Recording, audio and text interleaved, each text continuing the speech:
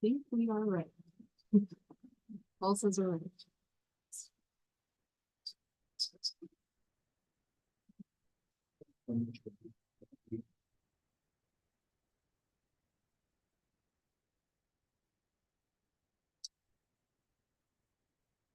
This is a special meeting of the Hollister City Council on December 18, 2023. Meeting is now called to order. It is 5:01 p.m.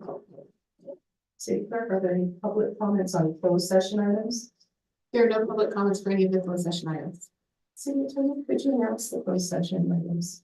Yes, Mayor. One, conference with labor negotiators pursuant to government code section 54957.6. Agency designated representative city manager David Urani and administrative services director Casey Astorga. Employee organization Service Employees International Union. Two, conference with legal counsel anticipated litigation. Significant exposure to litigation pursuant to paragraph 2 or 3 of subdivision D of section 54956.9 of the government code, 3 cases. 3, closed session pursuant to government code section 54956.9 existing litigation. Kane et al. The City of Hollister, San Benito County Superior Court case number CU 22-00087. 4, conference with legal counsel anticipated litigation. Significant exposure to litigation pursuant to paragraph 2 of subdivision D of section 54956.9 of the government code, 1 potential case.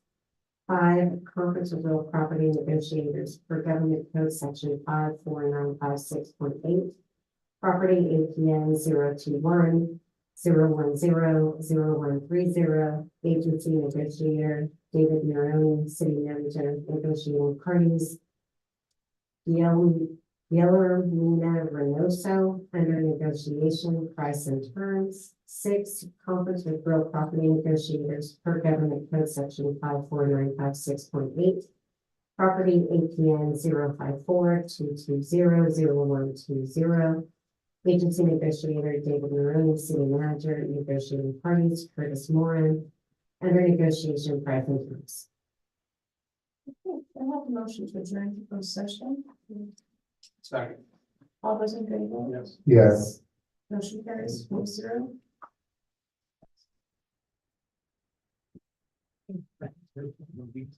I don't know.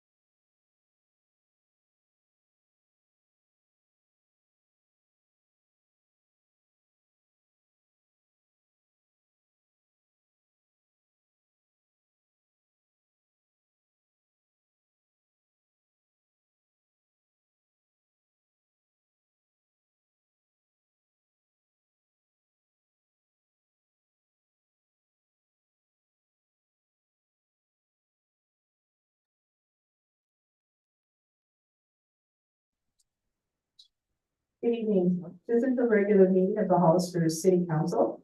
Meeting is now called to order. It is 6:30 p.m. Councilman Perez, could you lead us in the pledge?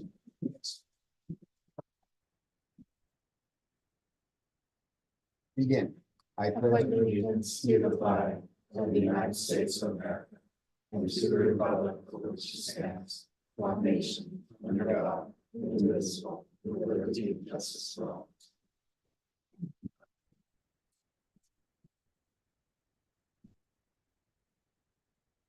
City Clerk, could you please call the roll? Councilmember Perez, Present. Councilmember Resendez, Present. Councilmember Morales, Councilmember Burns, Here. and Mayor Casey. Here. I'd also like to report that the agenda for the City Council of the City of Hollister, special and regular meetings of December 18th, 2023 was posted on the bulletin board at City Hall on December 14th, 2023 at 3:48 p.m. for Government Code 54954.2. Thank you. All right, before we begin, I need to address the manner and decorum of our meetings and issue a warning in this regard.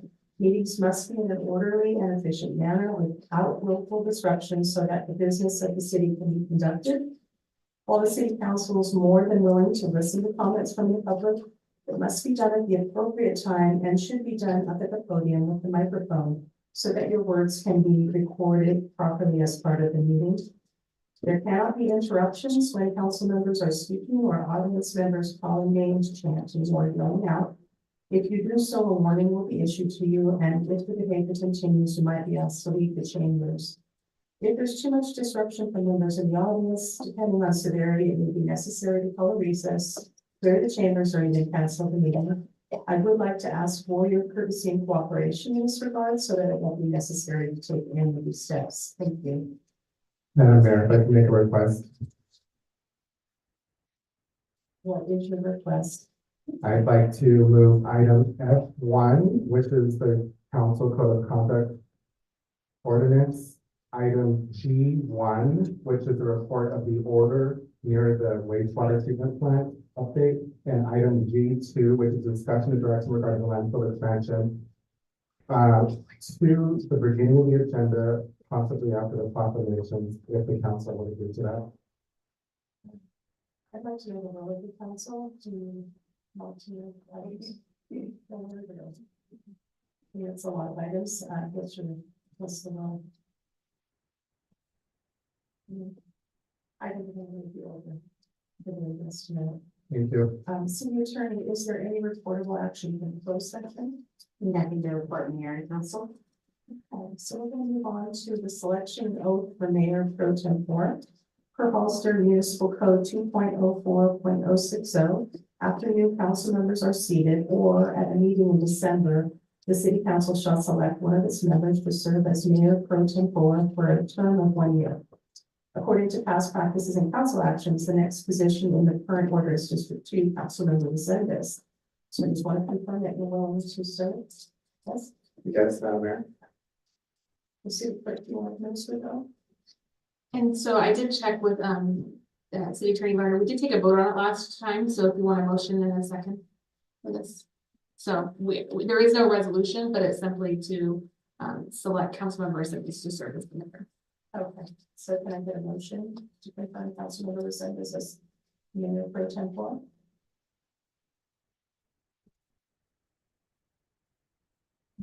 I'll move to make the motion. Can I get a second? Okay, so So this would be to ratify your appointment, Mayor. So the motion is to ratify your appointment, and I want to point out that your Unicode says that this individual shall serve as Mayor Pro Tem. So we're going to follow your Unicode. I second that. all right, so do we need to vote then? Yeah, you have a motion and a second. All right, so all in favor? Aye. Yes. All right.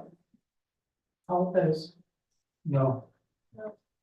Okay, motion carries 3-2.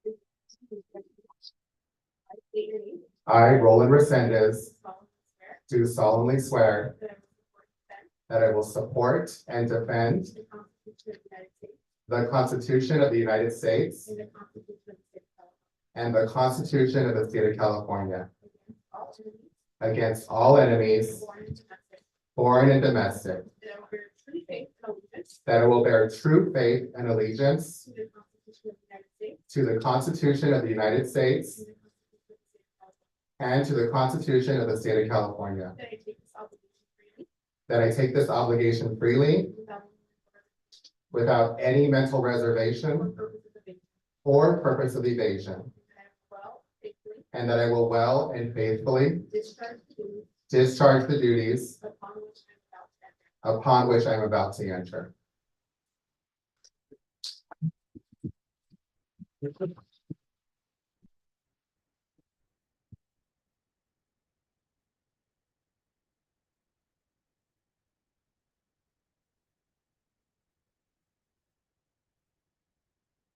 Thank you. Two requests, if I can, Madam Mayor. The first is, we switch seats typically.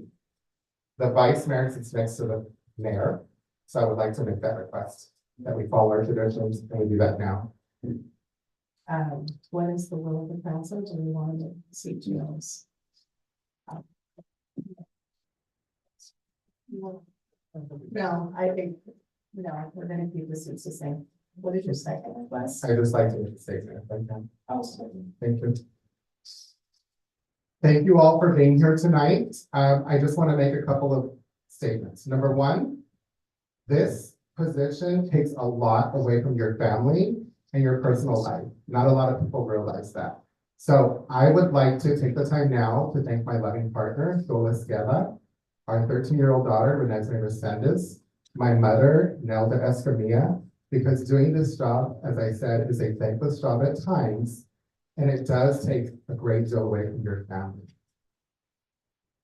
Number two, I just want to say to the residents of District 2, who I represent, that even though we've had a challenging year, it's been worth it. And I want to make a promise to the residents of District 2 and all of the other residents who have reached out to me over this year that I will continue to advocate and continue to stand up for the community. It's not always easy to do the right thing, but democracy will prevail in the long run. And I am so grateful for everyone that has reached out to me, not only within my district, but within the entire city of Hollister. And I look forward to representing you this year, not just as the councilman for District 2, but as the vice mayor for the city of Hollister. Thank you. As we move on to the consent agenda, do any members of council have any brief questions or comments on item C from the consent agenda? Madam Mayor, if I can, please, I need to pull item A7. Any others? Okay, I think, item A1 is what we're actually pulling, because there are some things missing that we need to add, so we're going to continue the minutes to the next meeting to get people done. And then, I'd like to pull item A15 and 16. All right. So, do we have any public comment on the other consent agenda items? Mayor, there are no public comments on the consent agenda items. Then can I get a motion to adopt the consent agenda with the exception of items A1, A7, A15, and A16? So moved. Yes, okay, all those in favor? Yeah. Yes. Okay, motion carries 5-0. Okay, let's go to item A7, the resolution of City Council, City of Hollister waiving the specific plan amendment fee for the Bright Future Recovery Project located at 1000 Fairview Road. If I can make a quick statement, Madam Mayor. The reason I pulled item A7 is because my partner has a contract with this agency and I need to recuse myself from the conversation. I'm going to step out of the room. Thank you. Okay. So did you have is there a staff report on this?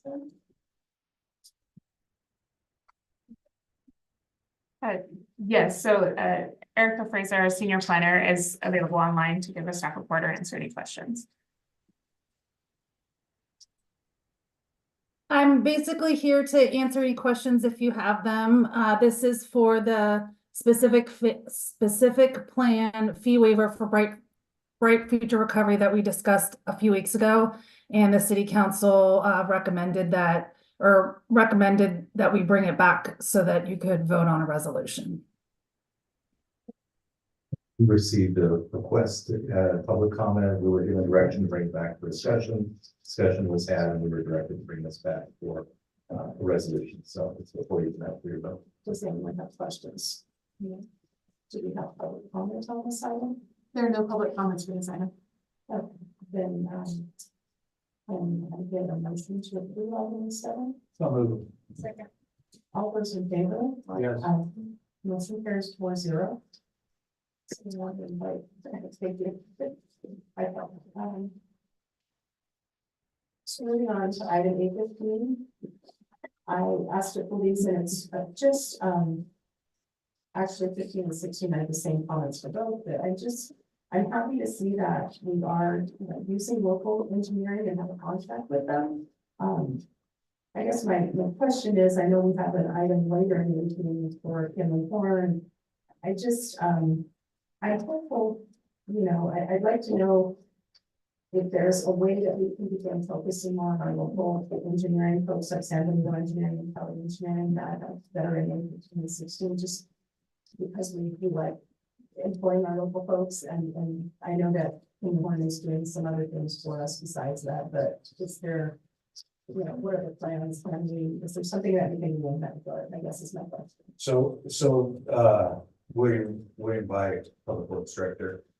So the plan is to issue an RFP for on-call engineering services and then select probably 5 different engineering firms to have on call, and then we would farm out our plan review, our projects, our CIP projects, design, things like that, spread them out.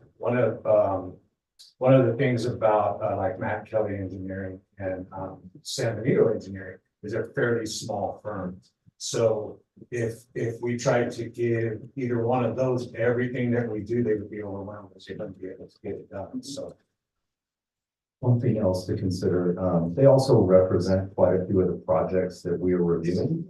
So you would have a conflict of interest of them designing for a developer and then also reviewing for the city, the projects that they develop. So we have to keep that in mind when signing work as well. And they're on quite a few of the local projects. Thanks. Appreciate that. Does anyone else have questions or?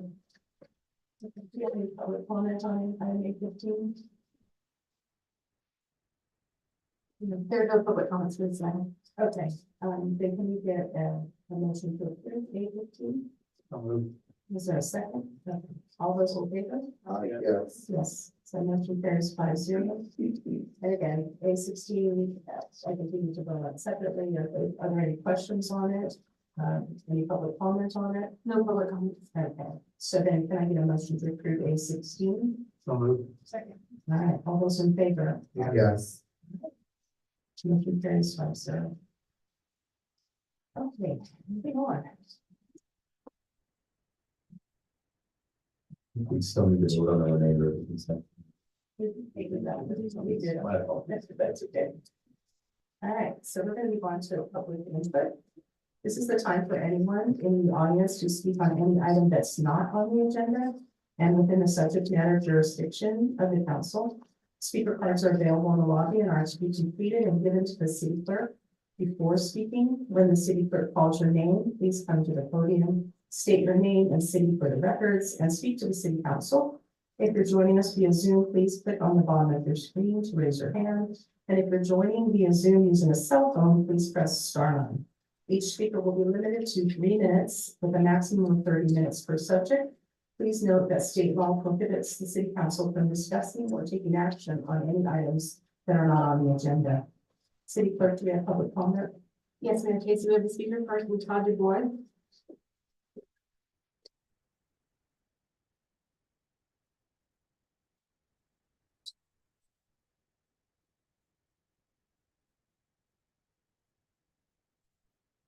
Good evening, Mayor and honored City Council. I'm here to talk about two very serious issues. One is good news, one is not so good news. I'm going to start with the good news.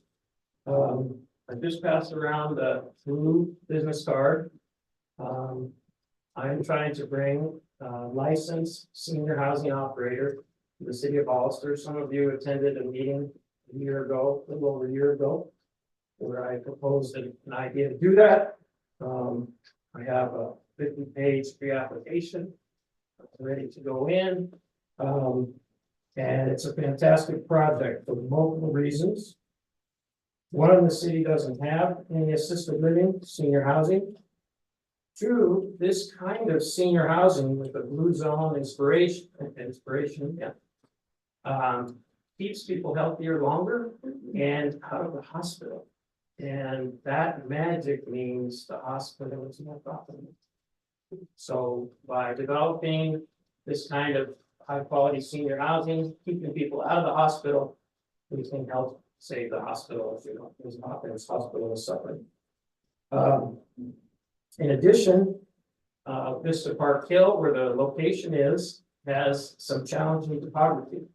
And most people shy away from topography, but if you watch the blue zone shows, you realize the people of Sardinia and these places, they walk up and down hills to stay healthy.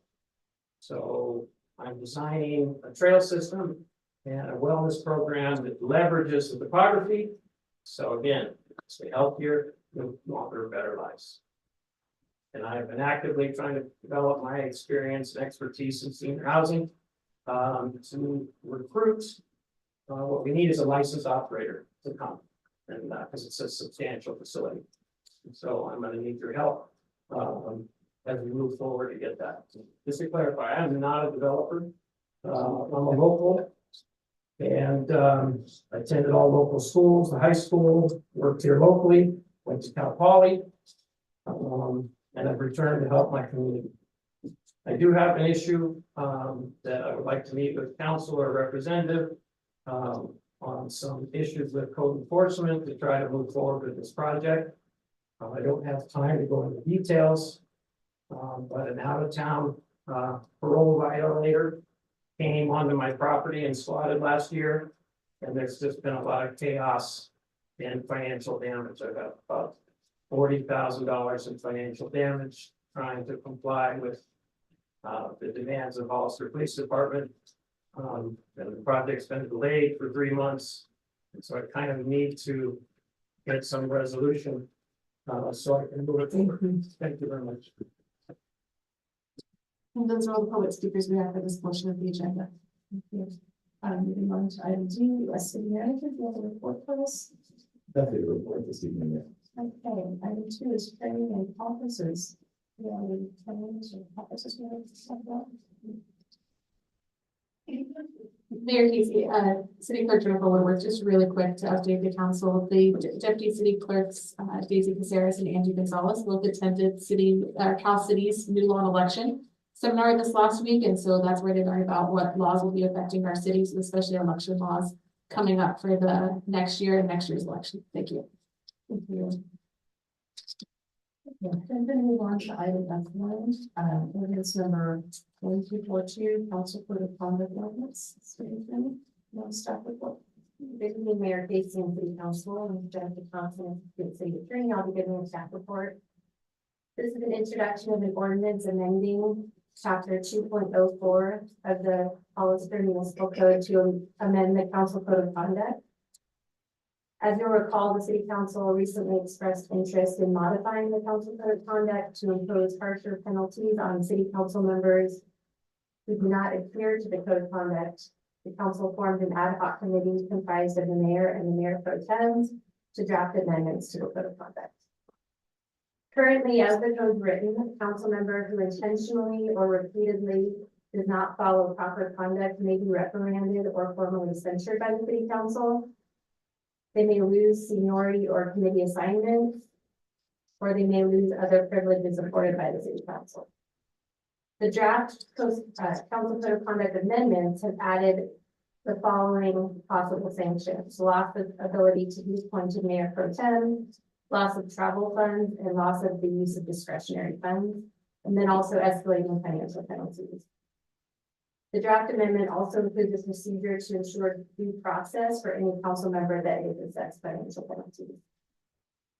On November 20th, the city council meeting, the city council did provide additional direction to the city attorney.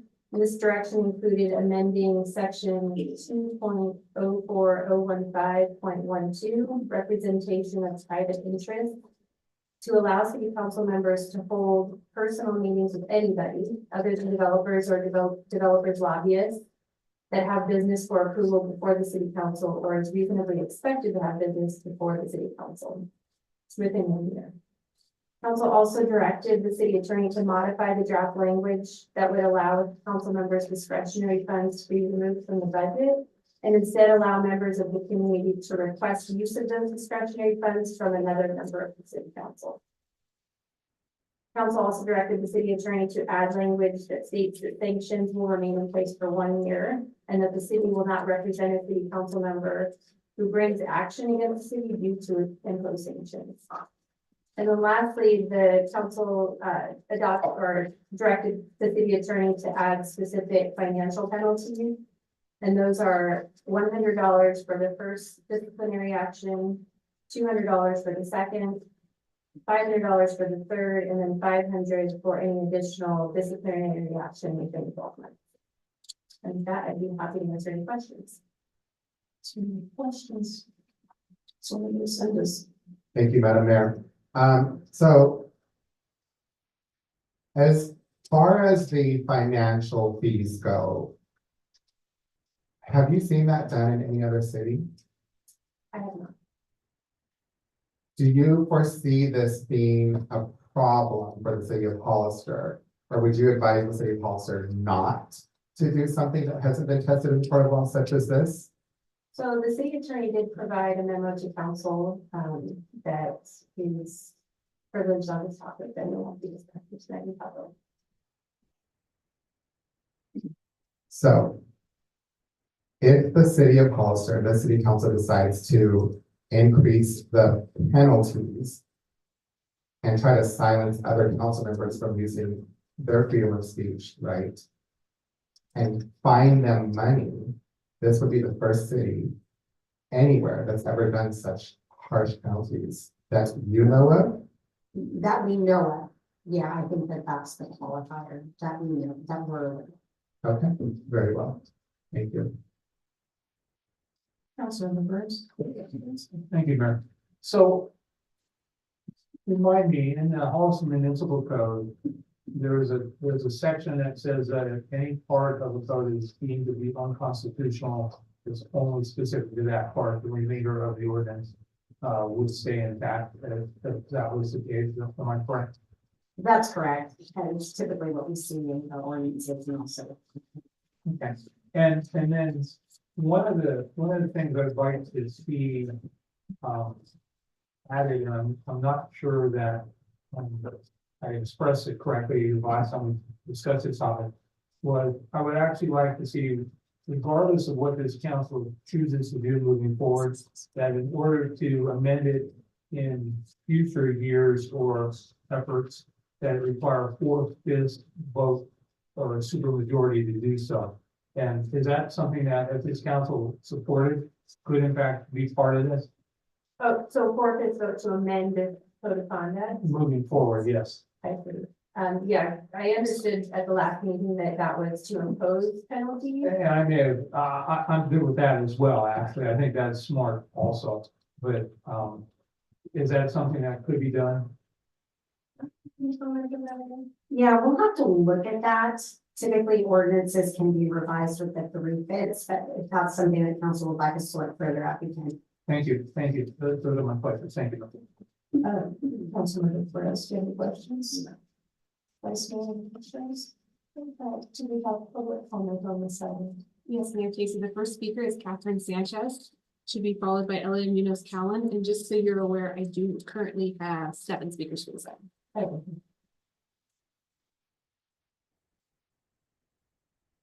I wrote down what I wanted to say and past copies. My name is Catherine Sanchez. I'm a Hollister resident.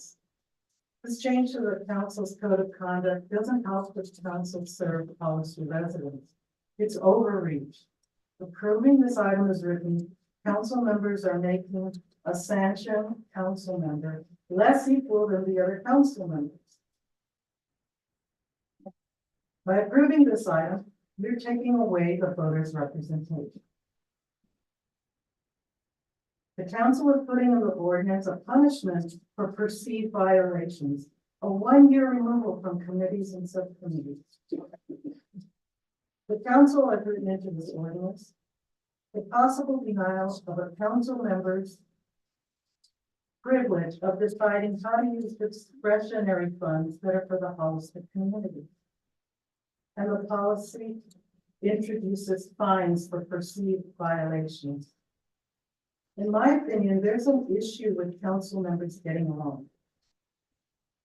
The council used November to give staff direction on a rewrite of the conduct policy. However, it's rewritten in a way that fails to reflect Hollister's values. Getting along, whether you're neighbors or you're elected to public office. Consider including strategies for getting along. Require the council members to take online training. Attend a team building. Together, approving this item will continue to divide the council. Perhaps a divided council is useful politically, so it continues. I claim to the belief that the council members really are committed to serving Hollister.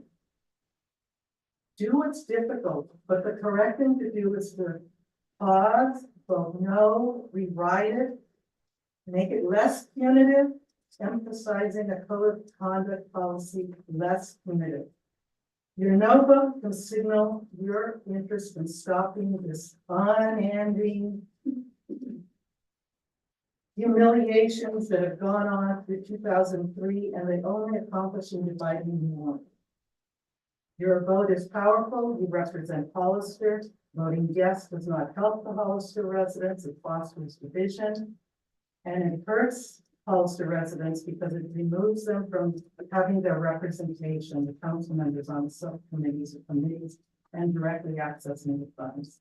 It stopped me in my tracks. This policy. It doesn't reflect well on Hollister. It's written legally, it's been reviewed administratively, but it's not the right thing to do. Vote no. Voting no is the right thing to do. The next public speaker is Elliot Munoz Cowan, to be followed by John Robles.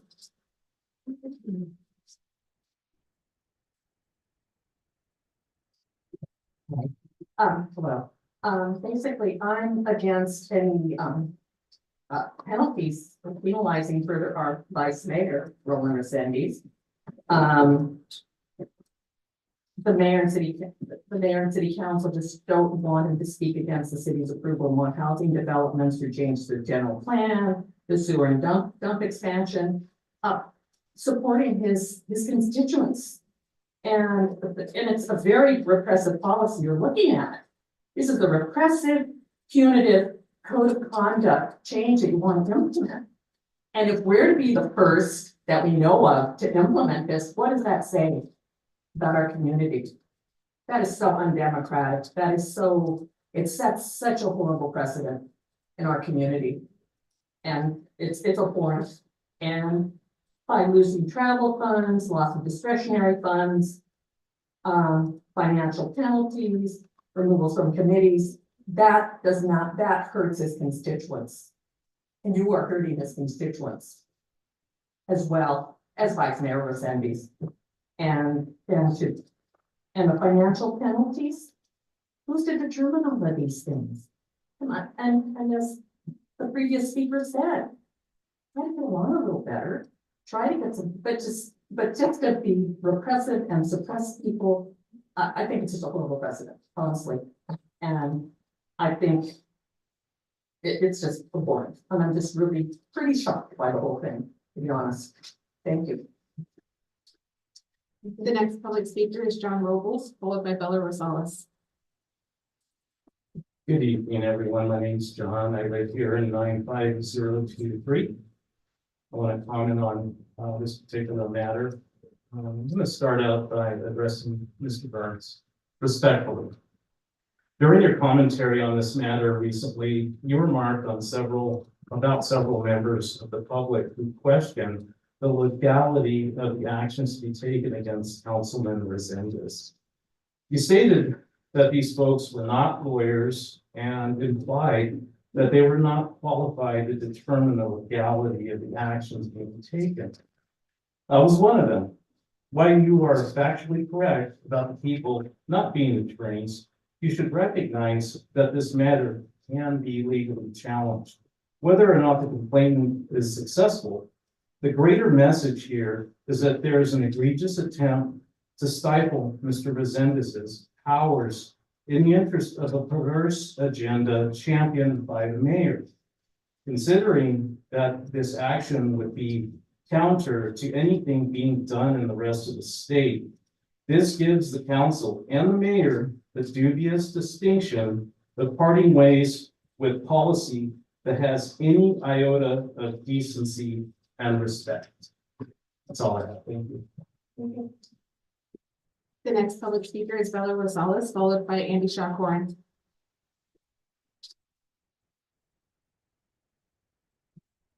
Hi, I'm Bea Rosales. I'm extremely concerned about the fact that you're considering penalizing council members with monetary fines. Like you mentioned earlier, no other city has ever done something like this before, and so there's no precedence. And we don't know what the consequences of that would be since we hadn't seen this before. So I think this is rash. Further, I don't believe it would be fair to punish the community by taking away discretionary funds. Shouldn't our community have more resources, not less? Please take that into consideration. Thank you. The next public speaker is Andy Shaw-Corin, to be followed by Mary Shaw-Corin. Yes, good evening. It's pretty damn clear, frankly, that you're coming into unexplored territory.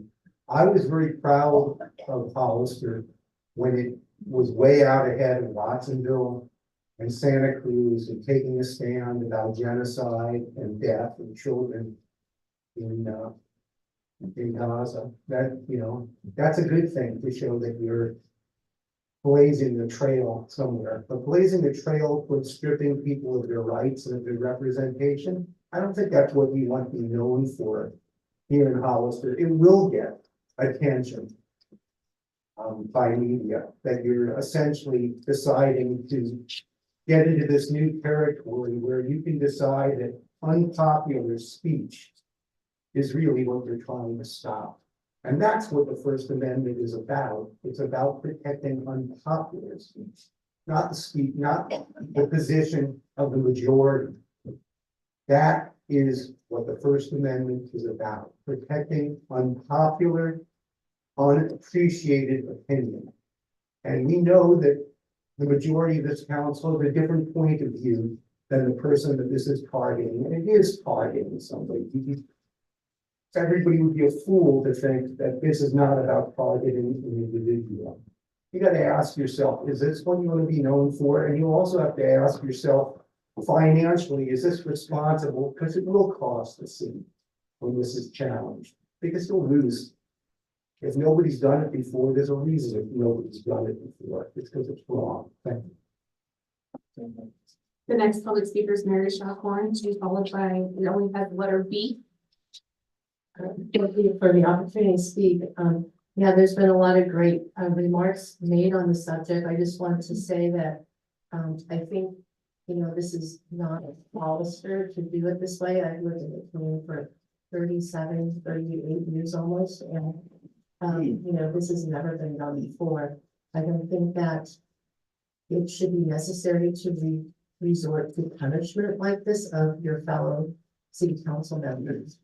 You know, other bodies in the state, other cities, you know, have lots of, I'm sure, heated issues, and they haven't resorted to this type of very punitive action. I think that it does stifle free speech, and as Mayor Casey has pointed out in the past that free speech is very important. So she I think, raised an issue about the former mayor suppressing free speech. So I think that, you know, if you value free speech, you should really re-examine what's happening here. By finding people, that is a real suppressor of free speech. And I believe that it's perhaps unconstitutional, and will probably be challenged. So I really think it's unwise, since it's not been done in Hollister for all these decades, for you folks to suddenly impose something that's very unusual. The other thing I'm very concerned about is, it seems to me that it's like you folks are going to be the judge, the jury, and the executioner. So that's not, there's not very much checks and balances in this particular proposal. And that is also what concerns me, is the lack of checks and balances and the likelihood of abuse of power. Thank you so much. So I would suggest not voting for this resolution. The next public speaker is B, followed by Maureen Nelson. I'm Bill Hunter, I guess I'm B, thank you very much to try and public speak, I guess I couldn't fill out the next. So let's see how this goes. I find it hypocritical for those of you that would consider that would censor city council member rescinders for being offensive. Do you have any idea how offensive you find it to be like even if it's sold out? It's quite clear that just doesn't matter to some people.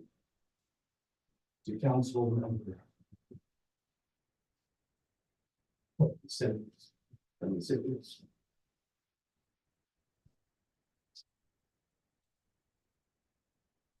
All of these are true. Don't sell us all. On the streets, as a long point. Protect your vote.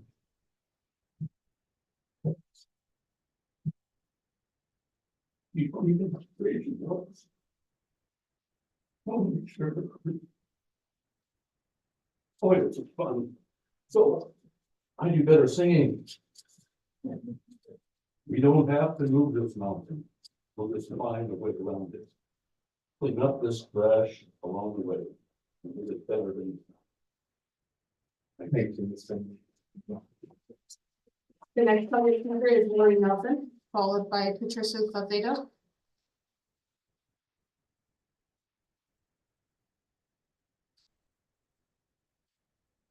Good evening, my name is Maureen Nelson. Thank you for the opportunity. In life, we don't always agree with our spouses. We don't always agree with our coworkers. We don't always agree with our children. We don't always agree. But that's life. That doesn't mean that we're wrong, that they're wrong, that they don't have a voice, that we don't have a voice. To stifle someone's voice is to take away their representation. Roland was appointed and elected to this committee, this board, by the people of his district. If you take his rights away, nobody represents that district. And out of any of the districts that need the best representation, that is the district. It is the largest populated district of the 5. And you're going to take away his voice. I have to state that I find it offensive as a speaker and a resident of San Benito County to get up here and speak before you and have eyes rolled at me, snorting, and turning backs. I take pride in being able to be up here. This is our right, as it is Roland's right to represent his district and to disagree. Sometimes disagreements allow for further growth and allows us to open our eyes, our ears, and our hearts to hear what dissenting voices are saying. Maybe he's not always right. Maybe you're not always right. Lord knows my husband tells me I'm not always right. It's okay, but to listen is respect, and we all deserve respect. He's doing his job for his constituents. Let him respect his constituents by bringing the matters forward. And please show your respect to your constituents and others, because you want the other members of this or to respect you. Thank you. The next public speaker is Patricia Saucedo.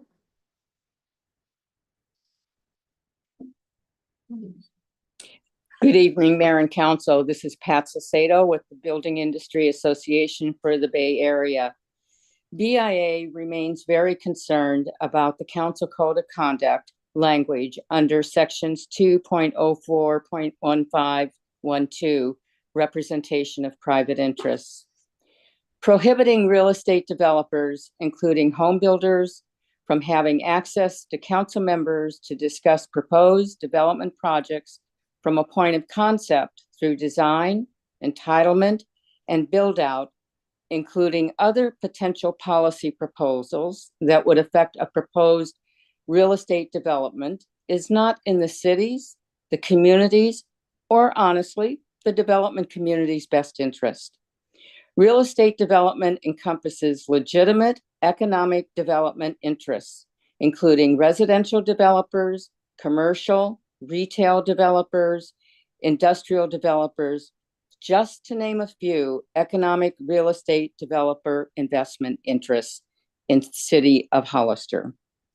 Public hearings are timed presentations with limited timelines for questions and responses, and no ability to engage in extended dialogue, review of concepts, ideas, or extended interaction to try and achieve workable ideas and or solutions to challenges presented during the very lengthy and complicated processing of a development proposal.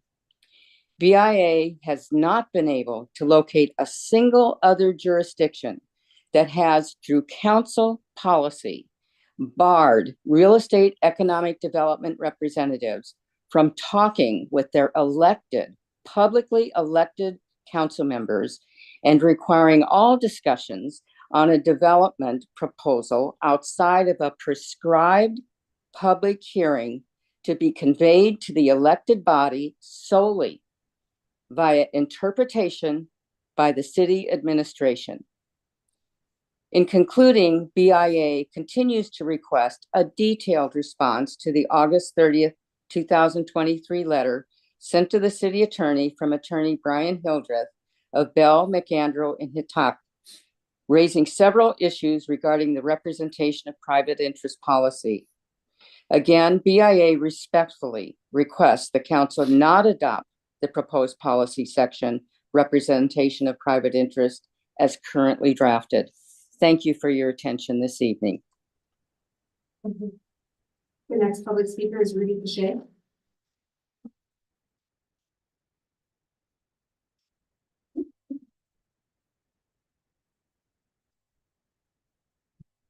Hello, Hollister City Council and citizens of Hollister, the small town turned big city overnight. My name is Rudy Pache. Thanks so much for the introduction. I'm here to support Woodland. I'd like to reiterate some of the things that I had said previously, right? Reminders are good, especially since it's the holidays and there's a lot going on. And I'm feeling in the holiday spirit. I'd just like to remind us all that censorship and fines, these are repugnant in a democracy, right? We need to communicate things, and sometimes things get a little bit feisty. It happens. We're all very passionate in here. Decorum and comportment matter, so let's all remember that words matter. But let's just keep in mind that we need to keep the lines of communication open. I agree with some of the other speakers that these punishments are abhorrent in local politics, especially the fines and the removal of discretionary funds and committee assignments. We really just want you guys to represent your constituents, right? Represent the people that elected you to guide us. And we really don't want you to do certain things. We really feel like the town's growing way too fast, right? We need to slow things down and make the growth manageable, right? We would prefer, since we just built the wastewater treatment facility, we didn't just grow that thing because we overgrown it, right? We've overgrown the town and now we're overgrowing that facility, just basically just put that thing in there. So let's pump the brakes on that project. And we also really don't want to grow the size of John Smith landfill to. Sorry, to interrupt you, but we're talking about code of conduct, so we have to stay on. Okay. Well, we don't want you to do certain things, and we certainly don't want to have to pay these fines on Mr. Resendez's behalf or anyone else for that matter. Let's figure out a way to work together, right? Do what your constituents want you and elected you guys to do. And let's find a way to compromise. Let's find a way to work together. Let's make some good decisions for the city and for all of your constituents. So please save us the trouble for having to pay these fines on Roland's behalf. Work together. And again, it's Christmas time. It's the time for you. So let's think about the thoughts and let's get decisions. Appreciate you guys. Those are all the public comments to the time. Back to deliberation, Councilmember Sanders. Thank you, Madam Mayor. I just want to say thank you for coming out here tonight. I've got nothing else to say. The public said it best. Councilmember Sanders. Thank you, Mayor. From the city attorneys, it's been suggested that there's not an actual due process in the event any of the council members of the mayor were to find themselves in this situation. There is an actual due process that's triggered by this ordinance if they wanted to disagree. Is there not? Yes, there is, and Jamie can take you through the process. Please, if we would. Yeah, so the ordinance amendment outlines a process that would provide any penalized council member due process. The process is that the mayor would first notify the offending council member that their action may constitute a willful disruption of the council meeting and may lead to sanctions.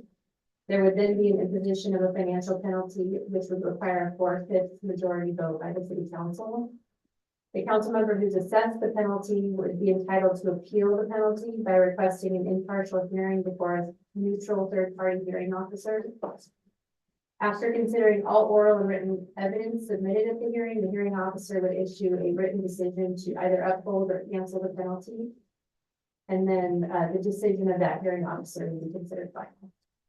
And if the council member or mayor disagree with the hearing officer's finding, they could also still appeal that as well. The Superior Court, correct? That would be an option. All right, thank you. Those are my questions. Thank you. So I wanted to remove the section where I talk about private parties. To make sure that anyone who would like to meet with council can exercise the freedom of speech to give them.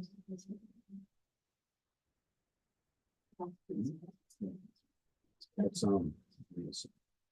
So just a couple of thoughts and try to make it not too long, but I've heard the word censorship used over and over, and I don't believe that anyone here is trying to censor Roland's speech or anyone's speech. But there is a time and place. We do have a manner that we operate in. And as the chair, I have to keep things on topic and I have to keep things moving forward. They have to be related to the agenda. So, and if I call anyone to order, they are supposed to relinquish the floor. There's manners of speech. So it's not all about not letting someone talk. Everyone gets the opportunity to talk. And even if you are censured or have other things occur, you never lose. I mean, Councilmember Resendez will always have the opportunity on every single agenda item to address and speak for his district. As far as anything being lost, being removed from a committee, when you sit on a committee, you're not sitting as a District 2 or District 3 representative. You are sitting there as part of the city, and you're representing the entire city. So there's no change in representation there. I guess those are a few things I wanted to clarify. The other thing I do want to say, because my name has been mentioned over and over, with regard to free speech, and I am a proponent of free speech. There was a mention of a time when I was not allowed to speak. And it was a very different circumstance than what we're talking about here. I was one of you, trying to speak at the podium, or actually I was on Zoom, I think.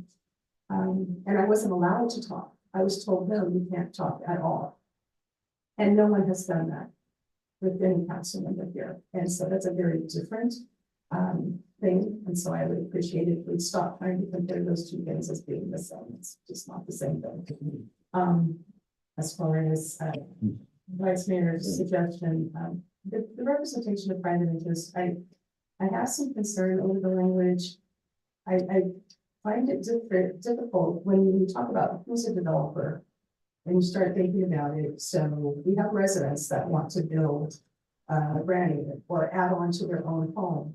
They are developing their property. So are they a developer? Are we allowed to talk to them?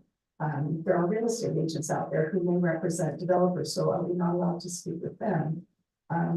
Also, I sometimes get new potential businesses wanting to come here, and they may be building and or developing a piece of land. So do we not speak with them? So it's very problematic to me that it's not clearly defined what is a developer in this language. And I think as we have seen that when something's not clearly defined, it's very easily twisted and used in kind of a political witch hunt. I just think that we should be able to speak with people. We should be able to deliberate and help move our city forward. And I don't like the idea of being hindered. And I certainly don't like the unclear language. So I'd be in favor of removing that section. I'm aware that it's not in a lot of other cities as well. So I'd be in favor of removing it. And that's all I have to add. Mayor, I'm curious what the council's position is on my earlier comment about if it's allowed, if this council majority, supermajority to actually go in once this ordinance is approved in whatever format it is, to then be able to change and require a 4/5 vote. And so I'd like to pull the council on the thoughts on that.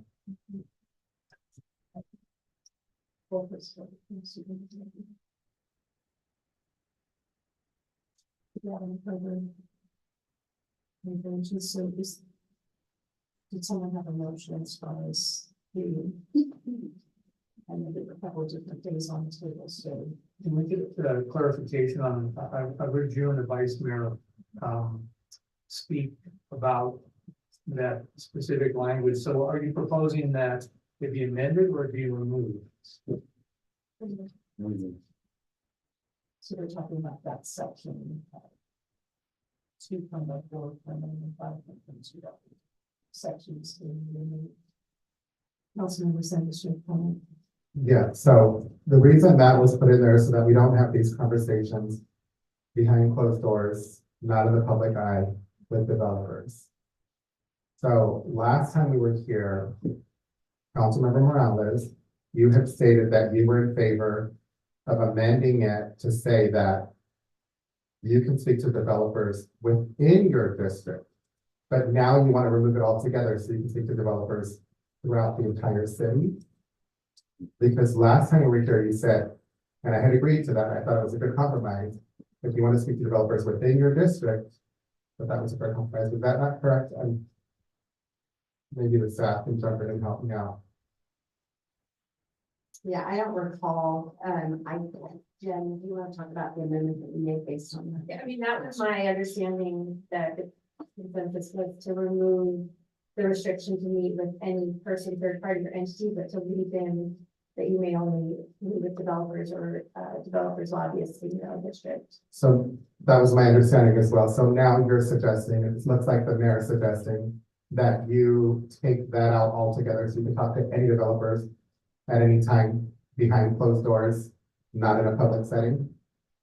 We can continue to have meetings and have it in public settings, but we do not limit anyone's ability to meet with anyone. I just want to make sure you change your position. And the public's aware of that. This was your suggestion. And I completely agree with it. I thought it was fair.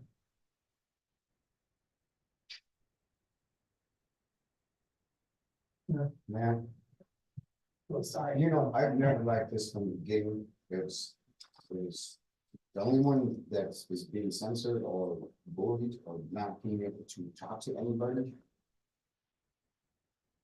Is as council, and you can only talk to the developers district. So that's, I think it's totally. When a developer comes and talks to me like they do, they come, they want to get my opinion on what we want for our city. It's not how much cash they're giving, because I don't get it.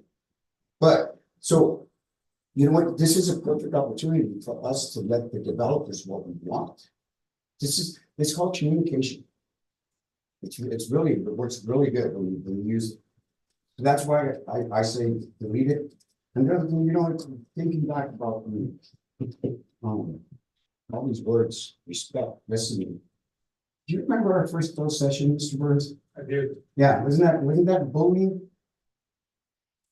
Can you specify what happened? I mean, I don't know. There's no session, I'm not the key where I say that. Anyway, so I have the floor, so. Should probably not. That's not discuss- a way to things. You're not recognized, and sir, we probably shouldn't discuss closed session items here. Yeah, I'm not, okay, yeah, I was asking him if he remembered, I'm not discussing. So, did you remember? I did. Okay. So, Yeah. Mayor, I actually voted for the section as the way it was proposed and now to be changed. But I also say that even if that section's not there, I still have the free will to choose to either speak with them or choose not to.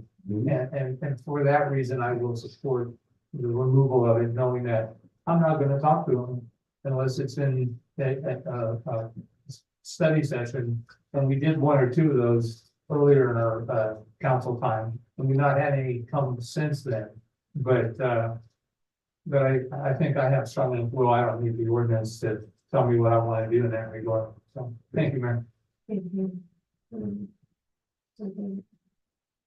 Discussion, I mean, the only thing I, just listening to your thought is, it just seems a little odd to me, this idea, okay, when you talk to a developer in your district, but not outside of your district, I'm not sure what that even means, or why that was.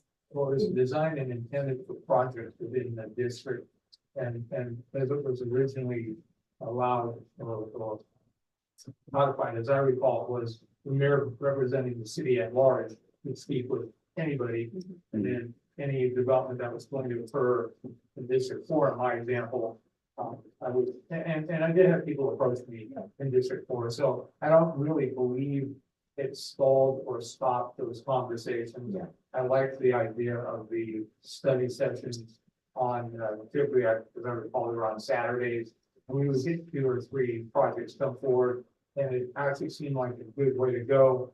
I think part of the rationale behind changing the direction of that was, I don't know that this is true, but it was certainly inferred, as I recall, that developers would start reaching out to council members or the mayor, and as soon as they got 3 votes, they'd stop discussing because they figured they had what they needed. And so I don't know that that's true. I know that was part of the rationale.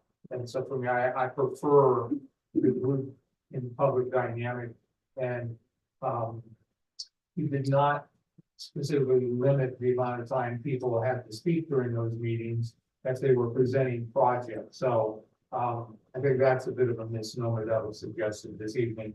And so, but I think we can still get there. Thank you. Thank you.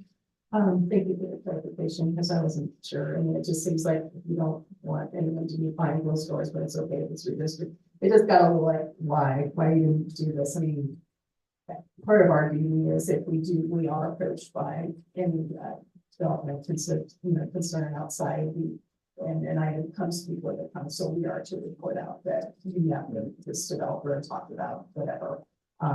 So we're kind of, already supposed to be reporting that. I do agree with Councilmember Burns. We have not really had these study sessions, but to me, work sessions, whatever you want to call them.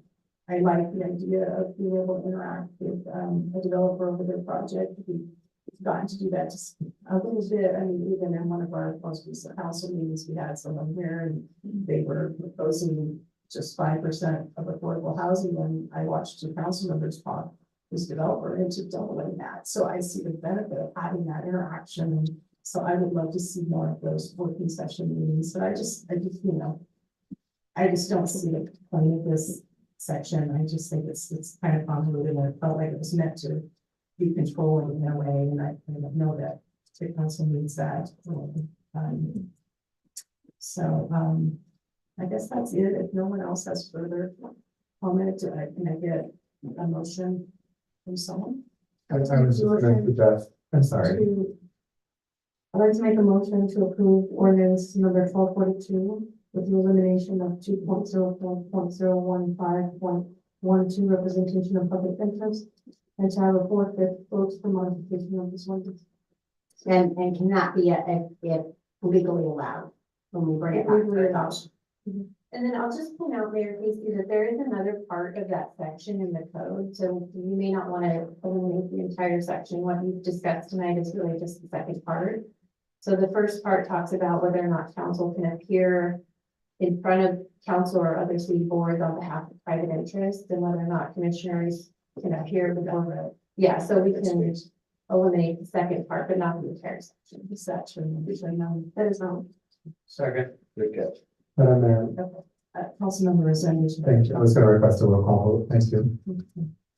All right, if we take a roll call vote on this.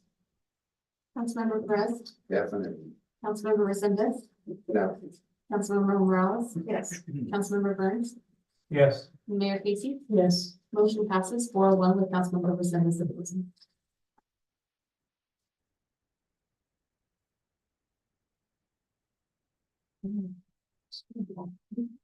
Item is item 2, resolution number 2023-262. Resolution of the City Council of the City of Hollister approving a grant agreement with the California Office of Public School Construction for $5 million and a memorandum of understanding with the City of Hollister and San Diego High School District to support building of a new cafeteria at Hollister High School. Staff report.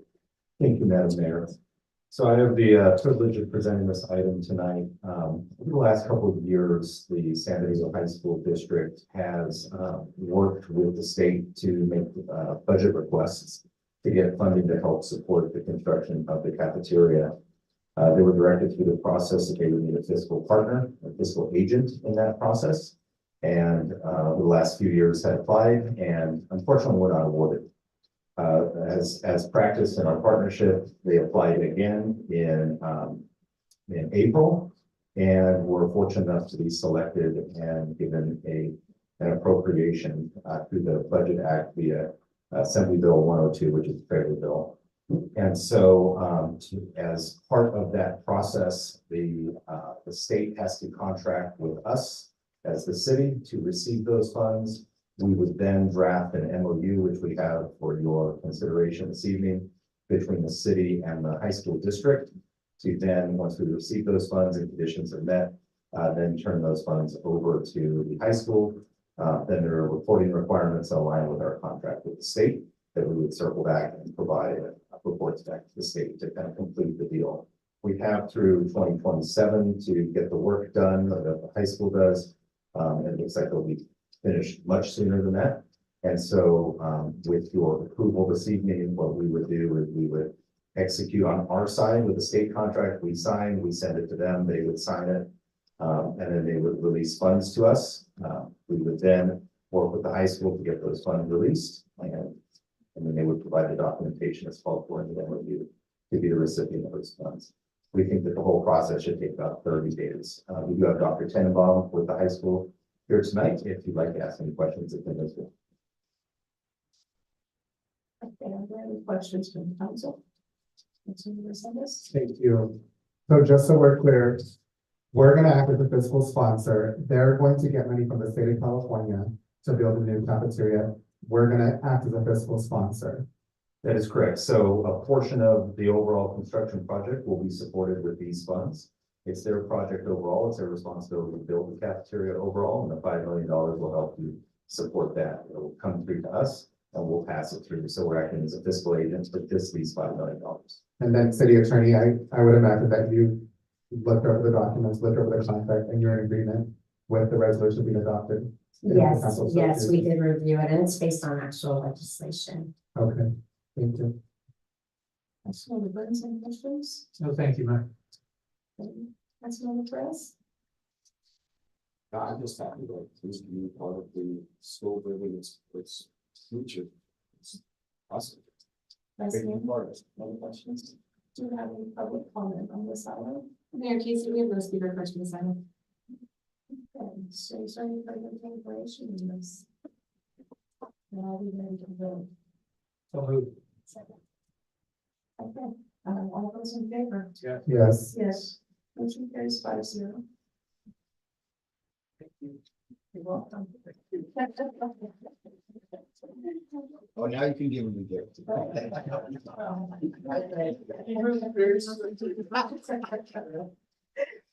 Let's move on to item number 3, resolution number 2023-263, a resolution of the city council of the city of Hollister approving a regulatory permit for L+L LLC to operate a cannabis cultivation at 1785 San Felipe Road. You can stop it. This one?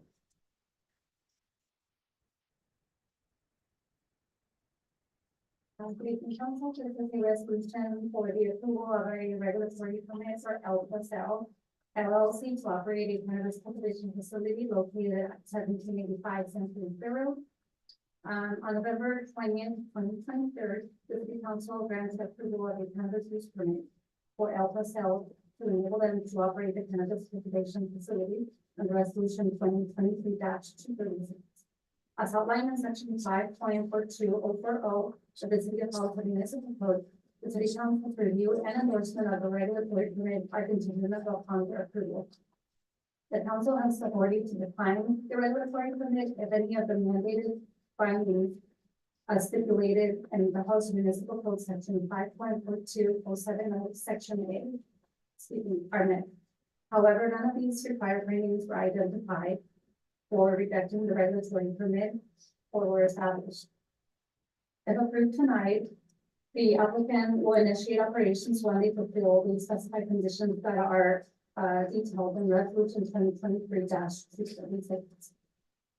Tonight, staff is recommending approval of the resolution. And then we're going to say any questions. Do we have any questions? Vice Mayor? So I know that there's requirements that are governed under there's very specific provisions in which depending on it. But I'm wondering if we can get like supplemental information on the environmental impact and also the impact that it has on crime.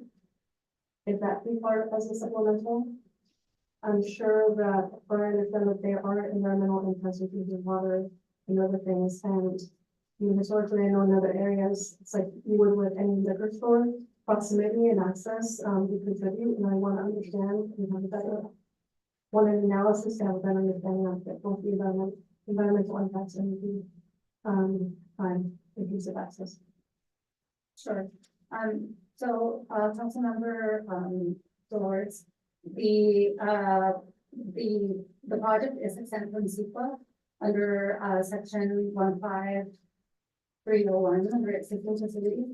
They're not required to go through the process because they're not building anything. They won't be changing any of the, exterior. They're only doing, tenant improvements on the inside. So it's exempt from the CEQA process. Regarding the, your other question, there is a section in ordinance where it talks about sensitive use restrictions, and that is what staff looks at when approving the permit. The police department also has the opportunity to weigh in on that. And they want to make comments on that from the police department. So, Chief, I want to say as 2 budget cycles ago, I requested an analyst, management analyst, to do statistical analysis on crime data in relationship to, plotting and different uses. Do we have an understanding of like where we are with these types of projects? And did you get out of your analysis? Actually, been a long process, but we're supposed to be meeting with, the planners, next week. And for activation. But, so we don't have a, in regards to contracts associated with the location for this facilities that, located or permitted, there isn't any significant reports of crime in that area. I think that's sort of, nothing that we can show that connects to this business.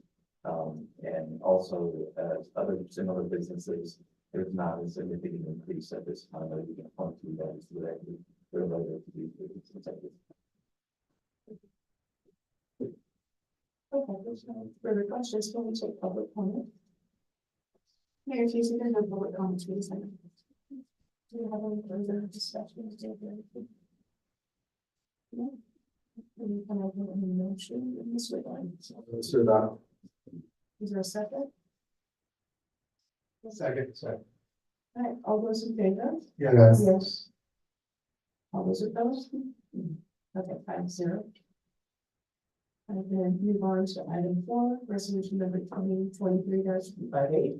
Resolution of City Council, City of Hollister, authorize city manager to enter into an agreement to purchase an aerial ladder fire truck apparatus with Sourcewell pursuant to Hollister Municipal Code competitive bidding exemptions and cooperative purchasing. Staff report. Good evening, Mr. Mayor, City Council. Interim Fire Chief Rodney Bilber here. I'm bringing before you the request to go ahead and purchase the aerial ladder truck from Sourcewell. Going back in history in 2019, our ladder truck met sudden demise. Basically, it was going through its 5-year testing. We call it destructive testing because they maximize the loads. While it was going through the testing, its outriggers twisted in the testing. And one of the ladder sustained some damage to the main bed over years of usage, which was unrecoverable. So unexpectedly, they put it out of service in 2019. In 2020, we came before you and requested the capability to seek out to purchase a rig. And I believe we estimated the value or cost at the time to be about 1.5 million. Over that time frame, of course, COVID settled in, cost of living, all inflation, everything. So now we're looking at a price of about 2 million. Another here, even closer to 2.1 outfitted. We've brought a few different options before the finance department for financing, and we haven't identified the best fit for the city yet, but we've got lots of options out there. And we decided to by putting this a maximum amount that we'll spend per year, so there won't be any surprises. We can go ahead and agree to make this purchase. And with that, I just open the questions. Thank you, Mayor. Chief, what do we do, or is there something we can do in the future so that when the council approves the acquisition, I know these vehicles take what, 1.5 years to make once they're approved? So it depends on who's doing it. As the COVID's kicked in and all the supply, shortages have occurred. These apparatus used to take 1 year, 1.5 years to build. Now they're taking anywhere from 2 years to 4 years. So working with this manufacturer, we're able to get this time frame down to under 2 years. That's why we're looking to choose them. And so if we choose this manufacturer and we pay that amount, the number's locked in, so in like 7 or 8 or 12 months or 20 months, we're not saying, well, they only bid it, and so now they want another $400,000. Correct. This is locked in if we purchase this vehicle and we go with this vendor. The other vendors did come back with 4-year turnarounds, which is why we abandoned looking at them and sticking with this one. But their approach was, 4-year turnaround. Here's the quote we're giving you now, and in 4 years, if the costs have gone up, you will bear those costs. That's insane. Yeah, and it's become kind of the standard in fire apparatus industry. I can't explain why, but it's just, they're getting away with it. They're able to do it. Right. I'd certainly like to find a process where when we authorize something, seems like now we're coming back in 25 to 30% over what the council's last understanding was. Right. And it's my understanding, how many story high will this ladder truck travel? So this ladder will go 100 feet. So it's mounted 7 feet off the ground. So you're looking at 107 feet. And usually the first question they get is, hey, we only build a 4-story building. We max out at 60 feet. Why do you need a ladder that tall? Obviously, we don't take a $2 million piece of equipment, back it right up to a burning building and deploy the ladder straight up. We're usually 20, 30 feet out. So if you're looking at a 60-foot building, you're 30 feet away, you're looking at 90 feet already. You've only got 10 feet of leeway, that's not much. So it's not always about the height, it's also about the reach. You notice now, with some of the new manufacturing facilities coming into town, Amazon, these buildings are quite large. So it's not always about going straight up, it's about getting off to your corners and reaching out towards the center, which demands a 100-foot area to make that reach. Thank you, Chief, for clarifying that. Well, I guess my only other concern is, I believe in reading the staff report that it shows that if we finance this over the period, we're looking at $300,000 in interest that we're gonna pay on this as well. I hadn't looked at the exact numbers on it, but I believe you're pretty correct. Exactly. Okay. Okay, yeah, I'll reserve my thoughts for the next round. Thank you, Mayor. Thanks, Chief. Any questions? I'm not willing to sit comment. I'm glad to see this coming back. It's been a long time with. There's no public comment on the side of it. There are no public comments for this item. Okay, so let's go back council deliberation. Councilman Davis. I'm just piggybacking off what I think Councilor Burns is gonna say, but are there benefits to financing rather than buying it straight out? I thought there was, when you have this discussion before, maybe not. That's more of just your impact on the budget overall. One time, that's a pretty large hit on a, it's a general fund revenue cost, that's a general fund expense. Does it have anything to do with our credit rating at all? They want to impact our credit rating? No, one impact the credit rating. I mean, depending on some financing options, we'll look at your credit rating, your audits, those types of things. But some don't. Okay, thanks. Councilman Davis. Thank you, Mayor. So I'm 100% supportive. I though would prefer to spend the money now. And so when I think of $300,000, it could be maybe 5 or 6 police vehicles. It could be maybe 1 or 2 fire vehicles. There's a lot you can do with $300,000. Heck, maybe we put up a second sign. I don't know. I just would rather pay for it. If we can afford it, I'd like to pay for it now and use that money for other things that we'll have needs for in the future. Thank you, Mayor. And kind of set up, I believe there was an option in there that we did pay it up front, as long as our about savings. Any other comments? Vice Mayor, did you have any? They don't look like. Okay, here's one thing. I really agree with everything that everyone has said. I wanted to question you again on the 107 feet or whatever. And so that does give us the ability to put like up to a 4-story building, but what if we do go higher? Some of those high density zoning that we're starting to require. I'm just curious about that. The truck we designed, obviously, we've changed the design 3 times since we started talking about this. Initially, we started out with they had the option of the 75-foot straight truck, which we recognize if you just shut about anything less than 100, you don't get full grading from the high school. So if you don't put 100 foot, you don't get that insurance score. It doesn't save your positions any money. It costs more for businesses, whether how that works out. The 107 foot, like I said, gives us the full credit, but it will allow us to reach the top of anything. If you're maxed out at 60 feet, we can get to the roof quicker that way.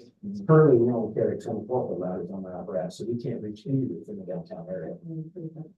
So this is definitely meeting reasonable.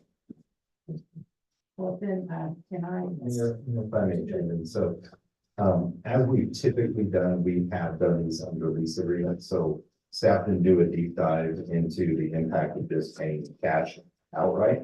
I do understand that there is a increase in the cost if you buy it after January 1, so maybe you could speak to that. Right, we were notified by the manufacturer in this that if we didn't get into contract before the first of the year, you're looking at a 15% increase on the contract just based on cost of doing business for them, especially on equipment and supplies. It's like 15%, which I think dollars. So, Pretty substantial. yeah, that more than 50. So, but to put it in contract, says we're all in. Right. And then, it's kind of like going to buy a new car. You want to go get your own financing. I presume they will take our $1 million and think. Right, we'll sign the contract with our intent to buy it at a lot. Right. And we'll figure out where we're gonna finance it or put it up front and figure out what savings and what costs come in on the side. As long as we can consider, as long as we sign and say we're gonna build this, look at that price. And staff would like the flexibility. We hear the direction of council of where you'd like to go, but would like the ability of after an analysis, if we feel we need to go the other route, to go the other route. But we can approve tonight, but then look into which way we want to go as far as this. I still want to hold you up and end up with a 50%, you know, That is great. so, yeah. Yes. Yes, I am. Can we do a delegation of authority after the analysis, depending on if it needs to be done in January, to authorize the city manager? Based on council direction and things of city money, 15% will be about $300,000. And if we're looking at financing, that's another 300,000 plus any interest deposits. But so we're looking at significant, I think it's in, I think the motion, plus on the delegation of authority to the city manager. Based on council direction, on how to move forward, and we can get that. That's essentially what we're asking. That's what I'm saying. Thank you, Madam Mayor. And then this is coming out of general fund, or it is general fund? So $2 million of the general fund that we did not budget for. We budgeted for an annual thing. I'd have to look at the was About 300,000. Yeah, that's it. Yeah, it's a big difference. I feel like we're moving a little too fast. Yeah, please. If I may add, Casey Storga, City Management Services Director. So the timeline of when the first payment would hit are subject to the terms of the lease agreements, and there's a variety of options there. There is no current budget for any payment to hit this existing fiscal year, we adopt budget. So the cost would be in future fiscal years, subject to when delivery is able to happen. However, given the council's direction tonight to consider the upfront 100% cash payment, that was fundamentally changed. Staff recommendations in this output tonight for be a current year, eventually $2 million cost to lock in at $21 million.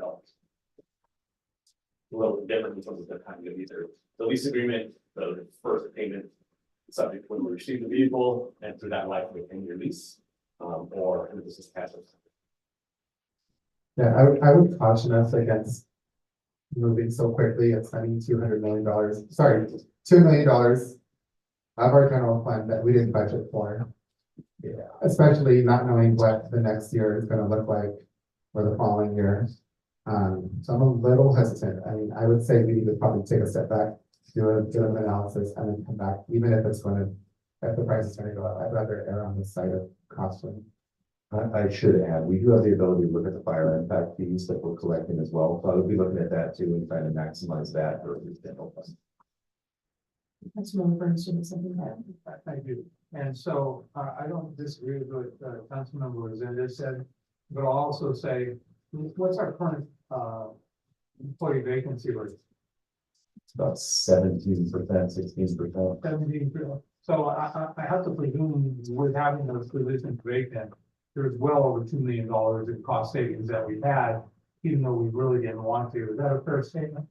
It's a fair statement. I would also caution that that number has been used in other discussions as well. So I would caution that we don't look at the $2 million and then get in a position where we look at other expenses. I agree, but I also think you take those kind of savings for one-time expenses.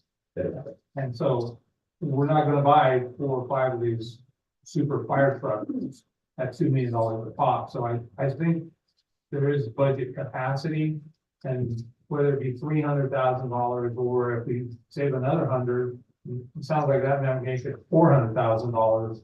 And that's a lot of cash that we could easily, I mean, our PD is only buying 2 vehicles a year, as I understand the key from last year's conversation. And so we're always going to be playing catch up in funding, whether it be police cars, whether it be fire trucks, whether it be fire inspector vehicles. And that kind of money can go a long ways in my mind. And so I want to commit to it if we have the resources. And so I like what that Councilmember Morales said about giving you the authority, but know what the will, at least of what I'm presuming is the majority of the council would like to see, because that's a lot of money. So I'll be quiet now. Thank you. Thank you. I disagree with everything that was said. I think that, we do need to move ahead. We've got to have safety and we need to have a ladder truck that can reach 3 to 4 stories. So I don't think we should not do this. So I think we should go ahead with, I think will you make an emotion or just making a? I think I have one more question. Okay, yeah, Do you please. feel, based on the budget, the meetings, because I know in some of the problems we had a 50% vacancy rate. Based on some of the cost savings, that we have in our budget, do you feel like our budget would allow us to make that kind of expenditure? I think it would be close. I would say that since the budget is passed, we've probably leaned on that fund balance savings right to the tune of $1 million in various council actions. And so what I would do is, if this is the direction you want to take, I would look at how we could maximize one-time funds and impact funds that align with the allowed uses of those funds first, and then lean on the balance, the general fund. And I also want to remind the council member Burns that you and I have put some money aside for rainy day. So that was about three, I can't remember. $7 million. was a lot. $7 million, because of. You know, I know it's a lot of money too when you're talking about it, but this particular vehicle in the fire apparatus has a longer lifespan than our average fire engines. You're gonna get 20 to 25 years out of this particular vehicle. I know it's a lot of money, but when you break that 20 years into 2.1 million, it's a lot of all of it, but paying it up front, that hurts.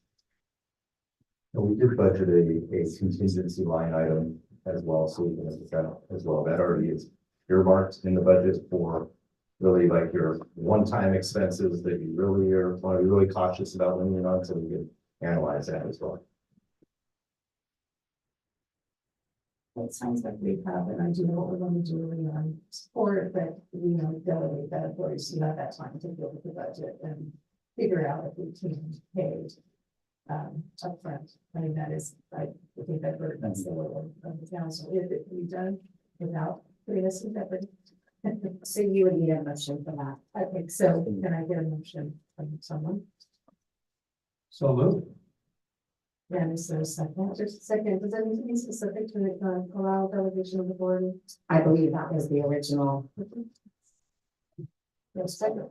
Okay, so all in favor? Wait, Mayor, can we do a roll call? And before we do, can I just clarify, make sure I just want to make this clear. If after the delegation of authority, if assuming this passes, and you know, amongst myself and I'll be reviewing with our admin services director, if we feel that we're uncomfortable with buying it for cash outright, are we still comfortable with going a lease option as presented? That's discussed as an option. Yes.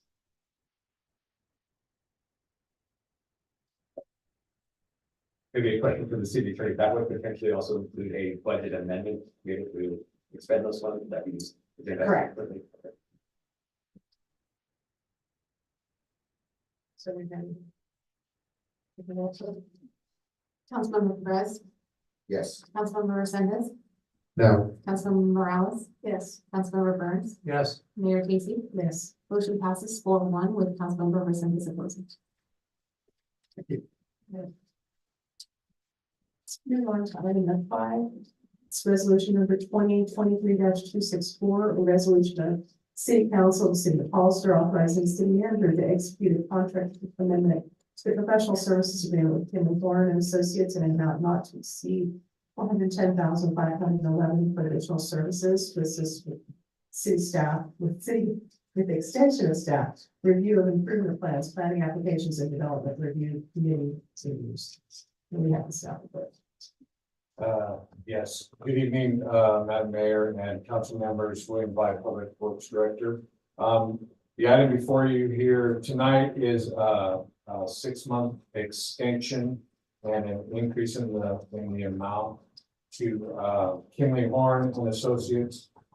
And most of this funding is for our acting city engineer. As you know, we require a licensed engineer to be our city engineer. With the recent departure of our city engineer, we have contracted with Kimley Horn and Associates to have, Mark Faldo act as our city engineer. Excuse me. So a majority of these funds are for the services that they provide to us in the position as the acting city.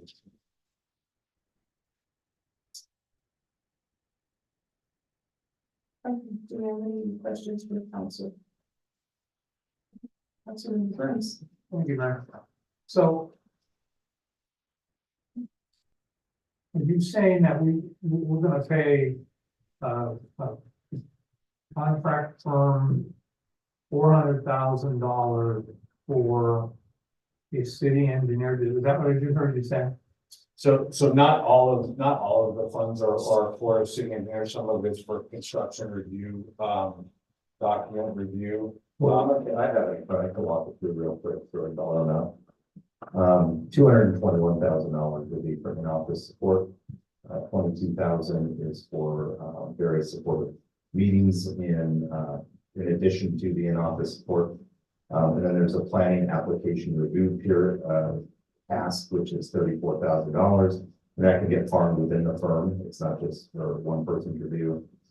Attending our development review committee meetings, that's $2,700 roughly. And then construction document review of about $106,000. Then incidentals of about $5,600, and then the organization overall has a 4.6% indirect expense of $17,000 to round out to about $410,000. Thank you, city manager. And so this, did I hear you say that this is for a 6-month extension? Yeah, that is correct. So this will be for 6 months. As William mentioned during the items that got pulled in consent, we're in the process of drafting proposals. This will get us through the time period of drafting the proposals, bringing them back in front of you for contract awards, and putting it in one that mentioned about trying to get about 5 firms where you could start farming the various projects out to. So this gets us through the end of the budget year, and as are the other contracts that we brought forward. And so then I heard you say, and giving me the menu pricing, that about 232,000 is for the city engineer. Yeah, it was about 242. 242 for 6 months. So if it was a year, it would be almost $500,000. Yeah, roughly. Wow. We do currently have an active recruitment for a city engineer. What do we pay our city? What is the range for our city engineer? It's low 200s to about 225. So this is gonna cost us double if it rolls through another 6 months after this. It's roughly. Yeah. And what do we pay Kimberly Horn contractually over the course of a year? How many millions of dollars do we give them? I'd have to pull that. I don't have that number off the top of my head. Most of these fees outside of the support directly is recouped through the fees that we charge for the review process and application fees. Through that. So it's not it comes in through the fee process and then, which goes into the general. And so if it was a will of this council to not approve this item tonight, what would the consequences be? You would be without a city engineer for the next 6 months. Or the next 6 months is, let me just walk that back until we get it one time. Okay, thank you. Thank you, Mayor. Any other questions? Yes, I'd like to point out, as soon as we do hire, then there would be a transition period. And that portion would not be billed to. So it's a not to exceed amount. If we were to hire a city engineer once they're on board, then these services, that 242, would not be a billable service. We'd probably see some transition. I think it would be a good idea to transition, but eventually that is. Vice Mayor, you have a question? So, and I'm sure these costs are, there's like industry standard for the cost, but when I do the math for like the city council meetings, we're paying someone $343 an hour to sit, listen to us. For 8 hours a month, 64 hours. There's a lot of meetings and there's a lot of cost. Did we negotiate the contract to do the absolutely needed services for the city while we recruit for an engineer? Yeah, the hours are the hours based on actuals that we've been seeing. As for the council meetings, that was one of the items that we talked about when we talked about reworking the agenda, was keeping in mind that oftentimes we do have consultants that are waiting.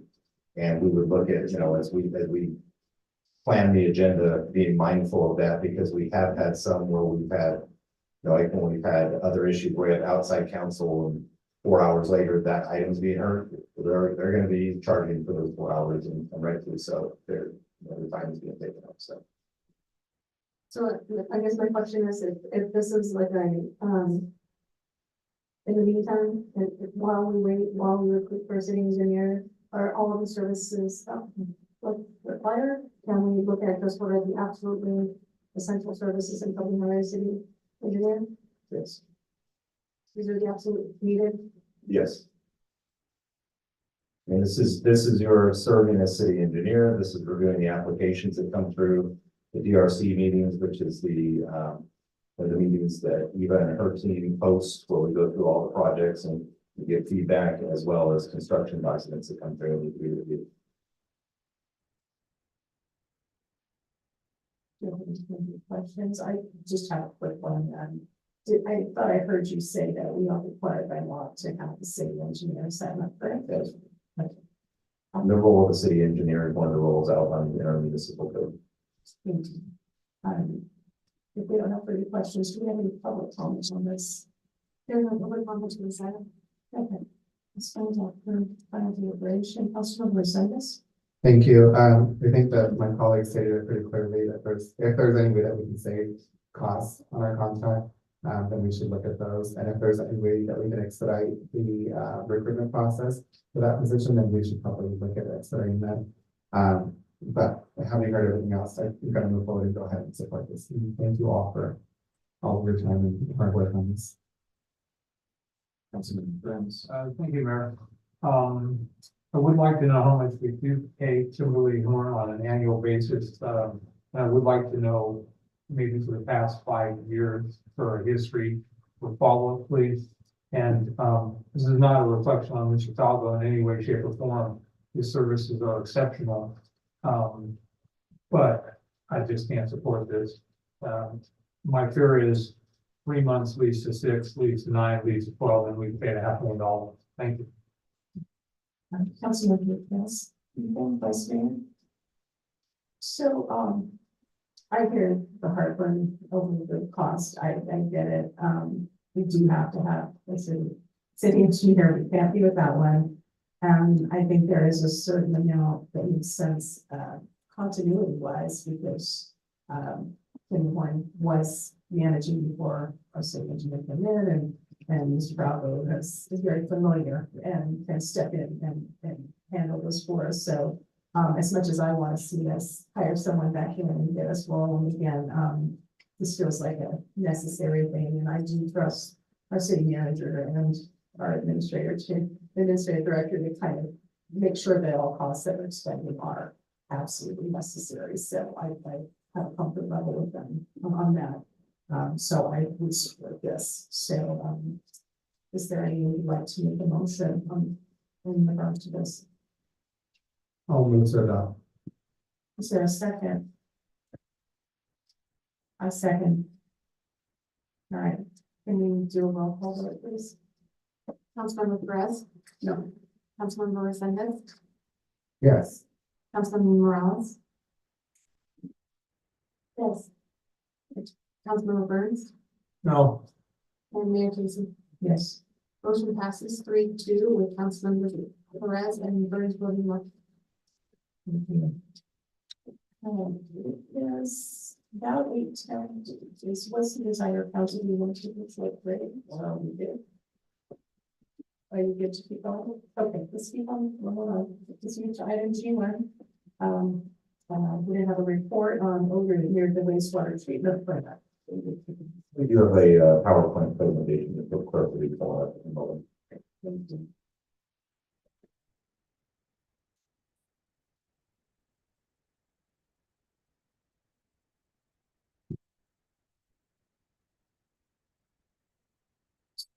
I do have, one of our vendors, our consultants, Red or Robert, Usury.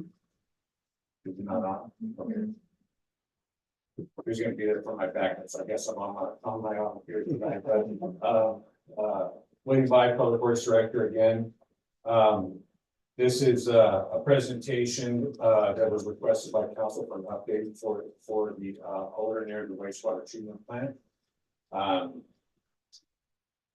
So we started with an investigation. We made several visits to the area. I made a visit there on my way from the yard to here tonight to see if there were any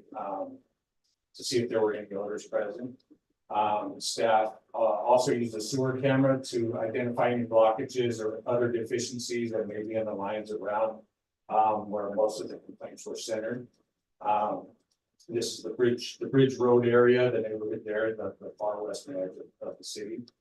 And then the site visits here were conducted at various times of the day and night. We had on-call staff go out at different times.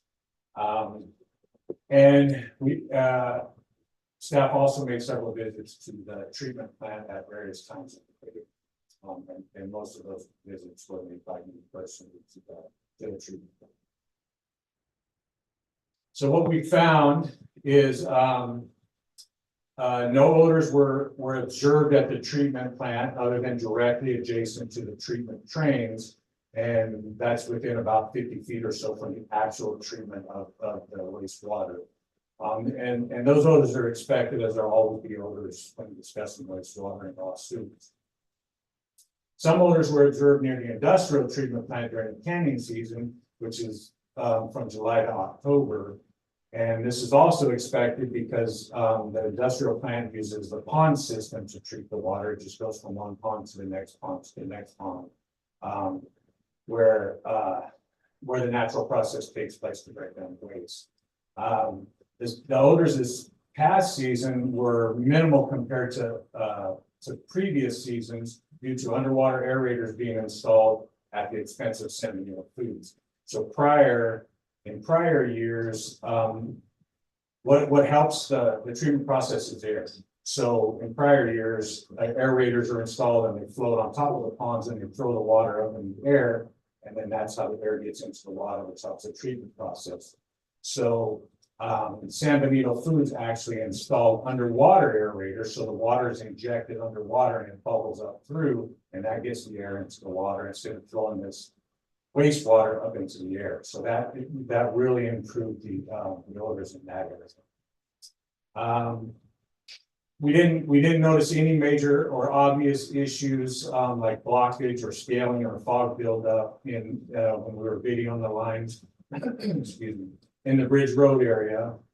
Most of the odor complaints were located near the Bridge Road and were during times of low flow. So I have a little bit more of an explanation on that coming up in some of the slides. There is a manhole on Bridge Road, and it's more of a vault, so it's not your typical manhole that you would see in the street where it's just got a round lid on it. This is a big square vault, probably about the size of this table, maybe a little bit wider, where all of the sewage for the entire city goes through that vault before it goes under the river in an inverted siphon and it comes back up the other side to make its way to the treatment plant.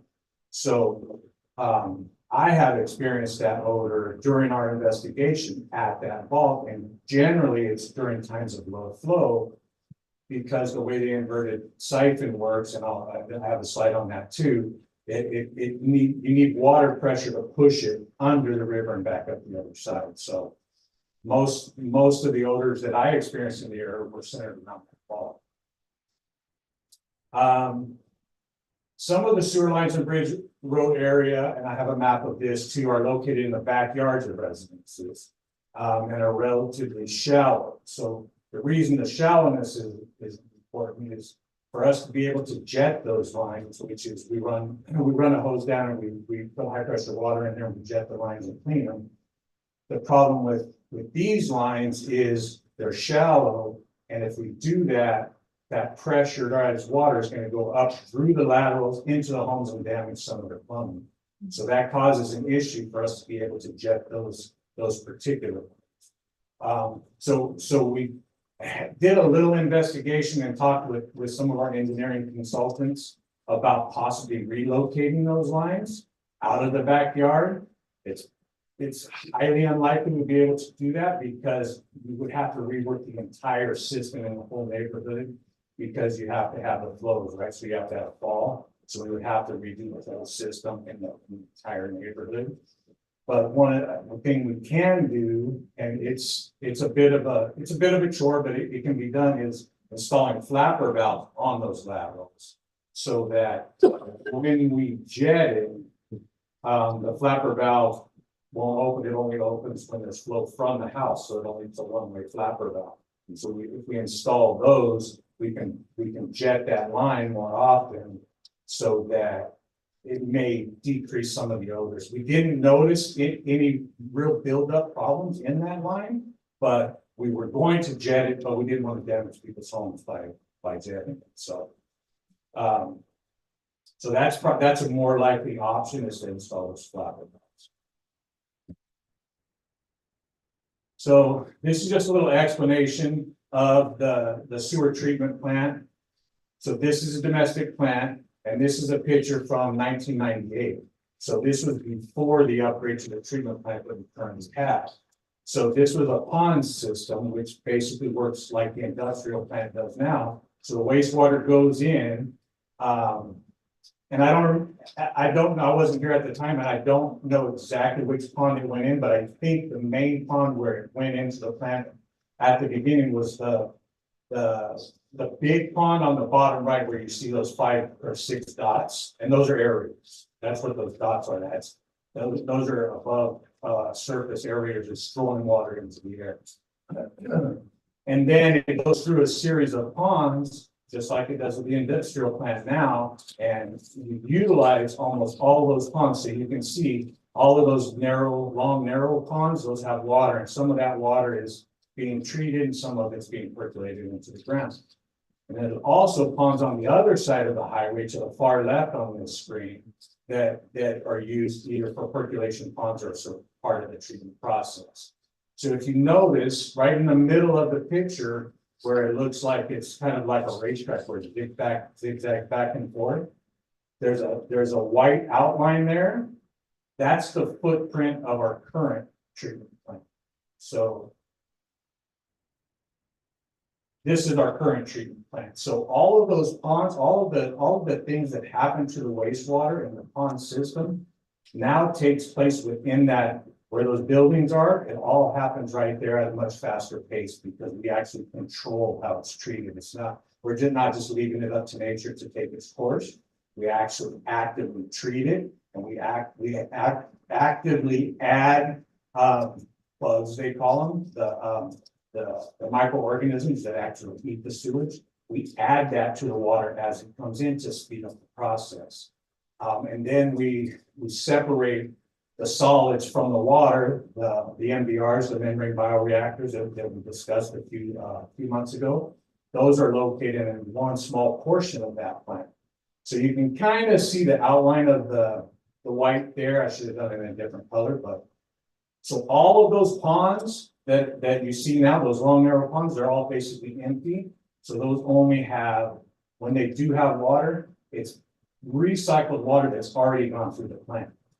The only pond that has basically raw or nearly raw sewer wastewater is the bottom left pond. The bottom right pond, that big pond, is recycled water. So that's water that's already run through the plant and has basically been purified through the plant. All of those ponds on the other side of the highway, those are used for either percolation or where we store recycled water to then sell to San Benito County Water District, that they sell to the farmers for irrigation. So all that on the other side of the highway is no longer actually part of the treatment process, other than disposing of some of the water, because when they're not irrigating, we still got to get rid of the water. So then we put it in the ponds and it percolates down through the ground. So those are the two differences of what it used to be and what it is now.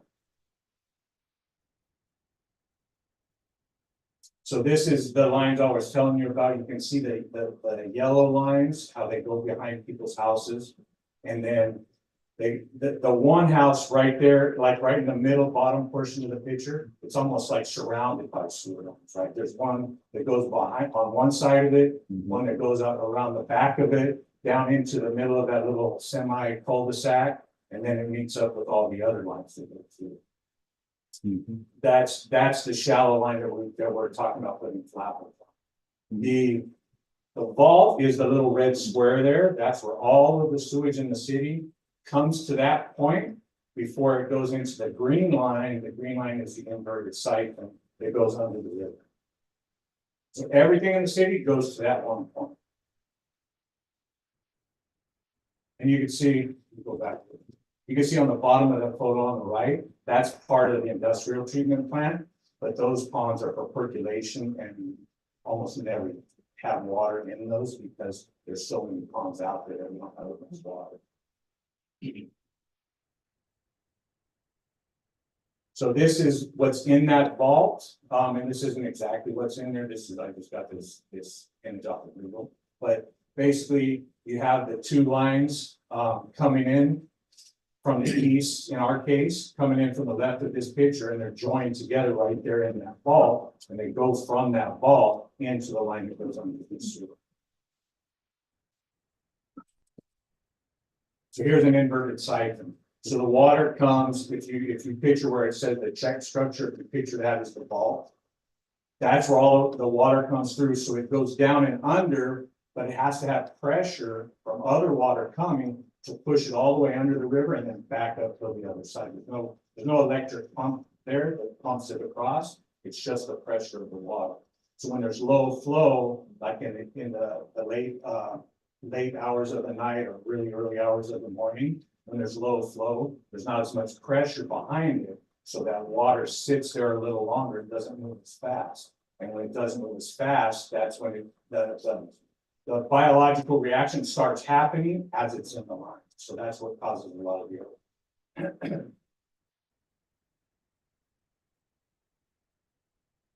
So this is currently at one of our lift stations. This is the photo that one of my staff members took. This is at Mirabella 2 lift station, I believe. So in that tank is the bioxide, which is what we add at the lift stations that goes in, and it kind of reverses that biological process, because when it's happening in the absence of oxygen, it's creating hydrogen sulfide gas. And that hydrogen sulfide gas, that's the sewer smell that you smell. It smells kind of like sulfur, almost like a petroleum product, something like that. So we add this to the line to reduce those odors, but it takes some time to work. So if we were to add this at that vault, it wouldn't do any good, because it would just get pushed through. It would do some good on the other side of the river, because it would take some time and it would be working as it went under the river. But adding it right there, it doesn't work. It doesn't mask the odors. It actually keeps the odors from occurring, but it takes time to react. So, but we do add this upstream of that point at least 2 of our lift stations, so that it works on the way. And what we did in this case was we increased the levels that we were applying at those lift stations upstream, so that it would continually work and continue working even after it hit that vault in through the river to reduce the or under the river. We've also added at a couple of manholes on that ridge road, like 3 manholes upstream from that vault. And these are basically odor masters. So this, you can see the little red thing in there, it's tied with the wire, and basically the water runs through there and it dissolves that, and it acts like, like the odor reducer you see in urinals, that big cake thing that they put in there. Basically it does this. And that's just a temporary, just to try to mask the odor. The bioxide does more than this does, but we're trying everything we can to kind of get rid of this odor. The plans are to rebuild that vault in the near future, most likely, hopefully, next fiscal year. Because we already have in the works and plans are already being developed to rebuild the manholes on the other side of the river because they're in fairly poor shape. So as part of that project, we're gonna rebuild this manhole and then we'll add something like this. This is another way that filters the air. So any of the air that comes out of there, it removes those odors. And this is, I printed out what this does, but I forgot to bring it. So, but there's all kinds of different technology that can be done. So what we're gonna do at that location is whatever is available at the time, the most technologically advanced to reduce those odors. That's what we're gonna be putting there at that model.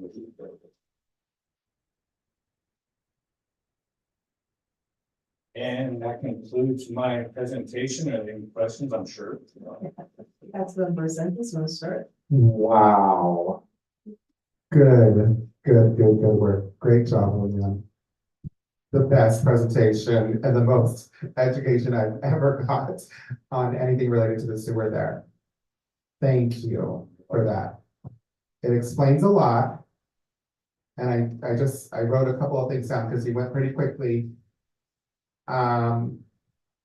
So just the lines in the backyards, I gave our city manager a look because we've sent people to those houses.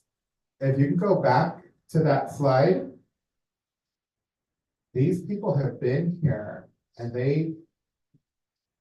we had to send people to their houses because they say, we have to leave our houses open in the summer. So right there in the court where that yellow line goes to, the house to the left, we sent somebody to that house. And then the house, not directly next to it, but right next to it after that, we sent somebody to that house because they said the odor is just unbearable in the summer months. So that explains why. So for me, that's just very enlightening and it's good news to like at least feel like we're getting to find out what's going on back there. I see what you're saying with the flapper valves. I mean, if that's a potential solution that we can work on ASAP, let's go. I'm sorry, I know I'm not asking a lot of questions, but this was important and it was a lot. Low flow. So I get what you're saying about the low flow. During canning season is when I hear, obviously we all hear the most complaints, and I live by the high school and I can smell it there. Is there a correlation with it being summer and low flow and having the stench, not necessarily the cannery causing the stench? Not necessarily. If the smell is coming from the industrial plant, that's going to be in the summer because that's when the cannery's canning and that's when they're using the plant. But as far as the rest of the sewer collection system, the only thing that may make a difference is the heat. Although the sewer water is probably cooler than the air outside, and then generally we get more odors when it's colder because the water is warmer, and as you know, the heat rises. So when the heat rises from the water, it brings the odor with it. But I couldn't say for sure one way or the other. Yeah.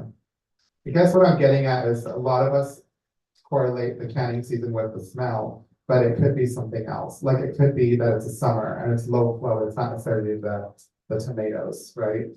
The process slide, I forgot why I wrote that down. If we can go back to it.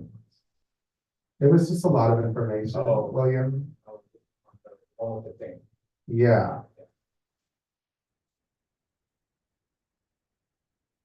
So the thing that stood out to me most is the bioxide. I'm just wondering if the bioxide at the two lift stations, because again, I live by the high school and I smell it. The lift stations, I'm assuming, are closer to my side of town. And I'm wondering if it's the bioxide that we're smelling, not necessarily, again, these other things that are assumed. So the bioxide, it wouldn't cause sewer odors. It actually just displaces the sewer, keeps the sewer odors from forming. Okay. And the lift stations are located on the north end of the city. So there's one at the airport, There's one on the frontage road coming from the airport next to Simply. Got it. I thought you, for some reason, you said the dioxide is what smells like sulfate. That's not what you said. That's, it keeps that from forming. Okay, got it. And then, I like the idea of rebuilding the vault. How much is that gonna cost us? I would say in the neighborhood, it would just be a guess, in the neighborhood of $100,000, depending on what type of odor reducing Let's technology. go. What are we waiting for? Let's do that. Yeah, we just have, we're designing it now. We have a Yeah. consultant working on the design for that, so. Yeah. Again, probably the most information that I've ever had and education I've ever had about the odor, so I commend you on that. I would say if nothing else, we get started on the flapper valves and we get started on rebuilding the vault. However, all of this, to me, is not like concrete enough. It's not, I'm wondering, William, is there somebody that we can look at contracting with that can say, this is what they do for a living, and say, this is the problem and this is what you can do to fix it. So the consultant that I was gonna have on, our vendor that was gonna be on, this is what he does, he sells Okay. bauxite, Okay. and he's very knowledgeable about all of that stuff. So that's our go-to person when we're having odor issues to help us address it through adding this chemical. There are some other things that can be done. We can also add, it makes it a little more difficult because it's a bulk, it's not just around manhole, but there is, we can put a tray in there and then you fill that tray with charcoal. So that charcoal removes those odors as the air comes out. It makes it a little more difficult here because it's such a big bulk and you have to cover the entire area. Because if you just put a small round one in there, then the bad air just goes around it, so it doesn't filter through there. So that makes it more difficult to be able to do that process. A lot of these things are fairly simple process, but because of the situation of that vault, it makes it a little bit more difficult. I think being able to clean those sewer lines, especially those ones in people's backyard, being able to clean those on a regular basis is going to help, at least for that sewer line, and then the other sewer lines in the area, cleaning them more often.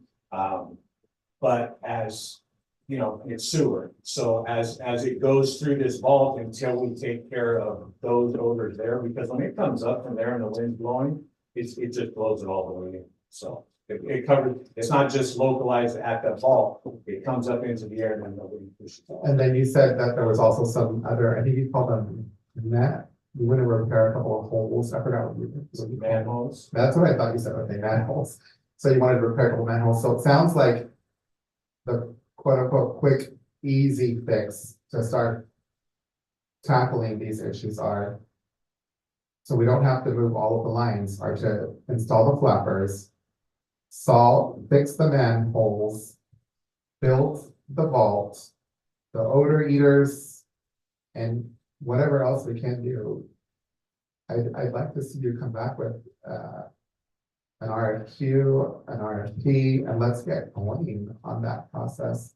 Because it's just not fair to the citizens there, and they've been dealing with it for 20+ years. And this is the most I've ever heard of an education, like I said, and a response from us. So it sounds like you're working with very capable people. So And we're looking at all the options too, just the charcoal and adding more bioxide where it already exists. That's easier to do because those are already in place. But actually adding something that scrubs the air at that vault, do a lot. all right, again, yeah, so those are my thoughts. It's a lot. Thank you, and please, as soon as we can get something going, then. Yeah, and I'm sure the council would support this. I'm assuming, but thank you so much. Thank you, Mayor. So, as Councilmember Resendez has said, this has been an ongoing problem off and on for 20+ years, at least, maybe longer. Often the cannery got blamed for it, but I think we've found that this is above and beyond the cannery. And so, we know that this council supermajority has authorized adding flow to our sewer system through San Juan Bautista, San Juan Oaks, and some other, the column. And so it's gonna take a while for those projects to build out. But what's our timeline for fixing this problem? It seems like you've got a good sense on it, but are we talking 6 months? Are we talking 2 years? Probably by the time we get the rebuilding of that manhole designed, because it has to be designed by engineers. And by the time we get that design, and then we have to go out to bid to award that contract, so I would say within a year, we should be able to have that ball rebuilt and then whatever. Just have a real conservative estimate within the by this time next year, that should be done.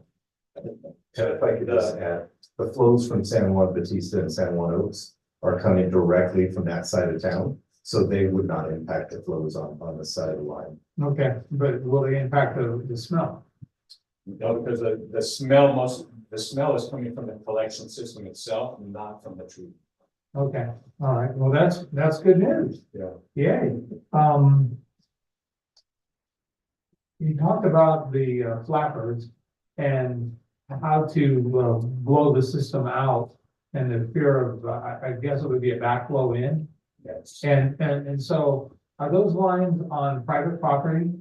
They're on private property, but we have an easement through there for our sewer. That was my next question. One of the issues that we could potentially have is they may have built a shed over their lateral line. They may have, put concrete down, something like that. So we'll have to identify where all those laterals actually come from the house and join the main. And then see if they have built something over the top of it that we'll have to have them either remove or replace or something like that to be able to get in there and install these flapper ones. Okay. I know during presentations about adding flow in past council meetings, there's been an inference that people are sick from the smells. And I absolutely believe that could be true. Have we reached out to public health at all to see what their thoughts are on this? Because in my mind, I mean, this is a multi-pronged problem from public health risk. I have to presume that if we reach out to our real estate community, those properties are of less value because of this problem. And I would presume that when people buy homes in those areas, there must be some kind of a requirement for a disclosure. Because if you go out there at 2 in the afternoon, you might think it's the best place ever. And you go out there at 2 in the morning and you're going, what was I thinking? But I would like to hear, I just think this is probably more of a task force mindset mentality to really address it once and for all.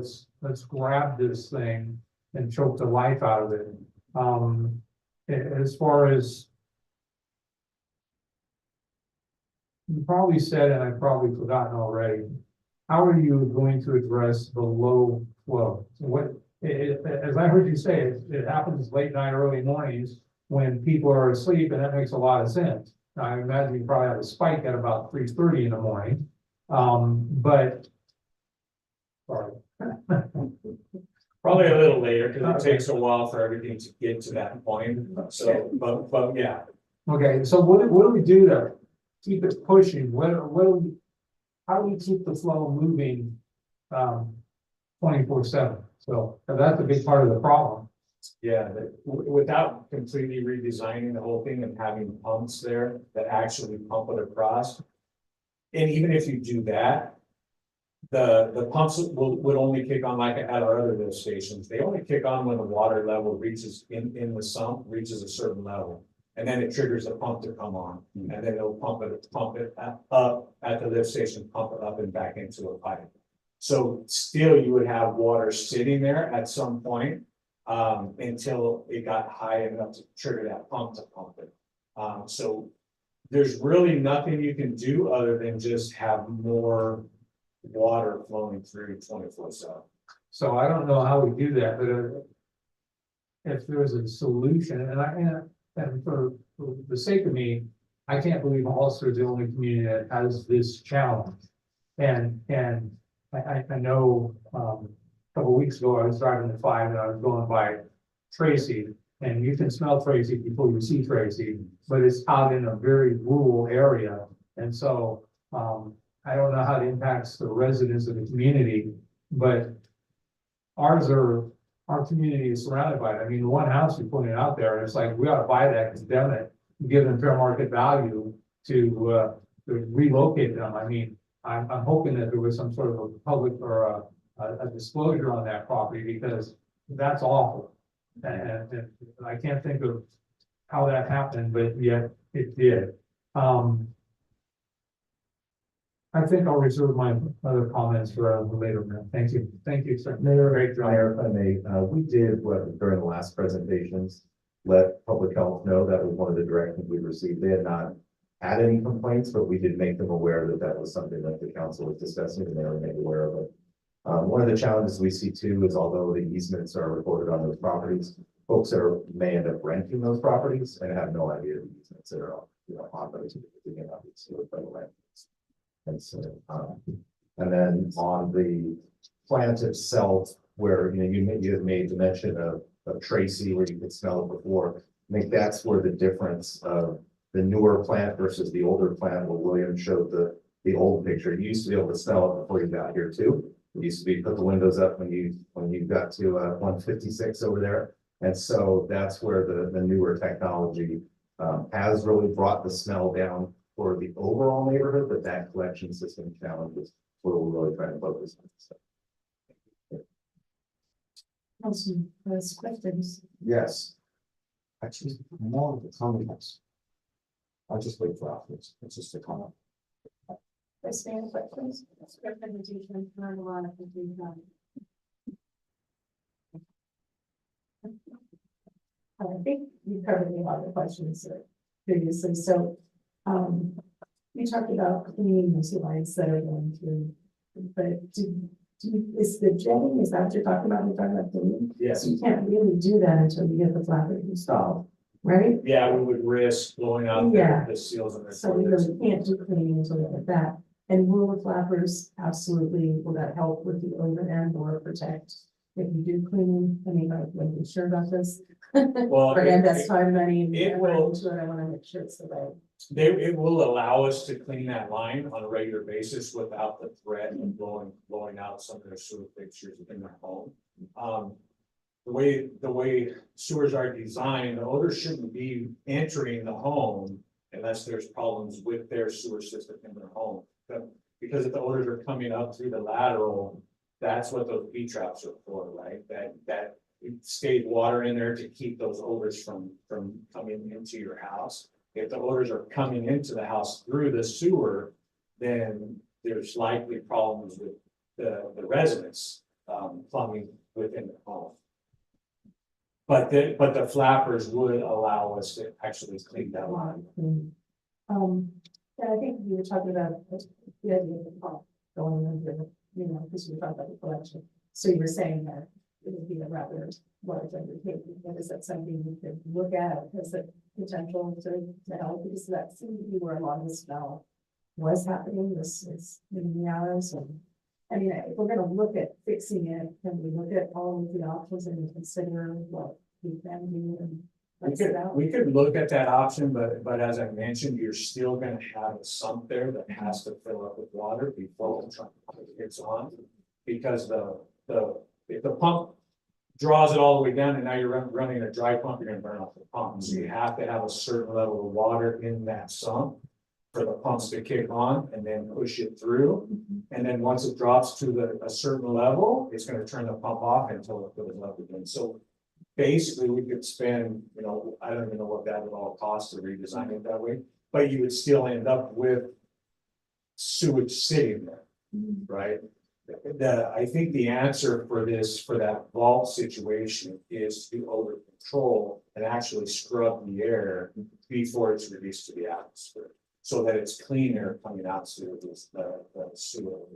And I think if I remember correctly, when I first asked you when I started investigating, you would come back and, it's just a little brief on the buyout side, and the fact that it wasn't being used in some places or even increased. So that is making a difference as far as, that's part of the smell reduction that we're talking about, is using that. So we are doing that now. Yes. Just checked all the lights and those.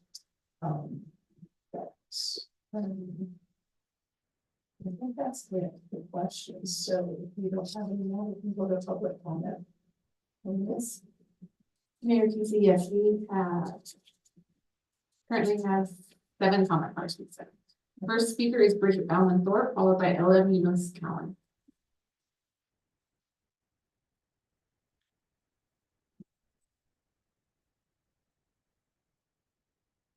Good evening, my name is Bridget Bonenfeld. I live in Hollister, and I also represent downtown on San Diego. And I was very interested hearing this presentation about the wastewater because the landfill plays into this, because there was a presentation before about the leachate that's going to your also to your wastewater treatment plant. And if you have a greater landfill, you have more leachate. And leachate is a term for garbage juice. Right now, it's raining. I mean, it's raining, it's also raining on the landfill, and it produces more liquid. So currently, the leachate production is 2.4 million gallons per year. And with the expansion, it could double to 4.7 gallons per year. With the expansion, and as we put a massive strain on the wastewater treatment center, there could be. My question is, and we have an expert here, Mr. Pucci. You could maybe explain, because what I was reading, the leachate gets piped directly to the wastewater treatment center. Now, if you just Google leachate, it contains toxic chemicals. It contains PFAS. Now, my question is, how is it being treated at the wastewater treatment center? Again, you're talking about currently 2.4 gallons, and with the doubling of the landfill would be 4.7, just rounding it up, gallons per year. So I mentioned that in the EIR, and I said the rising temperature, climate change, there would be even more evaporation if it gets piped to the wastewater. The issue of toxic leachate in our wastewater treatment center needs to be thoroughly studied and evaluated for the long-term impact of 50 years. It's unacceptable to expose the surrounding community and residents to these toxins. Their response was, like I said, it was a comment to the EIR. And their response was 75-6. The commenter states there would be the possibility in actual usage of treated wastewater being used for agricultural irrigation, exposing the community even more to PFAS and contaminating local groundwater. The proposed project does not propose the use of treated wastewater for ag irrigation purposes. If the city of Hollister wastewater treatment plant operator decides to recycle wastewater and then decides to use that wastewater to irrigate agricultural lands, the city would be responsible in complying with the law. Thank you. The next public speaker is Ella Munoz Cowan, followed by Maureen Nelson.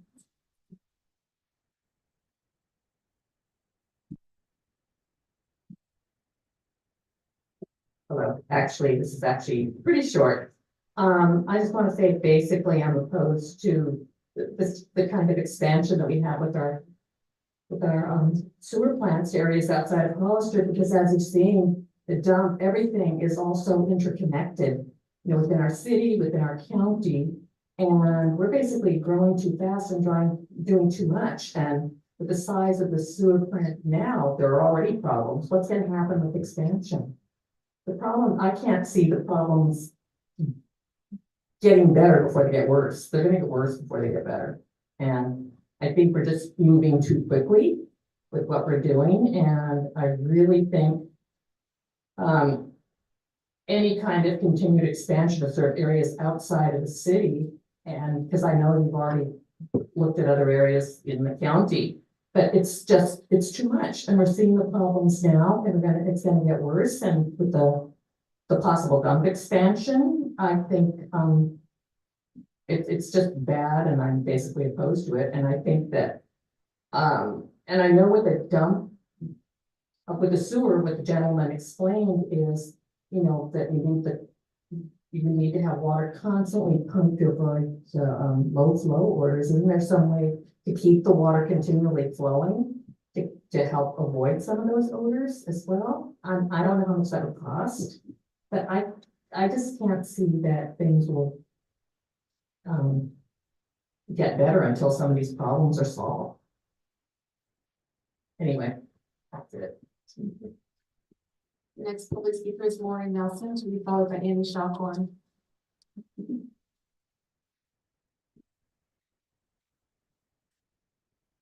Good evening, my name is Maureen Nelson, thank you again. I just want to correct Bridget, and she approves of this. She meant to say 4.77 million. Well, she was talking about the consumption of water rather than 4.7 gallons, 4.77 million. So when we look at the wastewater treatment plant and when we talk about times a year that are the worst, we are an agricultural community. We are proud to be an agricultural community. It's pretty awesome. And we're mainly an organic agricultural community. But during the harvesting period is when the wastewater treatment plant has the worst odors. That is during the summer months. That is when people want to be outside. That is when you have your windows open. That's when you breathe the fresh air, unless you're on the west side. That's when you close your doors, you shut your windows, and you keep everybody inside because the air is not habitable. It is not something that you go out and embrace and go, what a beautiful, fresh, sunny day this is. You have to go out and go, oh my goodness, we have the stench lingering over us, hovering around us. I realize that the wastewater treatment plant has been there. I realize that the community has been on the west side.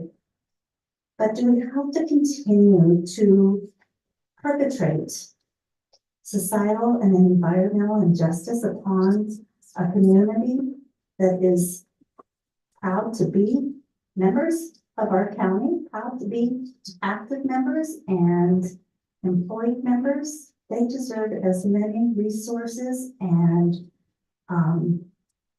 privileges that every other resident gets. And we get the privilege of the beauty of our county to view our gorgeous foothills and to see the sunshine. Maybe not today, but we love the water too coming out of the sky. But it just seems like it's a continual injustice that seems to be perpetrated upon one side of our community. And I think that as a county and as a city, we can do better and we can help protect. And, you know, we are agricultural, so we are going to have harvesting in the summer. Maybe we can look at a greater water flow, reclaimed water to be flown through there rather than just sending it downstream to keep the stench down. Thank you for the presentation. I appreciate it. The next public speaker is Andy Shockhorn. Yeah, I also found the presentation very informative. What it led me to believe was that the city would do well by actually trying to resolve most of these problems adequately before, as before we said, as counts and before you put more load on the system. That's generally the best way to deal with problems, is make sure you don't have a problem with where you load it up even further. This city and the whole county benefited during the period of time when there was a moratorium, even though it made for a period of time when we actually had more livability in this region. Everybody benefited from it. Even though it was a collateral benefit, it wasn't the intention. But I think given that, as a lot of people pointed out, that there are a lot of growing pains and maybe even growing stench in this situation, that perhaps the greater focus, it's admirable that we have gotten people to start reporting on what the problem is, but I suggest that you actually try to solve it before you enable the problem to get worse. Thank you. The next public speaker is Mary Shaw Corn, to be followed by Bella Rosales. Thank you for the opportunity to speak. I thought it was a very informative, presentation also, and I was thinking that, it might be helpful to give a presentation like this, maybe in Spanish, to the people on the west side, because I've gotten to know the people on the west side a lot, and, they really are putting up with a lot, because, they were telling me about the fact that it's not just the smell, it's also sewer cockroaches. I know, did you guys all know that? I actually did a Google search on it. It really is a problem in communities that have, I guess, sewage nearby. I think that a lot has to do with the pipes not being cleaned properly. So one person, Claudia, has said that things are a lot better when they clean the sewer lines near her house recently. So I really would suggest that I think there's a real disconnect between the city and the people in the west side community. I really noticed that, like when a lot of people were coming from the west side for a while, there was some effort to communicate. I don't think they were listened to very much, and some of them told me that they didn't feel they were being listened to. There was one meeting, I think it was August the 7th, where 12 people were kicked out because they were standing in the back, but I noticed that other people were allowed to stand in the back. Anyway, they felt very unwelcome. Some of them, it was their first time coming here. And so I really think you should work with those people. It's mostly Latino folks who live over there on the problem. It's not just this odor, but it's also sewer cockroaches. They say lots of them come out of their drains. So it's pretty spooky to have drains filling with cockroaches in their showers, etc. And the other thing I wanted to also comment about is adding more sewage. I agree with the previous speakers. Is not a great idea until you resolve some of these issues. And I think that, it sounds like the sewage is coming directly from San Juan Oaks and San Juan Bautista, but probably not from Fairview and Cielo Vista and all these new places that you're adding. So you are probably going to create more problems. And I really think that you should be monitoring this a lot more, because you are going to be, in fact, expanding the sphere influence. You're going to have sewage from Union, from Buena Vista, thousands of homes. So I think that's why there's a lot of skeptical people on the west side who don't think that you're really attacking this problem by contributing so much more sewage so quickly. Thank you for your time. The next public speaker is Bella Rosales, followed by Fallon Reed. Hi again, my name is Bea Rosales. I live on the west side, and I just want to make sure you know that this stank problem is not just near the ponds. We smelled it all the way to Calavera School, and this is important because that means many more houses are affected than you may be aware. So please look into that as well. Thank you. The next public speaker is Fallon Reed, to be followed by B. Good evening. I just would like to start by saying thank you very much for such an informative presentation. I learned so much about the sewer system, and it was very good information. I'm pleased to see that upgrades are being planned, but I am very skeptical about increasing the sewer, because the sewer is for the Hollister residents. They're the ones who are paying for it. And I am totally against opening it up to out of city residents at a discount hookup fee. And the community of San Juan Oaks, they have the ability to pay the full fee. I don't understand why they get such a discount. So I just want to say that I am strongly opposed to the increase of the sewer system that allow for outside hookups.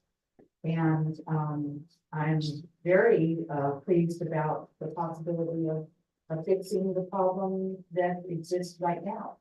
Thank you very much. The next public speaker is B, followed by Rudy Fisher.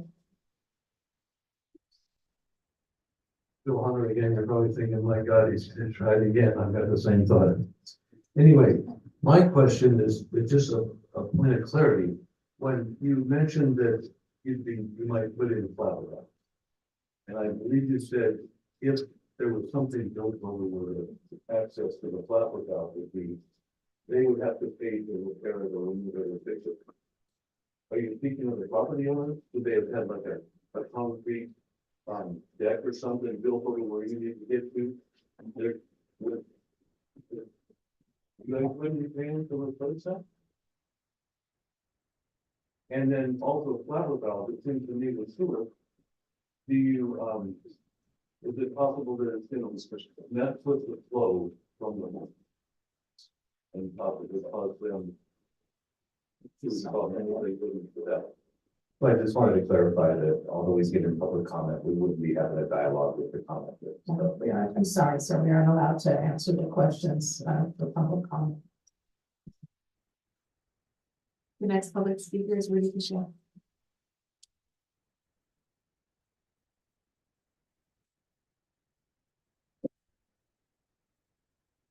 Hey, city council, citizens of Hollister. Hey, I just want to make mention of something. You know, I don't go to all the city council meetings, right? So there's gaps. Sometimes I miss something. So if I make mention of something, just want to let you guys know that it's not that I'm like telling you this because like you missed something obvious, like here you go. It's because I have an idea and I just want to share it. So I just want to let you guys know that. Trying to be diplomatic up here as much as possible, although I can't be passive. Right, that's just kind of my way. It's been said many times, it really does seem like the residential housing growth has kind of precipitated some ripple effects in the county and in the city. Solutions must exist though, right? Some elegant and simple ones, maybe some complicated ones, but solutions must exist. I know you guys go to a lot of meetings elsewhere, but I'm just rhetorically wondering here, there have got to be other towns that have turned into big cities overnight. And I'm wondering what they're doing. What are they doing for problems like this one? So I wonder when you guys go to your meetings, like if you're interacting with other towns that are turning into big cities. And oh my God, is that right? Oh, not better. At any rate, yeah, just when you go to these meetings, do what you can to learn from them. And then clearly Hollister is a desirable place to live, experience home ownership and develop, right? So there's developers that definitely want to be here and want to develop here. What can we do possibly to harness the power of that desire to develop here, right?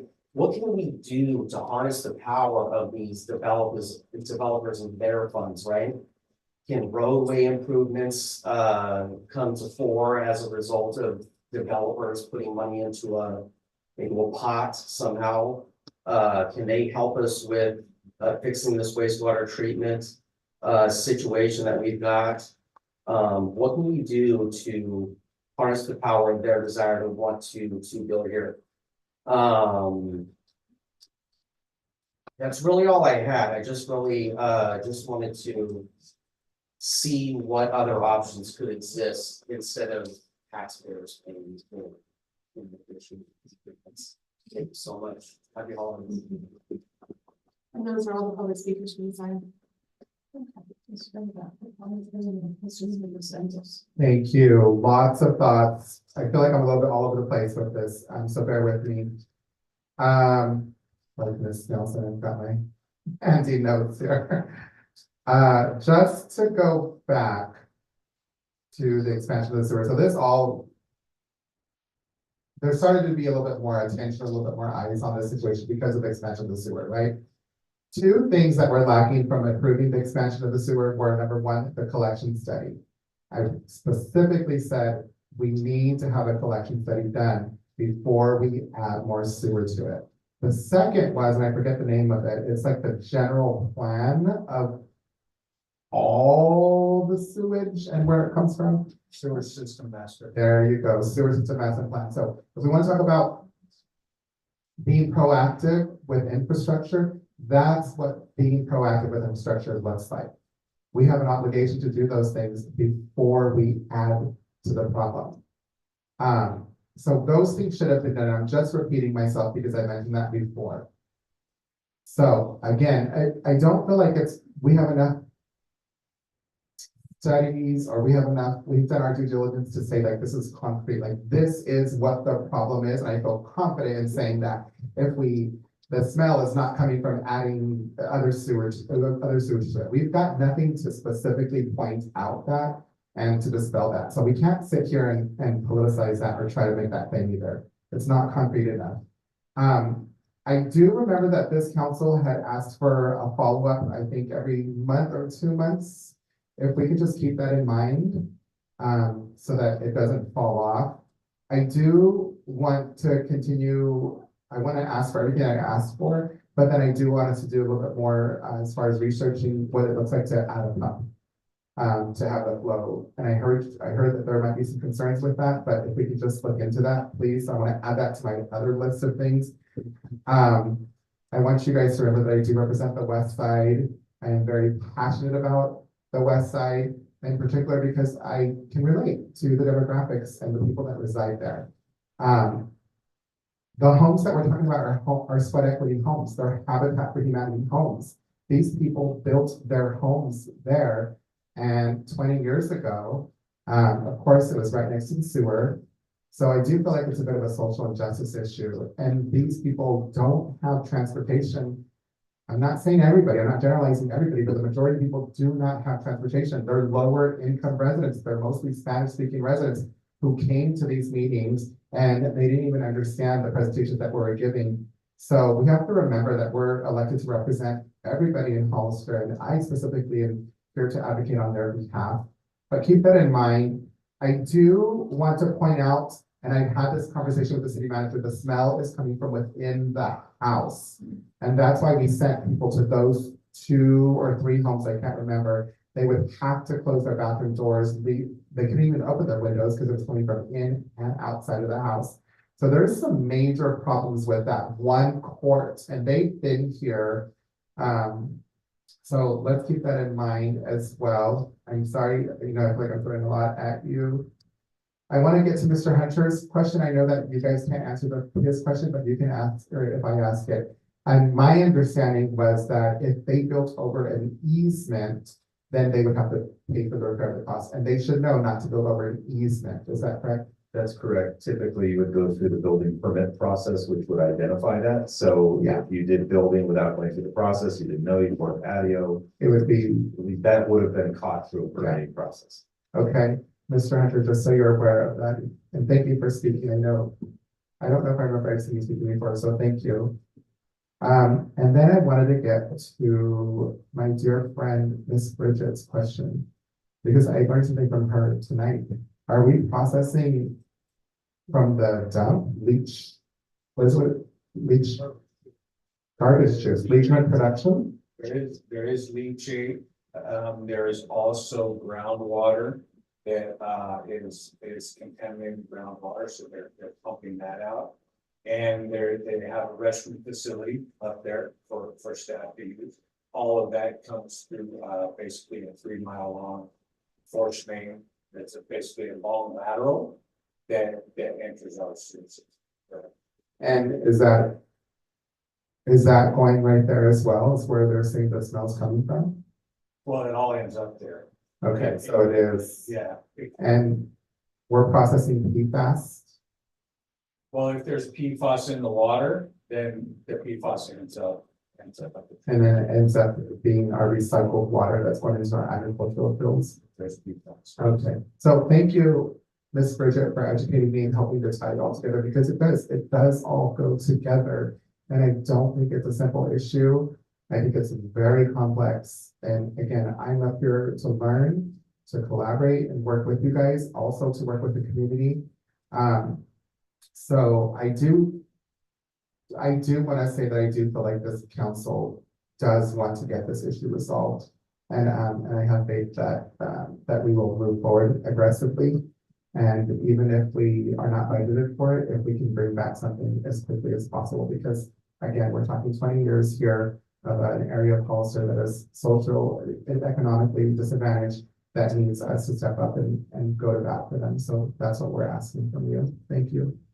And the project fees could be covered through impact fees that are collected as well. So whatever we end up coming back with would not be a general fund dollar. Thank you. I'll try and be brief. You did go into these terms garbage use. I've never heard that before, but it makes perfect sense when I hear it said. I'm a simple guy. And so I would be curious to know what other communities do with the processing of their garbage use, because that seems pretty problematic to me as well. And it's something that if we're gonna hold the cannery responsible for processing their waste, maybe we need to revisit what we're gonna do with the dump, whether it stay at its current size or as the county moves forward to expand it. I would like, well, actually, city clerk, can you please, just for those that may be only tuning in tonight, speak to the translation service that we've got going, because that's absolutely amazing. Absolutely. So the city is now implementing an AI function translation service, interpretation service that's done automatically. The information for it is posted around the city council chambers and also in the lobby. And it is also included on all of the agendas, and this provides translation services for those who are in the audience, also anyone who can do it online using a QR code that is located on the city's agenda that is posted. And it does allow for translation to, I believe, 55 languages currently. Thank you, city clerk. And we do also, to interrupt, we do also have tablets and headsets available for those that don't have their own equipment. Outstanding. It took us a while, but we are making progress. I would like to ask if the city could maybe send out a newsletter to the affected neighborhoods where this is a problem, to provide the presentation in Spanish as well as any other language that would be appropriate. To just that specific addresses for the residency out there, and maybe when we do our next update, when we have our grand update, maybe we do it on a Saturday or with plenty of advance notice, so that we can in fact do it at the best hall where we can absolutely address the community that was greatest impacted by this council member representatives. So would it be at the district level or the uttermost side of 4th Street? We call it the BH. The uttermost side. okay, all right, that concludes my comments. Thank you. I'm sorry, Councilmember Woods, I'm sorry. Actually, it does go across all the way to the high school and Apricot Park, Summerside, all around there as well. So I would say, I'm sorry, if it's appropriate, I would say the entire district too. That's number. So, you know what, I heard someone say, something about, I think it was the young lady about, she said something really stirred me. But I can't even remember that, it's getting late. The whole city, you know, we keep talking about District 2. You know what, I'm in District 1, you know what, I live right down the park, so I get the smells too. You know what, and the other people, do you guys get the smell? You go doors. You guys don't get snow over there? No. Anyways, the whole city gets the smell. It's not just District 2. And you know what? Talking about being proactive. William, when I have complaints of smells, did I call you and go do a tour with you and do a tour of the facility to find out what exactly you were telling us about? Yes. Yes. Okay. So being proactive is not always just sitting in your chair. It's actually going out there and finding out the information, because Mark Twain said it is easier to convince somebody of a lie than to convince them that they've been lied to. So I thank you, William. You did an awesome job. before all this happened. Good job. The West Mayor, comments. There's nothing. No, I do not. Oh. That's that. Oh, my apologies. Not yet. Next meeting. Thank you, William. So, my understanding in terms of the next steps is, you're going to, you made several recommendations for today. You're gonna come back at some point and give us some timelines, cost analysis of the various options. And, then hopefully we'll implement solutions that are both timely and, viable for to address the issue. Is that correct? Right. And I know that I've heard many, many times about a sewer expansion. Or, my understanding is that we replaced the equipment. That was the thing. Yeah, and we haven't quite replaced that equipment yet, but we have placed that order, but yeah, we placed the NDRs. Yes. That's pretty talking about. Okay. Just want to make sure that was clear, because I heard a lot about the expansion. My understanding is we replaced the equipment, so thank you. Yes.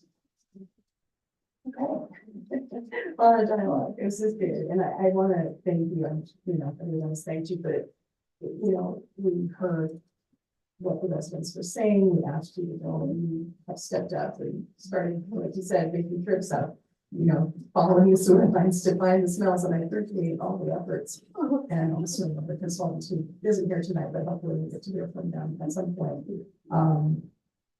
I think there's a lot of good things that you've already identified. As the city manager said, we have a large sewer fund. I don't think there's any question that this council supports doing everything and to keep reducing that smell and fixing the issues. So I look forward to seeing something further from you. I know you've got me doing lots of things to think about and or pursue. So I appreciate your continued adjusting with this. So I guess that's all I have to add at the moment. So. I just want to make sure we have consensus on direction. We heard lots of ideas, and oftentimes we don't have consensus, then I want to make sure we have clear direction. So, newsletter, advertising, a presentation. We cover, and I heard some district back and forth. That could go to the whole city. Yeah. We definitely want to hit District 2, but there are lots of folks who are concerned. So Sure. I would say city. That's on the city. Okay. And then we'll continue with updates every 2 months or so. We'll provide an update. Are you gonna come back with the flappers and the Yes. pumps and all that? Yeah, And anything else we do in the meantime, before we get to the final design for that vault and the final plan and bidding, anything that we do in the meantime, we'll obviously bring that back. Okay, yeah, we were working on bringing stuff back regardless, so. wonderful. I Thank you. think staff are in alignment with the council on trying to get this resolved, so. Thank you. Thank you. Okay, thank you.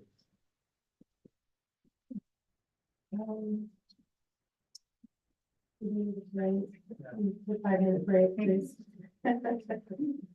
We'll pull this right in minutes.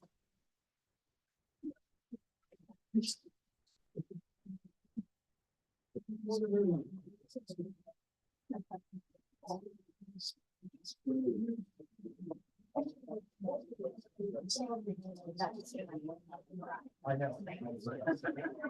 We'll talk about that.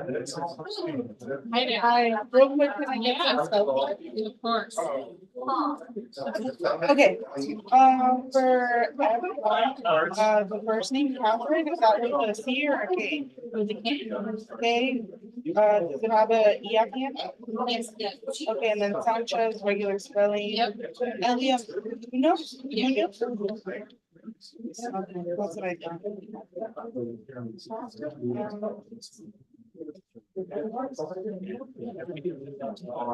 Yes, I think that's it. Okay, perfect. Easy, thank you. No problem. Now. Yeah, that's not. It doesn't say that, it just says they, you know, like that. Also, it's 2 years ago. We talked with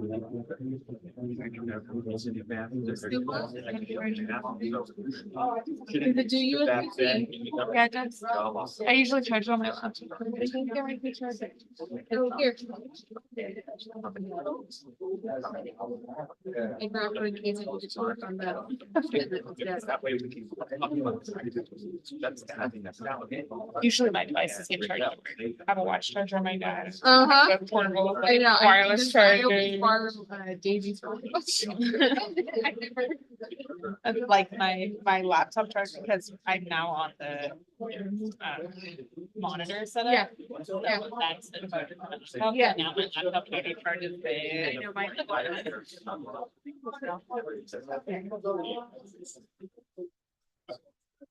So, moving forward, it should be part of.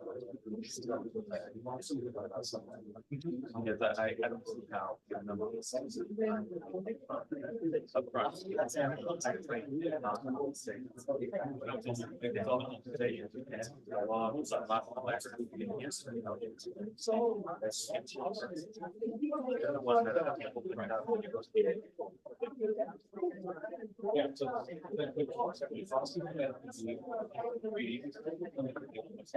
Yeah, we just make, yeah. We can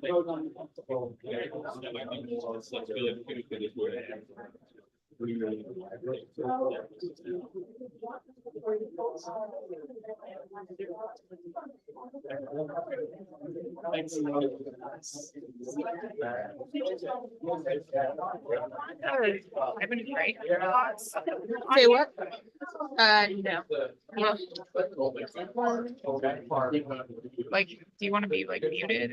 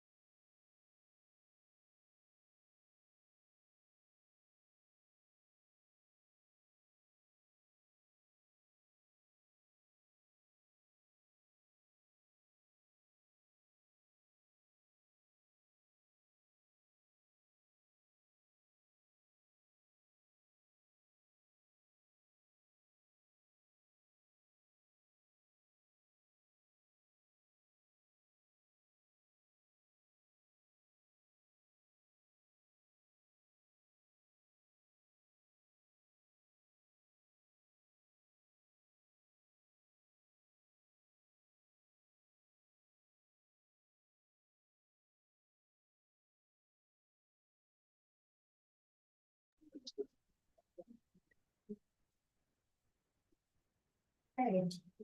Are you ready to go? All right, we're going to move on to item 2, discussion and direction regarding landfill expansion. City attorney, you have a report for us. So yes, Mayor and Council, I have an update where we are with our review. Just note that I'm sharing with you all the information that we have learned so far. Also, I believe County Council is on remotely, if there are any additional questions. So I'll start with an overview. The San Benito County Planning Commission is currently hearing an application by Waste Solutions Group of San Benito to obtain a CUP and general plan amendment to expand operations of the John Smith Road landfill. And throughout this discussion, I'll just refer to it now as landfill. So currently, the landfill is composed of a class 1 landfill, which is hazardous waste, and a class 3 landfill, which is solid waste. The landfill is currently at 90% capacity and has a remaining estimated service life of 15 years. The landfill is currently only accepting solid waste from residents within the county. In addition to the CUP, Waste Solutions is also seeking an amendment that will change the land use designation for the land into which expansion will occur, changing it from rangeland and agriculture to public, quasi-public. Some history: the landfill was created in 1968 and was initially permitted to receive both hazardous waste and non-hazardous waste. In 1977, 2 hazardous waste surface impoundments, so these are the pond enclosures, were constructed, forming a class 1 landfill for pesticide rinse liquids. In 1983, the landfill stopped accepting hazardous waste, and the class 1 landfill was ultimately closed in 1992. That class 1 site sits in the middle of the landfill. In 1995, the city, county, and city of San Juan Bautista, excuse me, entered into a joint powers integrated waste management agreement, creating the San Benito County Integrated Waste Management Regional Agency. The agreement designated the county as the lead agency for coordination of regional agency actions. And there was also an informal cost sharing agreement that existed between the parties until a formalized cost sharing agreement was created and adopted in 2006. In 1996, the Department of Toxic Substances Control, so the DTSC, issued the first hazardous waste facility post-closure permit requiring 1, maintenance and operation of the class 1 landfill area, 2, environmental monitoring through a well network, and 3, maintenance of financial mechanisms to fund the post-closure activities. Renewals of the post-closure permit have been issued in 2003 and 2017. The 2017 renewal identified the city of Hollister as the owner and operator of the class 1 landfill and the party responsible for satisfying the permit requirements, but that ownership, there's still a question surrounding it. So let me get there. So deed documents indicate that the existing class 3 landfill site was previously held in title by both the city and the county, and that in 2012, the city and the county transferred ownership to the county alone. It has not been clearly established, based on what we've reviewed so far, whether the city alone or city and county own the class 1 landfill. Again, that spot in the middle of the class 3. As a side note, if the city is the sole owner of that, one thing council could consider is possibly a sale of that class 1, unless you want to be in the hazardous waste cleanup class 1 business. So pursuant to the post-closure permit, the city and county have had an existing post-closure trust agreement in place since 1996 for unforeseeable release corrective action costs at the class 1 landfill.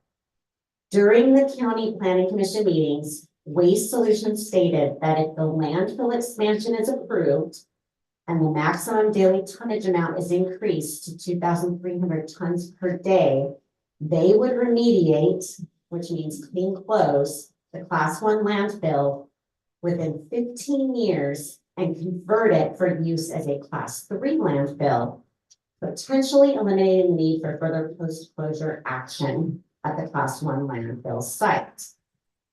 So to provide an accurate risk assessment, which is what council had asked our office for, staff is continuing to review all applicable historical agreements between 1, the city and county, 2, the city, county, and EPA, 3, the county and Waste Solutions, 4, prior agreements between the city, county, and Waste Solutions, 5, EPA consent decrees, 6, the Department of Toxic Substance Control permits, 7, existing cost sharing agreements, 8, agreements regarding leachate treatment, and I'll talk a little bit more about that, 9, landfill operating agreements, and 10, applicable state water resources control board permits and restrictions, which is why this analysis is taking longer than expected. So in looking at the treatment of the leachate, and I know that was brought up in the prior agenda item, currently the city treats leachate from the landfill at its wastewater facility. If allowed to expand, however, Waste Solutions is planning to re-inject leachate into the lined areas of the landfill to assist with natural gas production, and staff is actively working to identify any potential increase associated with landfill expansion, if any. Additionally, as a condition for approval of the CUP, Waste Solutions must coordinate with the city for any required upgrades of the existing landfill sewer line and will bear all costs of improvements due to landfill operations to the existing sewer system. So again, staff is continuing to review applicable agreements and mandates regarding leachate acceptance, the requirement of which may be mandated by applicable Department of Toxic Substance Control post-closure requirements. Then finally, roadway impacts. So as part of the landfill expansion, there is also concern regarding the haul routes that are going to be used by out-of-county haulers. During the Planning Commission meeting, the proposed inbound and outbound truck routes avoid travel through the city. However, Waste Solutions is requesting an inbound and outbound route that will travel through the city using State Route 25, Best Road, and John Smith Road. Costs associated with pavement repair and/or replacement and authority over State Route 25 lies with Caltrans. Staff is currently determining whether the city can implement changes to reduce the impact if approval of the CUP is granted and that best route, which is comprised of the State Route 25, Best Road, and John Smith Road, is granted and the best route is adopted. And so that's where we are with the update. You can tell this goes back many, many years, many different agreements that we're still looking at. If council wants to give any direction to our office and the city manager and his staff regarding what they want to see come back at the January meeting, we can do that. But it's still taking some time going through all these documents and determining risk. So, any questions? Thank you. You're welcome. Council Representatives, you can start. Thank you. How do we get your analysis into the hands of the public? Because I don't see it on the agenda. Right, so this meeting's being recorded, and Okay. so that analysis, I'm not gonna talk about risk to the city out here in open session, because I don't want, it's like advising who can sue and who can't sue. So I'm not gonna do that out here unless council waives the attorney-client privilege, but all the information I just shared is being recorded and available to the public. I suppose that could be transcribed for the public as well. But keep in mind, we're going to have additional information as well as we go through these agreements. So as far as we know, and some of our friends here tonight who are very passionate about this, they could probably help us. that we haven't clearly established if the class one actually belongs to us, or if we're in partnership with the county Correct, on the class one. correct. Okay, because what I hear at these meetings and the rhetoric that's being pushed by the people that work for the landfill is they're gonna help us, the city of Hollister, by remediating that class one site. So they're doing us a favor, is what my understanding has been, and that's the rhetoric that I've heard from them. So that has not been clearly established, at least by you. Correct. Okay, so. When, I'm just wondering, when can we have more analysis? I would assume that we need more analysis and more time. We do need more time and analysis. We're working with staff diligently to review these agreements, also to locate the agreements. So we can continue to provide updates and can bring one back at the January meeting. Yeah, I think the additional information. that's what I'm hearing is like, and I'm appreciative again for you to bring it back now, but it sounds like we need just a little bit more time, and I'm glad that you brought it back, give everybody an update, and then we'll see you back hopefully in January. Let's see where we're at. Upgrade to the sewer system. Tell me more about that. We just talked about expanding the sewer capacity.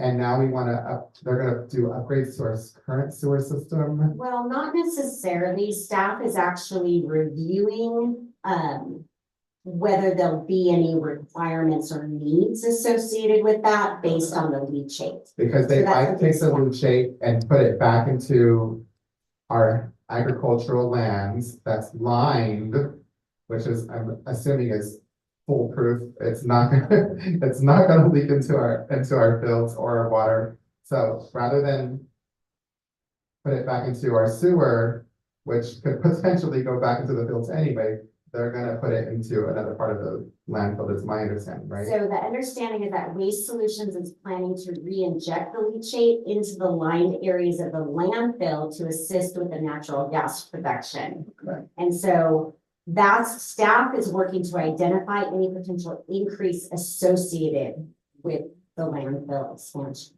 Okay.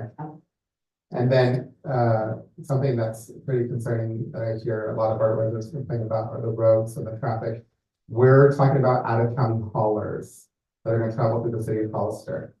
I'm assuming that we're going to have more haulers than we presently have coming through. I guess my friends that are sitting in the audience can probably help us answer that, but is that the assumption? I think that is a fair assumption. Yeah. Because if the landfill's going to expand, Yeah. and you're gonna open up to out-of-county haulers, then that would necessarily increase the road traffic. And then all of these out-of-county haulers are gonna go right in front of the Best Road new high school location that we just annexed into the sphere of influence. I think it was the sphere of influence on Best Road. So all these new trash haulers are gonna come through town and right in front of our new high school is the plan. They on will Best Road. utilize State Route 25, Best Road, and John Smith Road. Sounds horrid. Absolutely horrible. I'm looking forward to hearing more analysis, but I would urge this council, again, to do their due diligence in planning proactively for our infrastructure. Here's your chance. This is it. Here's your chance. And all we need to do is to take a position. Write a letter and state your position for the people of Hollister and not the people who are benefiting financially out of expanding our landfill. Thank you. Councilmember Burns, questions? Thank you, Mayor. So, city attorney, during your preliminary research, do you have any, do we know how we became the fortunate co-owner apparently of a grade 1 landfill, hazardous waste land site? Yeah, I don't have the answer to that. I know the landfill was created back in 1968, and at that point, it was initially permitted to receive both the hazardous waste and the non-hazardous waste.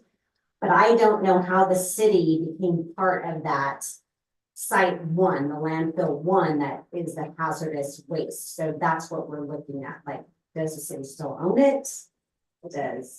Are we in partnership with someone? And if so, does the city still want to own it? I can answer that for you. Yeah. That one we know. So, yeah, we're still looking at it. All right, thank you. I didn't hear anything that you said that would suggest that there'd be any financial benefit to the city of Hollister with the expansion of this landfill. Did you stumble across anything that would suggest that there could be a financial benefit to this? Not so far in the things that we've reviewed. And one thing to look at is if it didn't happen, then the fees at the landfill for everybody else would naturally increase. The rates that they're currently at right now are much lower than almost any other landfill, so one could make the assumption that the rates would go up from whatever, $14, $15, you know, for a truckload. And don't quote me on that dollar amount, it's been a while since I drove out there, but you know, one would have to make the assumption that the price for locals would go up. Right, and did I hear you say that at its present capacity, it would be, without an expansion, it would be full in 15 years? Yes, it has a remaining estimated service life of 15 years, but that's with the landfill only accepting solid waste from residents within the county. Right, and so you stumble across anything that's plan B in case plan A, the expansion doesn't happen? I mean, at some point, transfer station out of county? Right, no, we haven't, but we're working with the county and determining the scope of ownership, the issues, and then you do have county council on remotely that may have an answer to that question. Okay. I'll pause, Okay. see if they'd like to respond. I think she just unmuted herself. Bree, go ahead. Good evening, Bree Mopius with Hefner Law, and I'm outside counsel for the county and the landfill expansion. I do want to clarify one point with the leachate, and this is in the EIR. It's on page 4.12-14. The expansion project does still propose sending leachate to the city's wastewater treatment system. The city attorney is correct in that some of the leachate would be injected back into the waste to decompose the waste, which would increase the production of methane for the renewable gas facility, but there would still be leachate and condensate that would go to the city's wastewater treatment system. So I just wanted to clarify that the expansion project wouldn't end that would continue. And we are working with the city right now on a condition, making sure that the landfill has the correct permits from the city and that the city has the appropriate review and making sure what they're accepting there. And then as to I think the question on is kind of what's an alternative if the landfill is not approved? That was the question, the next one I heard. And the EIR, the environmental impact report, does look at an alternative of a transfer station. So that analysis is done, but and that's, you know, the likely result if there's no expansion project of the landfill. It's less than 15 now because it hit the 15-year capacity about a year ago. So when that capacity is hit, then the county and city would have to determine another source. A transfer station is one of those opportunities. Another alternative looked at in the AR is doing an expansion on the county-owned property across the street from the landfill as well. Thank you. I guess my final comment is, when we asked for this, I had no idea how complicated. I mean, this is like, my mind is blown, and I'll be quiet now. Thank you. Councilmember Cruz, you have questions? Yes, any questions? Well, I think, I don't even know what questions to ask you because I feel like you don't have all of it for us. I mean, it's so odd to think that, you know, this last one is ours in the middle of the county. Right, so we need to find the answer to why that is. And, but I'm gonna say, let's go ahead and go to public comment and then we can have a deliberation after. The first public speaker is Maureen Nelson, followed by Elvia Scow. Thank you. Yes, I ran down here. This is This is my cup of tea. You're on. Thank you. So let's talk about it. 2,300 tons a day is what they're asking for. This county has put in less than 300 tons per day since 1968. Actually putting in 232 tons. So let's then talk about the water. We had a discussion about water earlier. The landfill will use 408,000 gallons per month to wet down the top. That is 3,264,000 pounds of water that is going to be trucked. Let's talk about the route. They're now saying that they want to do Route 25. Well, guess what? Route 25 is a state highway. Have you seen how often our state government repairs roadways that they're responsible for? How often do you think State 25 is going to be repaired? Not in the 4 years, 10 years, maybe 20. Let's talk weight of trucks. We're looking at roughly 220-ton trucks coming through our county daily. 100 in, 100 out. What comes in has to go out because they're not coming from our county. Those trucks tear up our roads. Of course they want to go best road. It's 2 lanes, 1 way in each direction. You're going to get a 20-ton truck hauling through there and not have accidents? You're going to have it going down Highway 25 with all of the stop signs and stoplights and spewing diesel fuel? Come on, this is ridiculous. Mitigation requires the county to offer 101.3 acres plus an additional 43 acres for them, the Waste Solutions Group, to create a compost site, a possible reuse center. Well, they tried a reuse center. The county didn't go for it years ago. We don't want a compost site. Have you driven by Z-Dust? It smells. We don't need it near our housing and our citizens. Let it stay at the Chapel Pass. It's in a beautiful place. There are not houses there. It's not offending anybody.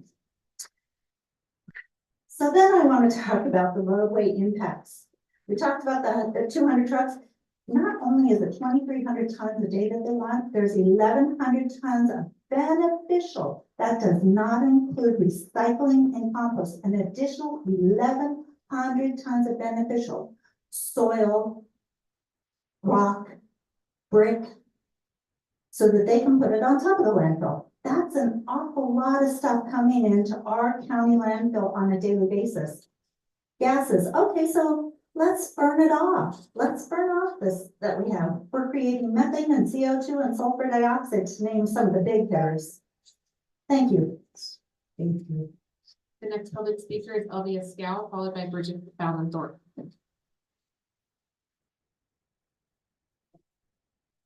Good evening, Elvia Scow, Sanville resident. I stand here before you as a concerned member of our community. Thank you for taking the time to hear from concerned residents regarding this very important issue. I have left a list of concerns regarding the expansion of John Smith landfill. The big question is, why should San Diego County be the dumping grounds for 5 other counties? Money should not be more important than the health and safety of our community.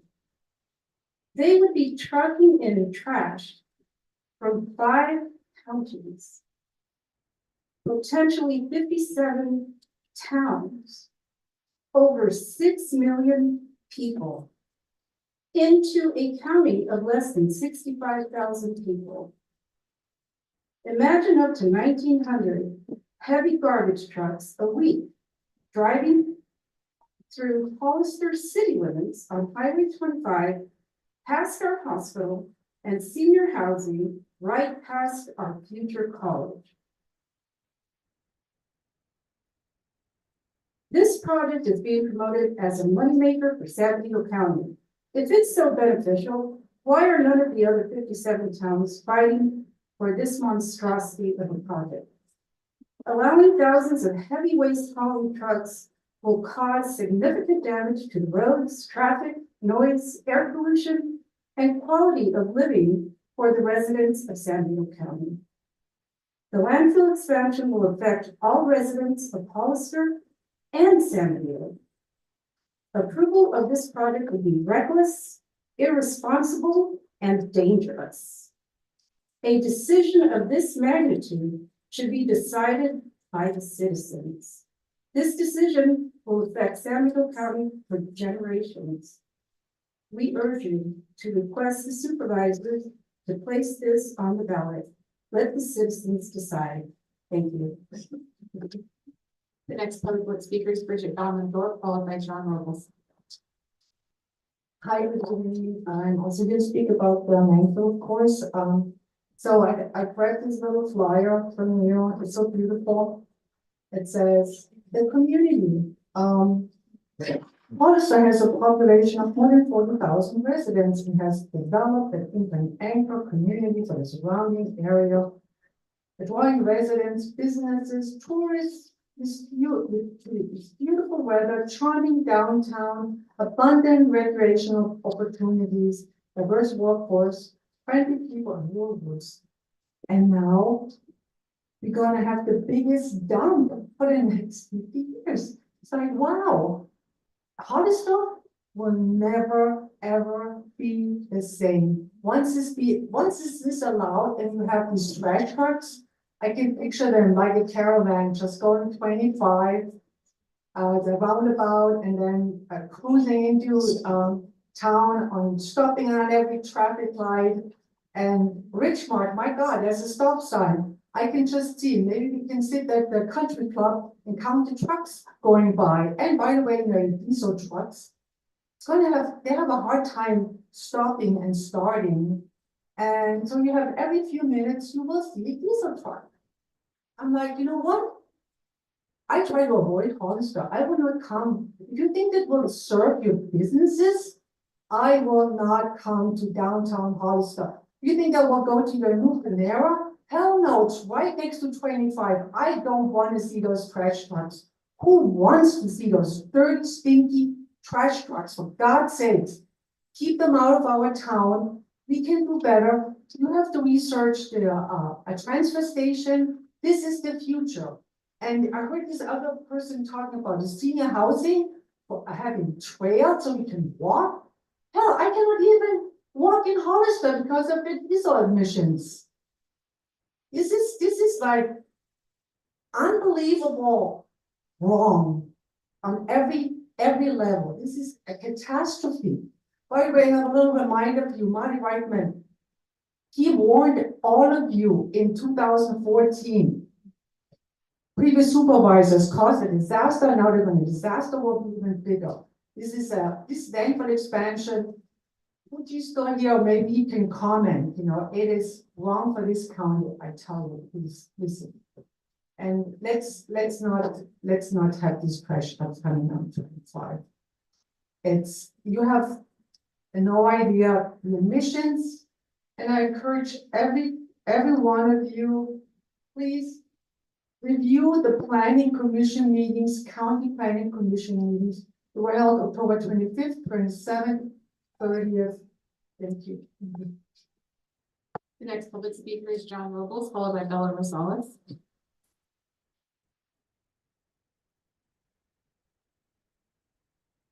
All righty, good evening again. My name's John. I live in 95023. So I'm going to state the matter as I see it. This matter is a big deal. Similar to the threat that a policy of unbridled growth imposes on the residents of the city and the county, the expansion of the landfill stands to impact the lives of tens of thousands of people adversely. Why? Well, let's go into some of the problems that this is going to create. And this is not an all-inclusive list. Number one, increased traffic congestion. Number two, pollution, air, light, ground, just to name a few, and garbage use. Accelerated degradation of roadways. If a county road is considered, you've seen the condition of our county road. It's not very good. And that's going to be accelerated. If you've seen the slope on the graph, time versus road wear, it's pretty darn steep. The expansion, there are also fiscal considerations as well. The expansion as proposed shortchanges our county and residents by affording substantial discounted rates to everyone but those who reside and operate in the county. Let me back up for a second. I want to talk about decreased property values. We have some developments being built along the Fairview corridor. 2 words: full disclosure. You're selling a home, you're a home builder. You need to tell those people they're going to buy the homes. There's a mega dump being built or expanded nearby. I'm on record citing multiple items of concern with respect to waste connections in the following areas: wage and hour violations, discrimination, safety violations, failure to comply with regulatory agencies. Take a look at the case in Alameda County. Price gouging of the consumer in multiple locations. One only needs to look at the legal track record to generate concerns. I would encourage everybody in this room to have a look at litigation against waste connections. The project needs to be suspended indefinitely and put to a vote by all the people of the county. The impact is just too great to rely on the will of a small group of politicians. Everybody needs to have a piece of this. Thank you very much. The next public speaker is Bella Rosales, followed by Mary Shaw-Corin. Hi again, everyone. I'm Diana Chavez. So the topic of the landfill expansion has become talk of the town, and a vast majority of us strongly oppose the expansion for all the reasons you've heard today. So I just want to know each of your positions on the expansion, since this would negatively affect the entire city of Hollister. I'm aware that you can't respond right now, but I'd like to hear your thoughts when you're able to respond. Thank you. The next public speaker is Mary Shaw-Corin, followed by Andy Shaw-Corin. Thank you for the opportunity to speak. You've heard a lot of great comments already. I just want to add that in terms of damage to the road, I think that it's really not always very understood that one of these garbage trucks is equivalent to 14,708 Chevy Blazer S10s. There's going to be 200 garbage trucks per day. Our roads in our county are not in great shape, and I think that having these garbage trucks will be pretty devastating. I don't think that they're paying enough to compensate the county for the damage. The other thing I wanted to mention is that this toxic waste dump, that now Hollister we're learning is responsible for. I think that the city of Hollister should maybe get involved, because I think it's a liability. The Sunny Slope Water District, I have heard that 2 of their wells that are in the Richmond area are within 2 miles of the Johnson landfill. And there is a landfill not too far away from here that's over by Crazy Horse. It's called Crazy Horse Canyon, north of Coondale, about almost 20 miles west of Johnson landfill. That is now a super fund, and it doesn't take that much, for these things to happen. I really think that there's a great danger of these things contaminating the groundwater. The story is that people within 2 miles of the Crazy Horse Canyon landfill actually had their groundwater wells, domestic wells, contaminated by toxins from leached out over many, many years. At first, it was people who were really close to the landfill, and then over the course of over 10 years or more, I think it was maybe 20 or so years, it reached people who were much further away, about 2 miles away. I think they should really think about the long-term effects of all this. It could affect Sunny Slope Water District wells. So the long-term costs of these types of things should be really considered instead of just the short-term benefits of just getting fees from the landfill company. I think the costs are much greater. The other thing I wanted to mention is that, if you don't want to take a position, I think personally the city council should take a position because they're so close to the landfill. It affects a lot of people on the east side, but I think that if you don't want to take a position, you should recommend that the supervisors will allow the voters to have a say, because I think it impacts so many people. Thank you so much for your time. The next public speaker is Andy Warren, followed by Barry Katz. Yes, long time ago, the president of Mexico, Porfirio Diaz, said, poor Mexico, so far from God, so close to the United States. As he explained the problems it has, well, it can be translated here in San Benito County, poor San Benito County, Hollister, so far from God and so close to Silicon Valley and the counties that want to dump their garbage. There's nothing to be gained in this region to become a regional dump. It compromises your air, compromises your water, it compromises your roads, the safety of your roads, your reputation.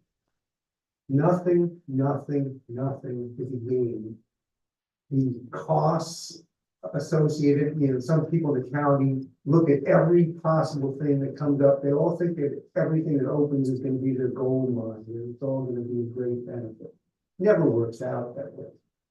Just becomes a liability. And the people of the county, you know full well, don't support this idea. If I wanted to become president of the United States, if this was the whole United States, I'd just run on the issue of hell no to the dump, and I'd win a landslide, because it's pretty obvious that people don't want this, and they see its downside. Now, you took a stand on Israel and Palestine. That's a lot further away than this. You have every right to express your opinion to the county, to pass a resolution and say, you think this is a bad idea. It's not going to be good for the people of our city. It's not going to be good for our businesses. It's a bad idea. You should actually take that stand, not just sit back. The more you look at it, the worse it looks. Thank you. Next public speaker is Barry Katz, followed by Fallon Green. Thank you. I'm a resident of Romulus in San Diego. I want to try to hit some topics that the others haven't covered, because I completely agree with so much of what they said, but I want to see what we didn't cover. Mostly I want to start with what Andy was just alluding to about the real major, the number one reason why you should do this resolution opposing this. People do not want it. I've been busy along with some of my colleagues with Facebook and talking to hundreds of people.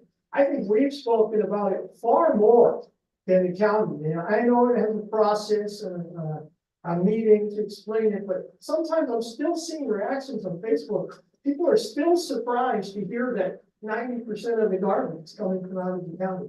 But the people that hear that, they're like aghast. People do not want this.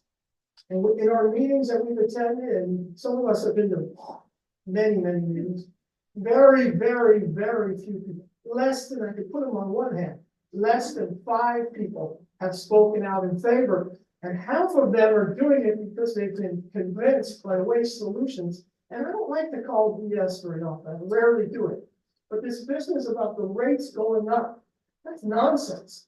The city of Watsonville is putting in a landfill. They want to get their landfill going again because they've been hauling to Marina.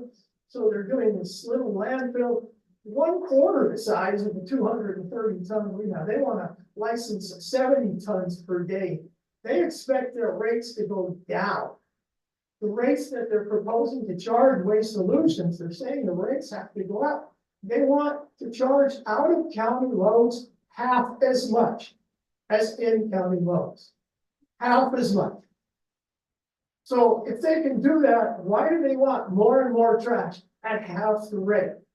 They don't release any financial information. Theoretically, if the rate is too low, are they losing money now? They were forced to stop the out-of-county rates because of the regulations. Once you get to 15 years, you can't bring in out-of-county rates.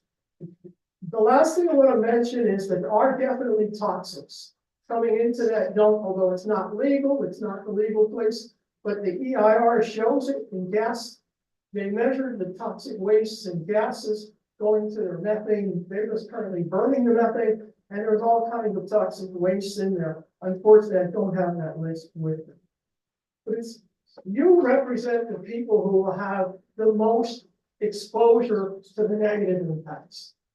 People living in and near Hollister, in areas that will be part of Hollister, no doubt, they'll be annexed to Hollister on the east side of town within the next 10 years. You're expanding the sewer lines out that way. These people don't want it. Thank you. The next public speaker is Fallon Reed, followed by Shelley Geisler.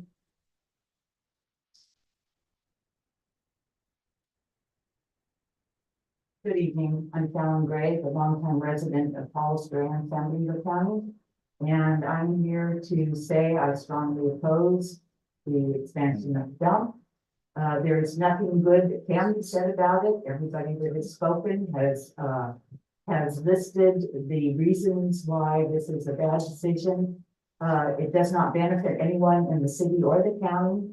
One of the main concerns for county residents or for potentially new county residents is our roads, our traffic. And if you think people are going to want to come and buy these new houses that you're expecting to build within the next few years, all they have to do is see the condition of the road. We have 25, one lane north, one lane south. We have 156, one lane north, one lane south. And with trucks coming in, as many trucks as there will be carrying garbage, diesel trucks, do you think people are going to want to come and live here? I don't think so. And I think that you do need to make a stand. You do need to say what your feelings are. And this should definitely be given to the people of San Diego County to vote on it, because people do not want it. Thank you. Thank you. The next public speaker is Shelley Geisler, followed by Elliot Munoz-Cowan.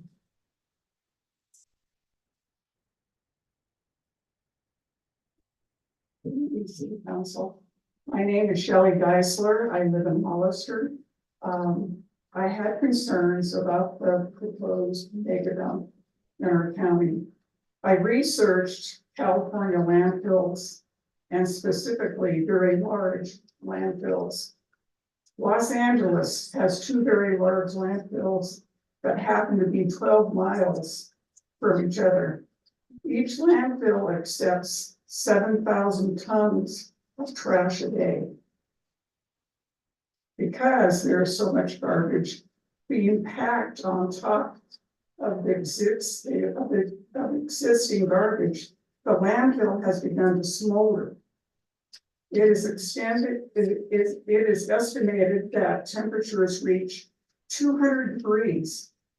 Area residents have complained of burned garbage wafting through their neighborhoods. Meanwhile, 12 miles away, the Sunshine Canyon landfill has a problem with water intrusion, especially last year when California was dealing with all of the rain that came our way. The seepage has fueled bacteria growth, which has resulted in a rise of a putrid odor. Nearby residents have complained that some are suffering from headaches, dizzy spells, and difficulty breathing. Complaints have also included truck traffic and dust from the 1,036 acre dump. The number one problem with landfills is toxins. A lot of the different materials that end up in landfills contain toxins, and we've heard that over and over. They are eventually released and seep into the soil and groundwater. These substances are major hazards to the environment and can last for years. Another major problem is the methane that is released due to decomposing waste. It is a potent greenhouse gas that is contributed to global climate change. Landfills are most damaging to impacts on biodiversity. Leachate, as Bridget mentioned, is the liquid produced in landfill sites. This can become toxic and thus contaminate nearby streams, ponds, lakes, and wells. damaging the habitats of many different organisms. The next public speaker is Elia Munoz Allen, followed by B. Hi, I just wanted to say I oppose the expansion of the John Smith landfill. I believe it's bad for the city and bad for the county. We don't need out of county trash. We're gonna lose a lot more than we're gonna gain. As some people have mentioned, decreased property values, environmental degradation, leachates, toxins, and just visual degradation, just looking at a bigger pile, looking at the dump. Because as it goes, over that period of time, it starts out smaller and gradually increase, and it's eventually going to get very, very big and tall, and it's going to be like a big hill that people can see from almost everywhere. We're going to have road damage, increased traffic. And I really believe there needs to be, hopefully recommend that it be put on the ballot, recommend to the Board of Supervisors put on the ballot, and let the people of the city and county decide whether they want it or not, because I believe a lot of people do not want it, and I believe a lot of people don't feel it's a good idea for our community. And it's going to be damaging. Thank you. Thank you. The next public speaker is B, followed by Kurt Fuji.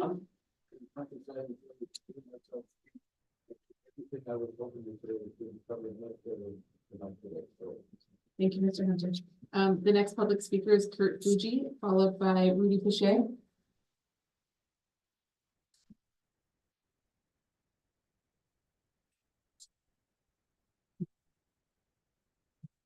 Good evening. My name is Kurt Fuji. I am the regional engineer for Northern California for Waste Connections, the parent company to Waste Solutions. I have limited time here, so I probably won't be able to cover everything I would like to discuss. So with that in mind, I would simply like to say, if you have questions about this project, call us, contact me. William has my contact info. I can leave it with you. We are happy to answer your questions. With that, I'd like to, time permitting, discuss 3 topics out of the many that I've heard tonight. One is out of county waste. Another is the class 1 hazardous waste unit. The third would be leachate disposal. First, out of county waste. I have been to just about every county meeting, and I have had people say, in fact, friends of those who oppose us strongly, say that nobody in that room objects to an in-county landfill. And I understand that.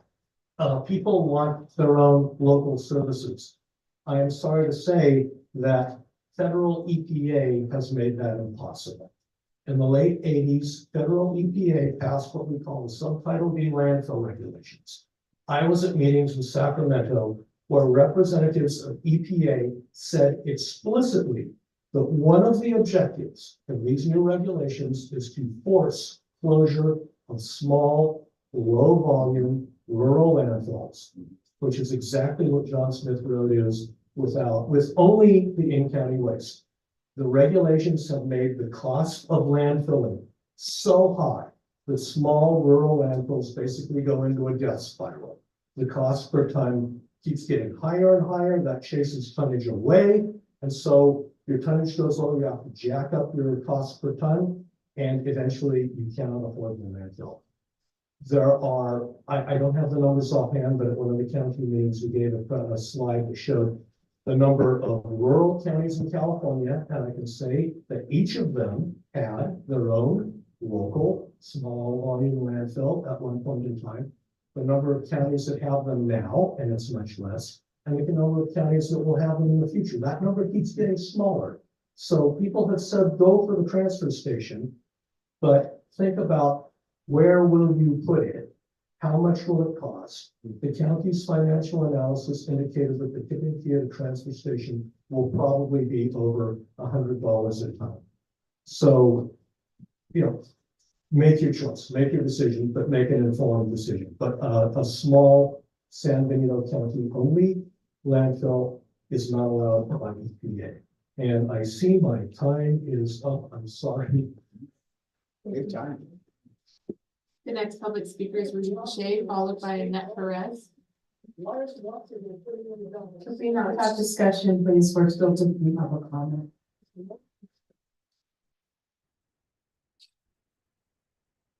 Hey, City Council, it's me again, Rudy Shea. I just want to start my talk with just some thanks and praise.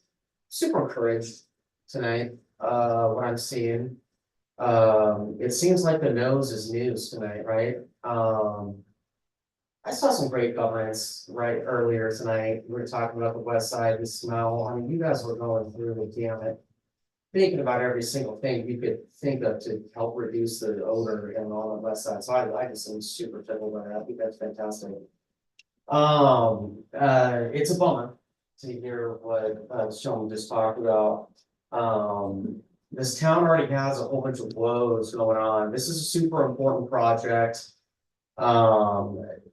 It's a major expansion, what they need to do. The town and the county, we need a functional, adequately sized landfill to support our needs. The landfill apparently needs to grow because it's in some sort of a death spiral. So that's like a long-term thing that California's gonna have to figure out.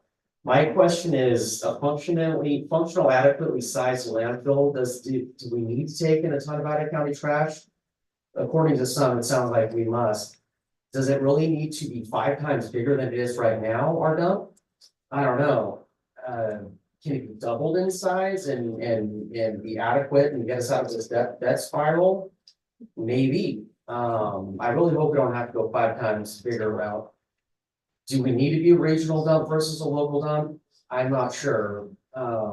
As it is right now, you literally can see John Smith Road landfill above the surrounding adjacent hills. I go golfing at Ridgemark, and I'll tell you, when I'm chasing down my balls, looking around, I see the dump above the surrounding adjacent hills, and it's just not a good look. It's not a good sight. So again, it's not an easy thing that, what you guys do. So it's like, how do we find solutions for this? There's gotta be solutions that we can find.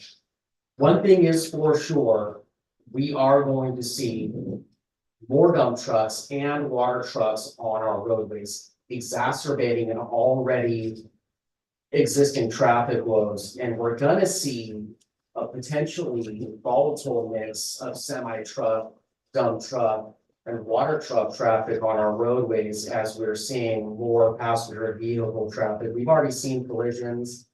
I'm hoping for the best on the California 25 roundabout. We'll see what happens with that. We do have 15 years of current dump levels.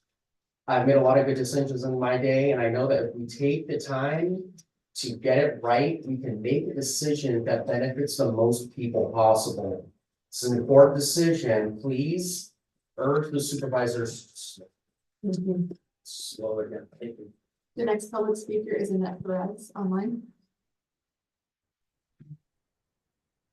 Hello, my name's Annette Perez. I'm a citizen of Hollister, and I would like to encourage the Hollister City Council to take a stand against the expansion of the John Smith Road landfill. Our county since 1968 produces less than 230 tons per day. Waste Solutions would like to expand the John Smith Road landfill 5 times the size and take in 2,300 tons per day, plus an additional 1,000 tons of beneficial weight, bringing that daily total here and there, 3,317 tons per day. The traffic and the extra greenhouse gases that will be created by the hundreds of semi-trucks driving back and forth 361 days a year on our roads is unacceptable. Our roads will be filled with more truck as Amazon's warehouse starts filling up our roads and the new houses that are being proposed. Our roads can't handle this traffic. The amount of revenue that the county will receive does not pay for the damage that this landfill expansion will do to our land, our water, and our resources. What it fails to consider is the human cost and the huge liability it puts our county and our residents because landfills leak. Liners are not 100%. They only have a warranty of 30 years or so. The landfill is expected to be about 65 years of use. way beyond the lifetime of a liner. And also, don't forget that landfill will be with us forever, not a lifetime, forever. No amount of barrier, liner, and pipe that Waste Solutions can install can keep us, our Hollister residents, 100% safe from the toxic chemicals that leak into the soil and the water. Another big issue is that the current haul route goes right in front of schools, senior housing, and places where people gather.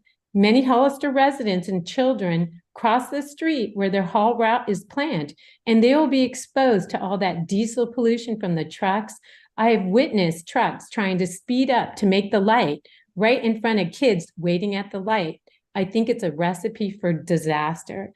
Our county, those out-of-county trucks are dumping in our land because it's cheap, not because it's expensive. They pass other landfills on the way to dump to us. Hollister, do we want to be known as the gateway to the pinnacles or the gateway to the mega dump? I'm sorry, the waste solution is the big winner. Hollister and Hollister residents are going to be the big losers of this. No revenue can pay for the damage. Thank you for hearing me today. Thank you. Those are all the public speakers we have in this room. Let's go back to the deliberation, then Councilmember Sanders. Thank you, Madam Mayor. First off, I want to say thank you to all the speakers that came in tonight. Again, this has been very educational tonight, not just on this item, but other items, and I really appreciate your passion and staying here so late as well. I just want to go on the record and say, I went to a planning commission meeting for the county, and I heard, and probably every one of them, I can't remember, disclosed that they were lobbied by Waste Management, and they were given like a private tour. And essentially, some of them had even spoke to the people that work for Waste Management and not even with the constituents. Some of them said they did both. Some of them sat with this group. Anyhow, I at least can say I appreciate the fact that they disclosed that they did have those conversations in public, because that's what you're supposed to do, right? And I want to go on the record and say I did not, and I will not have any private conversations with Waste Management or go on a private tour of the dump. I remember this conversation tonight reminded me of a public speaker that came up here and said, "You cannot see the dump from Rancho Santana Ranch." That is a lie. I worked out there. I have friends that live out there. I sit in backyards. You can see the dump out there. So don't believe everything you hear from people that are not well versed in what's going on. I appreciate you guys coming out here and educating us. The third thing is, I heard it over and over again, and I completely agree. We're elected to represent the people of Hollister. I know it's a county issue, but you have to take a position. Do not play politics with this issue. Marty Richmond is a gentleman that sat up here with us. I don't know if you know that, Bridget. He was a councilman that I sat next to. Unfortunately, he's no longer with us. Marty and I fiercely disagreed on some issues, but I know if he was here tonight, where he would be, and I know exactly how he would say it, because I got to work with him. So thank you for bringing that up. I didn't know that he wrote that article, but you got to give it to him. He had a lot of foresight, and he was very, very passionate, and he never danced around with issues. So thank you for that reminder. This is a county decision, and I can see it, some of my colleagues probably saying it's a county decision, not wanting to take a stance, but it's going to impact us, and the majority of the citizens live here. So you have an obligation to take a stance. And Barry, I remember that you came here that night, you stayed here so late, and you made sure that, I think it was past midnight, Barry, that when I asked for the council to consider getting this on the agenda, you sat here the whole time to make sure that that happened. So thank you for your advocacy and for championing this issue along with your colleagues out there. I remember that. So it's very important that we take a stance on it. I heard a number of things that we can do, and I don't know if that's enough. I'll be honest with you, right? We write a letter or we ask them to do something, but then it's really still out of our control. I think we can do more. We have the ability to place issues on the ballot ourselves. So what I would suggest, even if it's an advisory vote, we put this issue on the ballot in November and ask the citizens of Hollister to weigh in. Do they want their city council to support the dump, expansion of the dump, or do they not?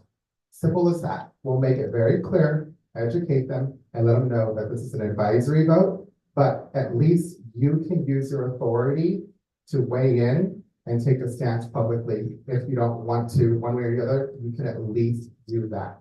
Because what I foresee happening is we don't get any type of word or any type of direction to the county.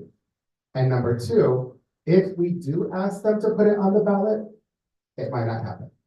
Politics is politics, and I think that we have our own ability to make things happen, and we need to exercise that ability. I don't know what else to say, other than I agree with my colleague here, Councilmember Burns, and he said it clearly, there's no benefits that I can see. And even if we were to benefit financially, that's not enough for what we're looking at. There you go. Destruction of our beautiful landscape rolling hills here in Hollister, California. So I, for one, am clearly saying my position, and I want to see this council do more than just kick the can down the road and ask the county to do something for us when we have the ability to do more. Thank you. Thank you, Mayor. Councilmember Resendez, way to, no pressure there, huh? Marty and I agreed on many things, and I would say this is another thing I agree with Marty on. And incidentally, I do look good in yellow. I just want to point that out. And so, not soliciting, I'm just saying I look good in yellow, but I mean, I don't see, I just don't see any value to this. And I would not be doing my responsibility, given the fact that District 4 is right there. And I've heard everything everybody said. I just don't see any value to it. Yeah, I might have to pay more. I might have to pay $100 to go to the transfer station, but guess what? I'll pay it. At the end of the day, some things are priceless, and I think our environment's priceless, and I think we take that for granted far too often. And we see this all the time. I've worked in Monterey County. I saw bad things happen in Monterey County. I worked in San Joaquin County. I see some bad things happen there periodically as well. And so at the end of the day, I'm just going to be short. I couldn't agree more with the Councilmember Resendez. You certainly have my support to do just a poll through a ballot, a non-binding type of thing. And let's see what the Hollister residents say, because at the end of the day, shame on three people, whether it be 3 planning commissioners or 3 supervisors, ultimately making a decision that impacts 65,000 and forevermore. So I would support that. I would absolutely like to see it get onto the ballot as well. Not only as an advisory measure for the city, but absolutely, I would hope that the board is paying attention, listening, and puts it out there, and let the residents of the county make a decision that's got a lifetime outcome. Thank you, Mayor. Well, since it's a county issue, and I don't care what anybody says on that side, we don't have to do anything. Maybe he does. I don't have to do nothing. So I think this is a county issue problem. I got my personal opinions about it. I don't like the traffic going through our town. And at the same time, it's like, you know what? Some of us make our living going to the dump and dumping stuff. It's all, so $100 is different for us than you. So, yeah. And you know, it's like, you were talking about, like you said something, Roland, about where you get your information from. So, it's too much. I'm sorry, you done? Yeah. So I would love to hear back from our city attorney on, it sounds like there's a lot of research that is still being done and needs to be done. I'm looking forward to the updates in January to see where we stand, whether we're part owners, the status, There was a lot of areas that I highlighted in the memo, thank you for the memo as well. I'm not in support, at all of putting anything on the ballot, especially if it's advisory. It's a huge cost to us and it doesn't, it comes about from it doesn't do anything, so. Just what to like. Okay.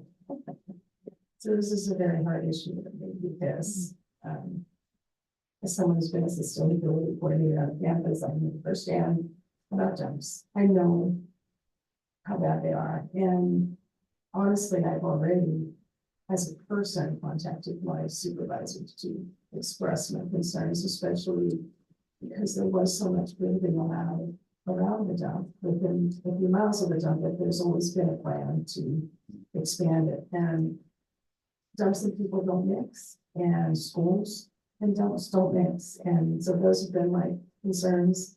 And I have expressed them personally to each supervisor I've spoken with.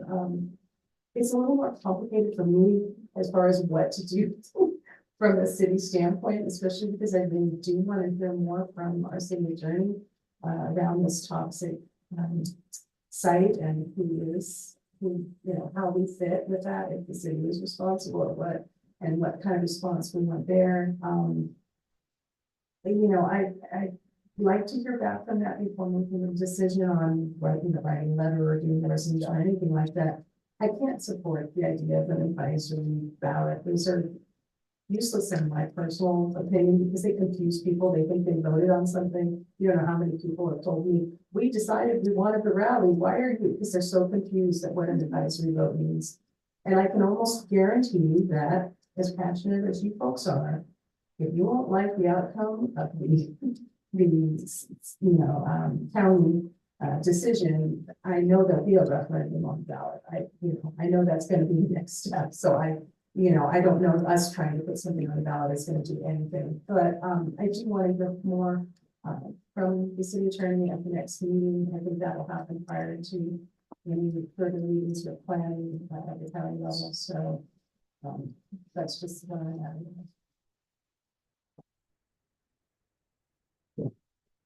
So is there consensus then? I'll bring information back in January and then get further direction at that point. Point of clarity. So we have consensus to bring it back in January, it sounds like. We do not have consensus to place it on the ballot for the city. Is that correct?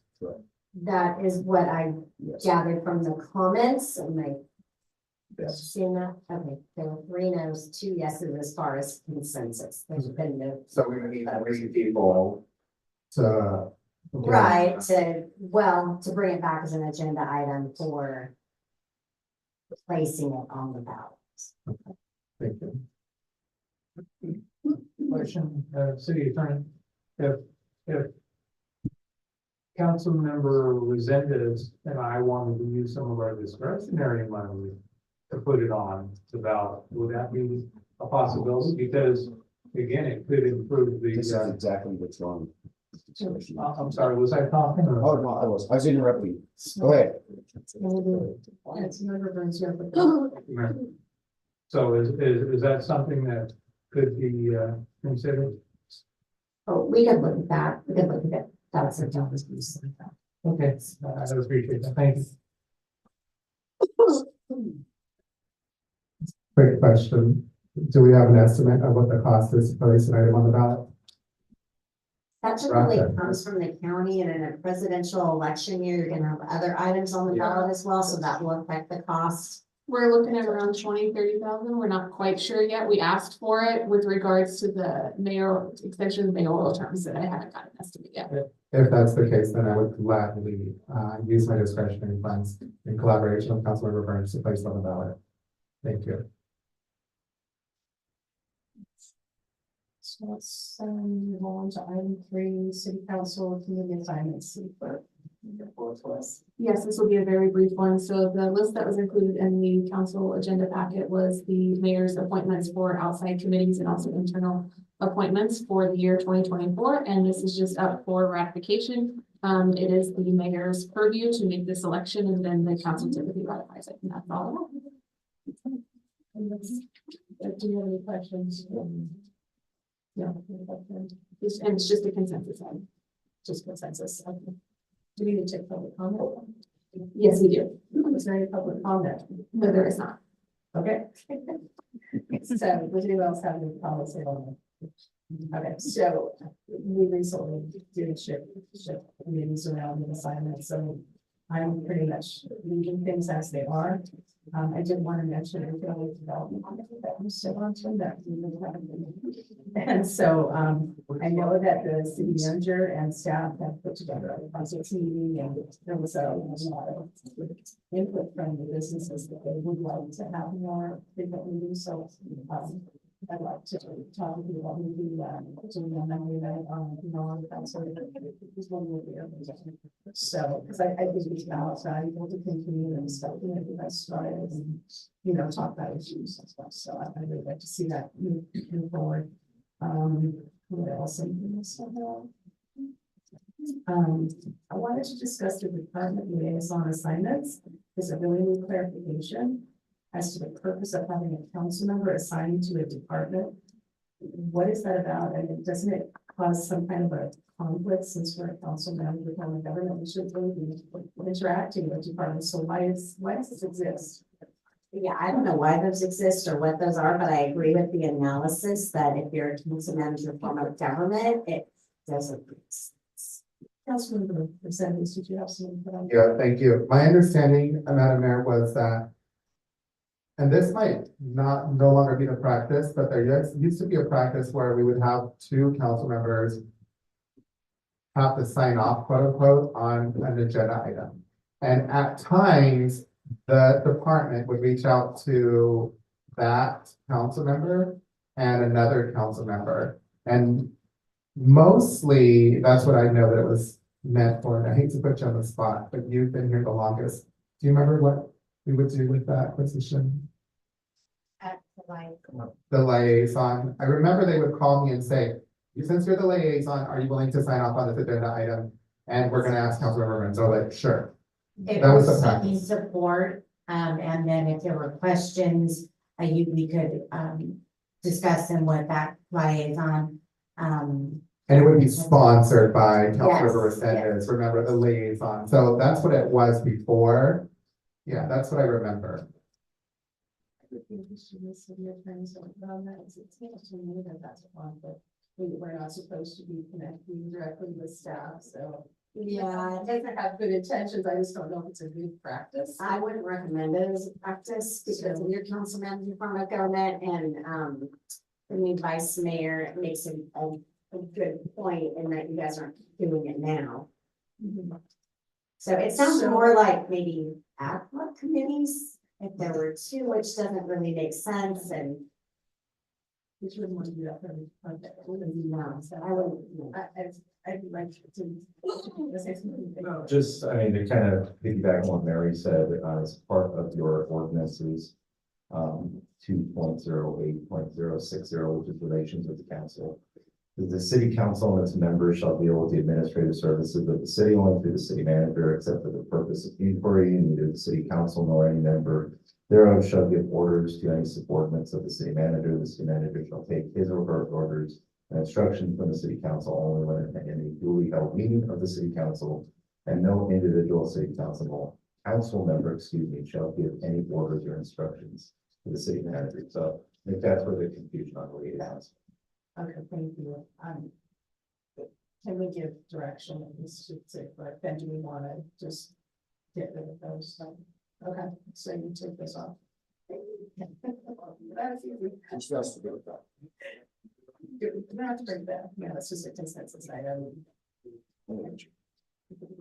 So, we're going to the volumes. Yes. I think, I have conflicts with the governance committee. I think it's at the same time as another committee.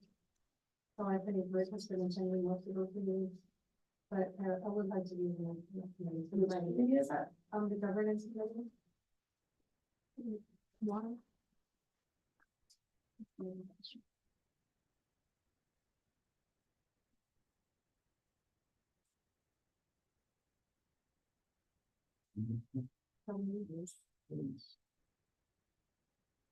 So who's that? That one is for the water, San Diego County Water District.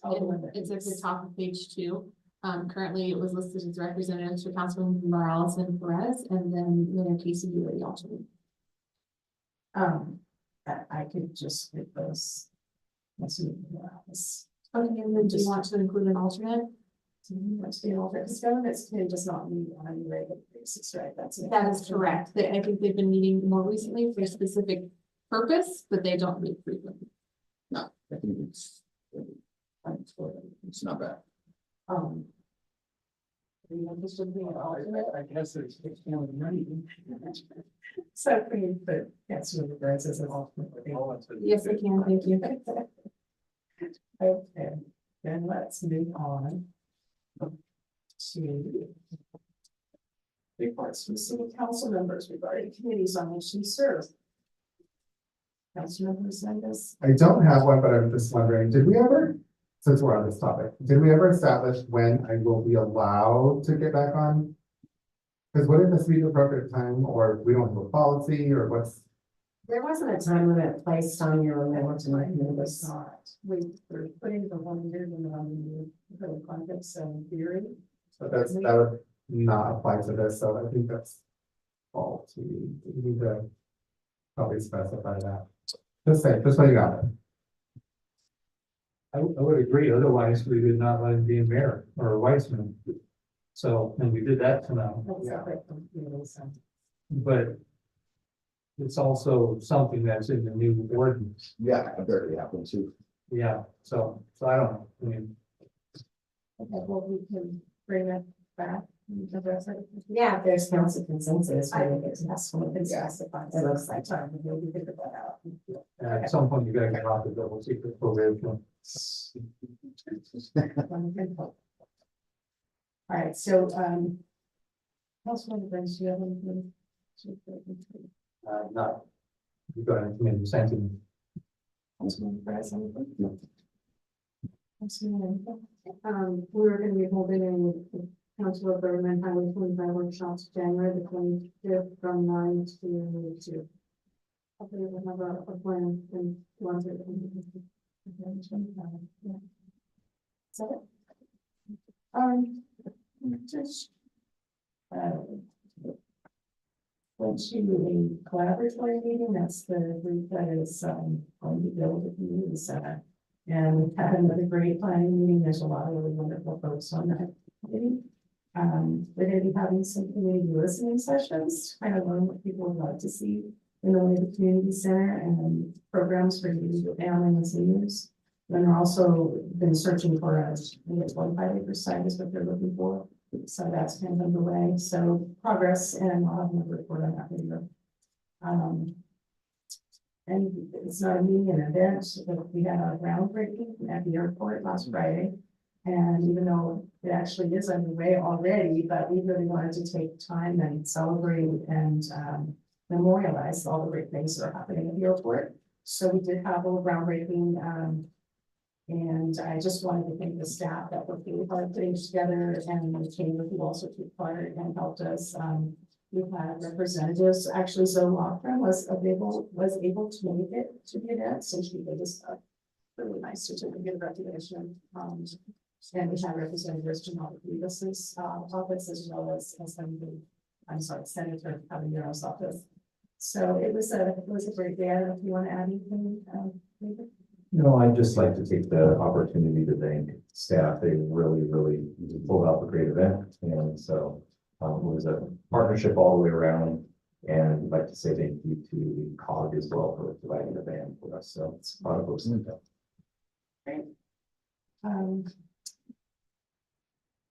Informational reports. Do you want to go through staff first, or why don't you start? City member? Well, I just wanted to take a moment. Earlier in the meeting, we had an item with the high school talking about their the grant that we received from the state, and then us doing an MOU. And it is the holiday season, and after that item, the superintendent came up and provided a gift bag, and I want to just highlight that he provided a Hollister H that will be hung here in City Hall along with an ornament and a card that is signed by the staff. He also provided an ornament and a card to each of the council members, so I just want to go on record with that. And that's the end of my report. City attorney, did you have anything? City clerk, anything tonight? Nothing to report. Chief, did you have anything to report? Thank you, Madam Mayor. I just wanted to remind the public and the city council, we're going to be having for the first time in a long time, a community academy here at the police department. We're going to be receiving applications very, very soon. Just keep in mind for anyone interested in participating in the community academy, citizens academy type of activities can be applied with event at the police department. So it's a great way to see behind the scenes the way the police departments operate. All the stuff that we have to do. So that should be coming pretty soon. And on a personal note, this morning, I became a grandfather. When it's going to be up to young at like 39, 6 pound day down, so it's not connected. So so what's that? His name is Grayson. Grayson. Welcome, Grayson. Thank you. Do any of the directors have anything to report? No? Okay, then let's go to council and Councilmember Resendez, if you want to start. Thank you. It's Christmas and I remember Tina, when we started out there, I think it was during COVID, we did a little ice skating rink for the first time out there. And then it has grown. So I just want to thank you and your staff for the event that you put on. In fact, I had someone comment to me at work today that it was the best $20 that they spent and they had so much fun. In particular, they mentioned, and I didn't even realize you had it, some shooting with the little balls game that their kids were there for 2 hours, the ice skating rink. It's just grown and grown and grown. I just think it's a wonderful event. So thank you guys for all your hard work. And I do want to just take the time to thank everybody. I really, truly feel that the city staff is the best city staff that I've ever seen. And I feel like we're rocking and rolling. The administration is phenomenal. So I hope that you all and that your staff just take some time for yourselves, for your family, unwind and enjoy the important things in life. I want to say that to everybody here and then to my colleagues. I know it's been a challenging year, but it is a new year. And yeah, with that, I look back on the year that we've had together and I really feel blessed in a number of aspects of my life, not just how things are working here as a city councilman, but in a number of other aspects of my life. So I want to wish everybody a very Merry Christmas and a Happy New Year. And please take care of yourselves and don't forget what is really important in this short life that we have. Thank you. Thank you, Mayor. So, unlike normal weeks, I'll be relatively quick tonight. First of all, I want to wish everybody in the community happy holiday. Please be smart. Please don't drink and drive. Please don't use drugs and drive. Please don't meet our police department in a negative way. Everybody needs to get home, stay home, have a great holiday. And I would like to thank the city manager, the city attorneys, all of the department heads and all of the staff. As Councilmember Resendez mentioned just a minute ago, man, this has been quite a year. And we won't be meeting until mid-January. So this is kind of like wrapping up the end of a roller coaster year. A lot of changes, a lot of good progress made in many, many different directions.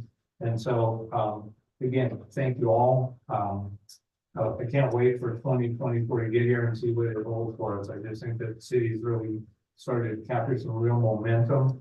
We've got some great leadership now. We've got some committed leadership. And what a great place to live, work, and play. And it's because of the leadership that's in this room and the people that work for you folks, the staff.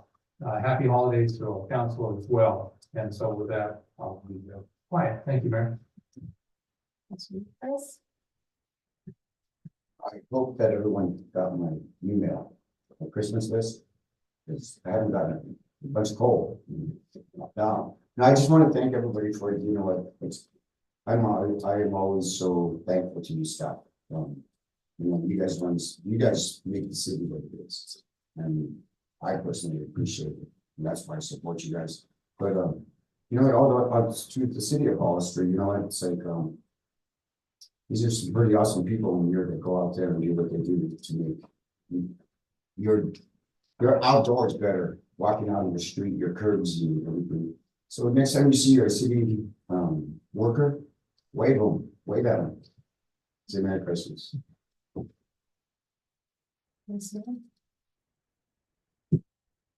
Thank you. So I also wanted to thank the staff and our airport director, specifically David, our city manager, for a phenomenal event.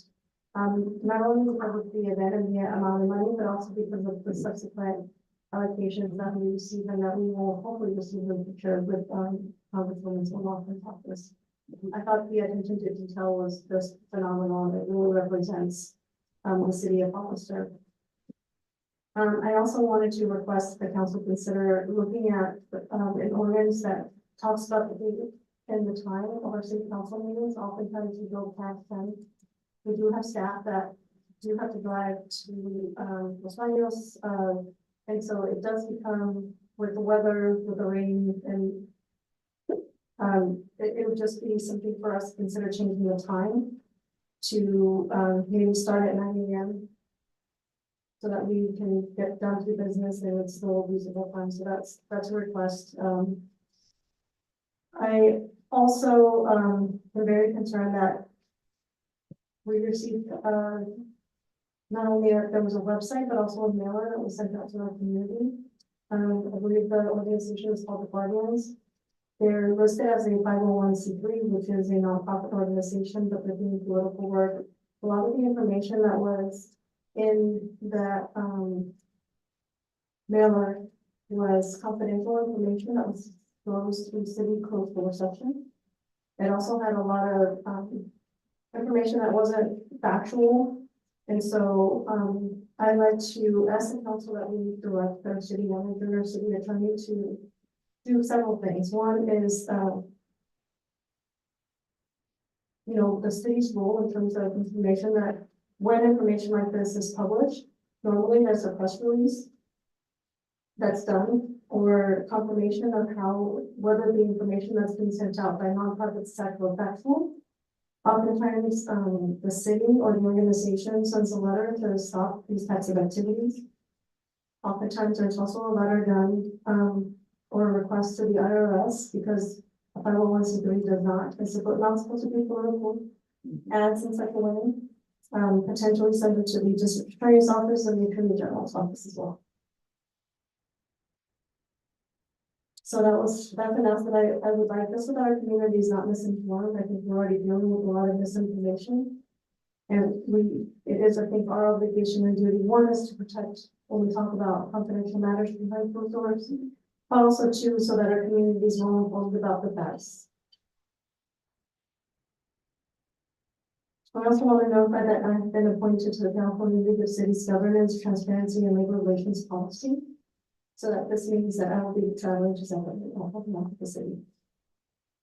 I also want to thank staff and all the work for the amount of work, and we've seen such wonderful policies, documents, budget. I think all of our processes have improved dramatically. Our community thanks you. Thank you all. Thank you for the work and informing what you finish out.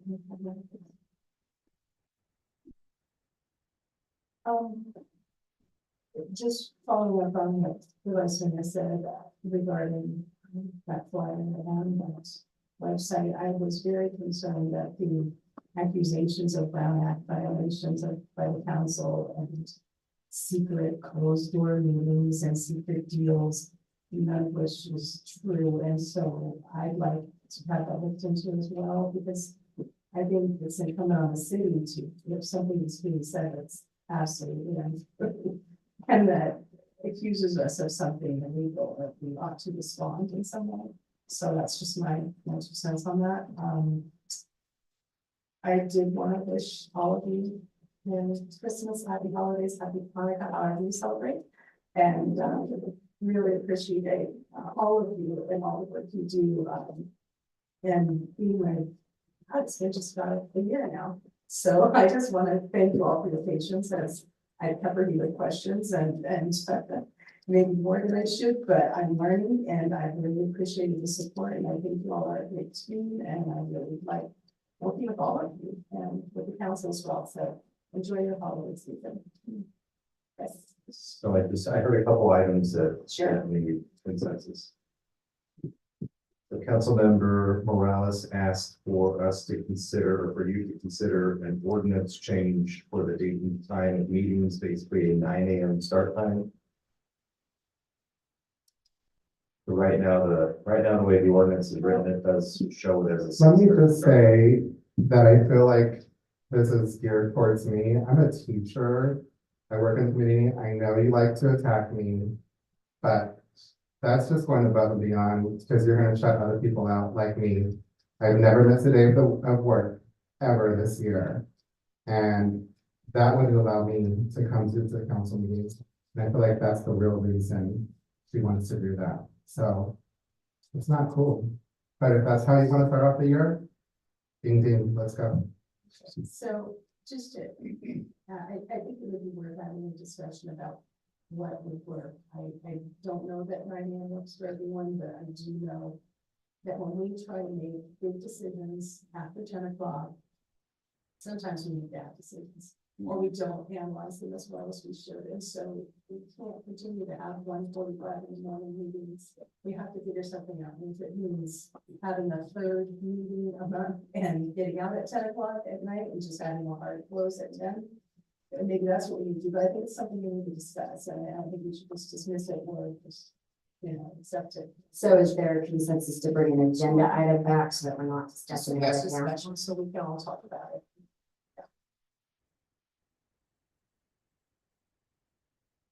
And Councilmember Morales and the mayor both mentioned the website and flyers, Guardians 501c3, with the mention that they were doing political work to clarify the city's role in responding to information like that.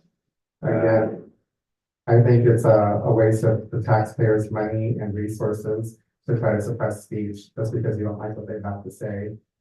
So I would not agree with that at all. Yeah, I have a question on that too. I've not seen it, but did I understand things correctly that things came out of the closed session? Yes. And so for me, I would actually like to see a more thorough investigation because my understanding is everything in closed session is confidential. And that tells me that we got a bigger problem than just a nonprofit that's violating their requirements. And so I don't know how we get there, but knowing that we can't have that closed session conversation without fear of it being leaked. There's only a very set, I mean, there are 5 council members, the city attorney and the city manager, and then occasionally guests now and then. But that's a much bigger problem in my mind. And so I don't know how we deal with that, but it's certainly gonna be a big problem to me to be direct in a meeting when I'm fearful that one of my colleagues or one of the city staff are going to be discussing it with people that have no right to know those things. So I don't know how we get there. Frankly, I don't know how you would investigate something like that, but So we can look at it. It looks like there was a lot of nodding saying, I haven't seen the flyer, but we shouldn't have an extensive discussion now, but our office can get a copy of it and look at it. And thank you. Thank you very much. Again, I just think it's not a way for us to start the year. It's going to continue the political divisiveness, and that's okay, but it's not going to end well. That's my opinion. Those were the 2 items that required consensus. So I want to get clarification on if it's not going to end well. It's just. Absolutely. I think we're headed to a new year, and Yeah. you shouldn't cause divisiveness amongst your colleagues or the community That doesn't end well. Yeah, and Period. we're getting way beyond the scope of what this item is. It's simply yes or no for agenda items. Yes. So if there's no further, then, we have a motion to adjourn. So moved. Second. All those in favor? Yes. Aye.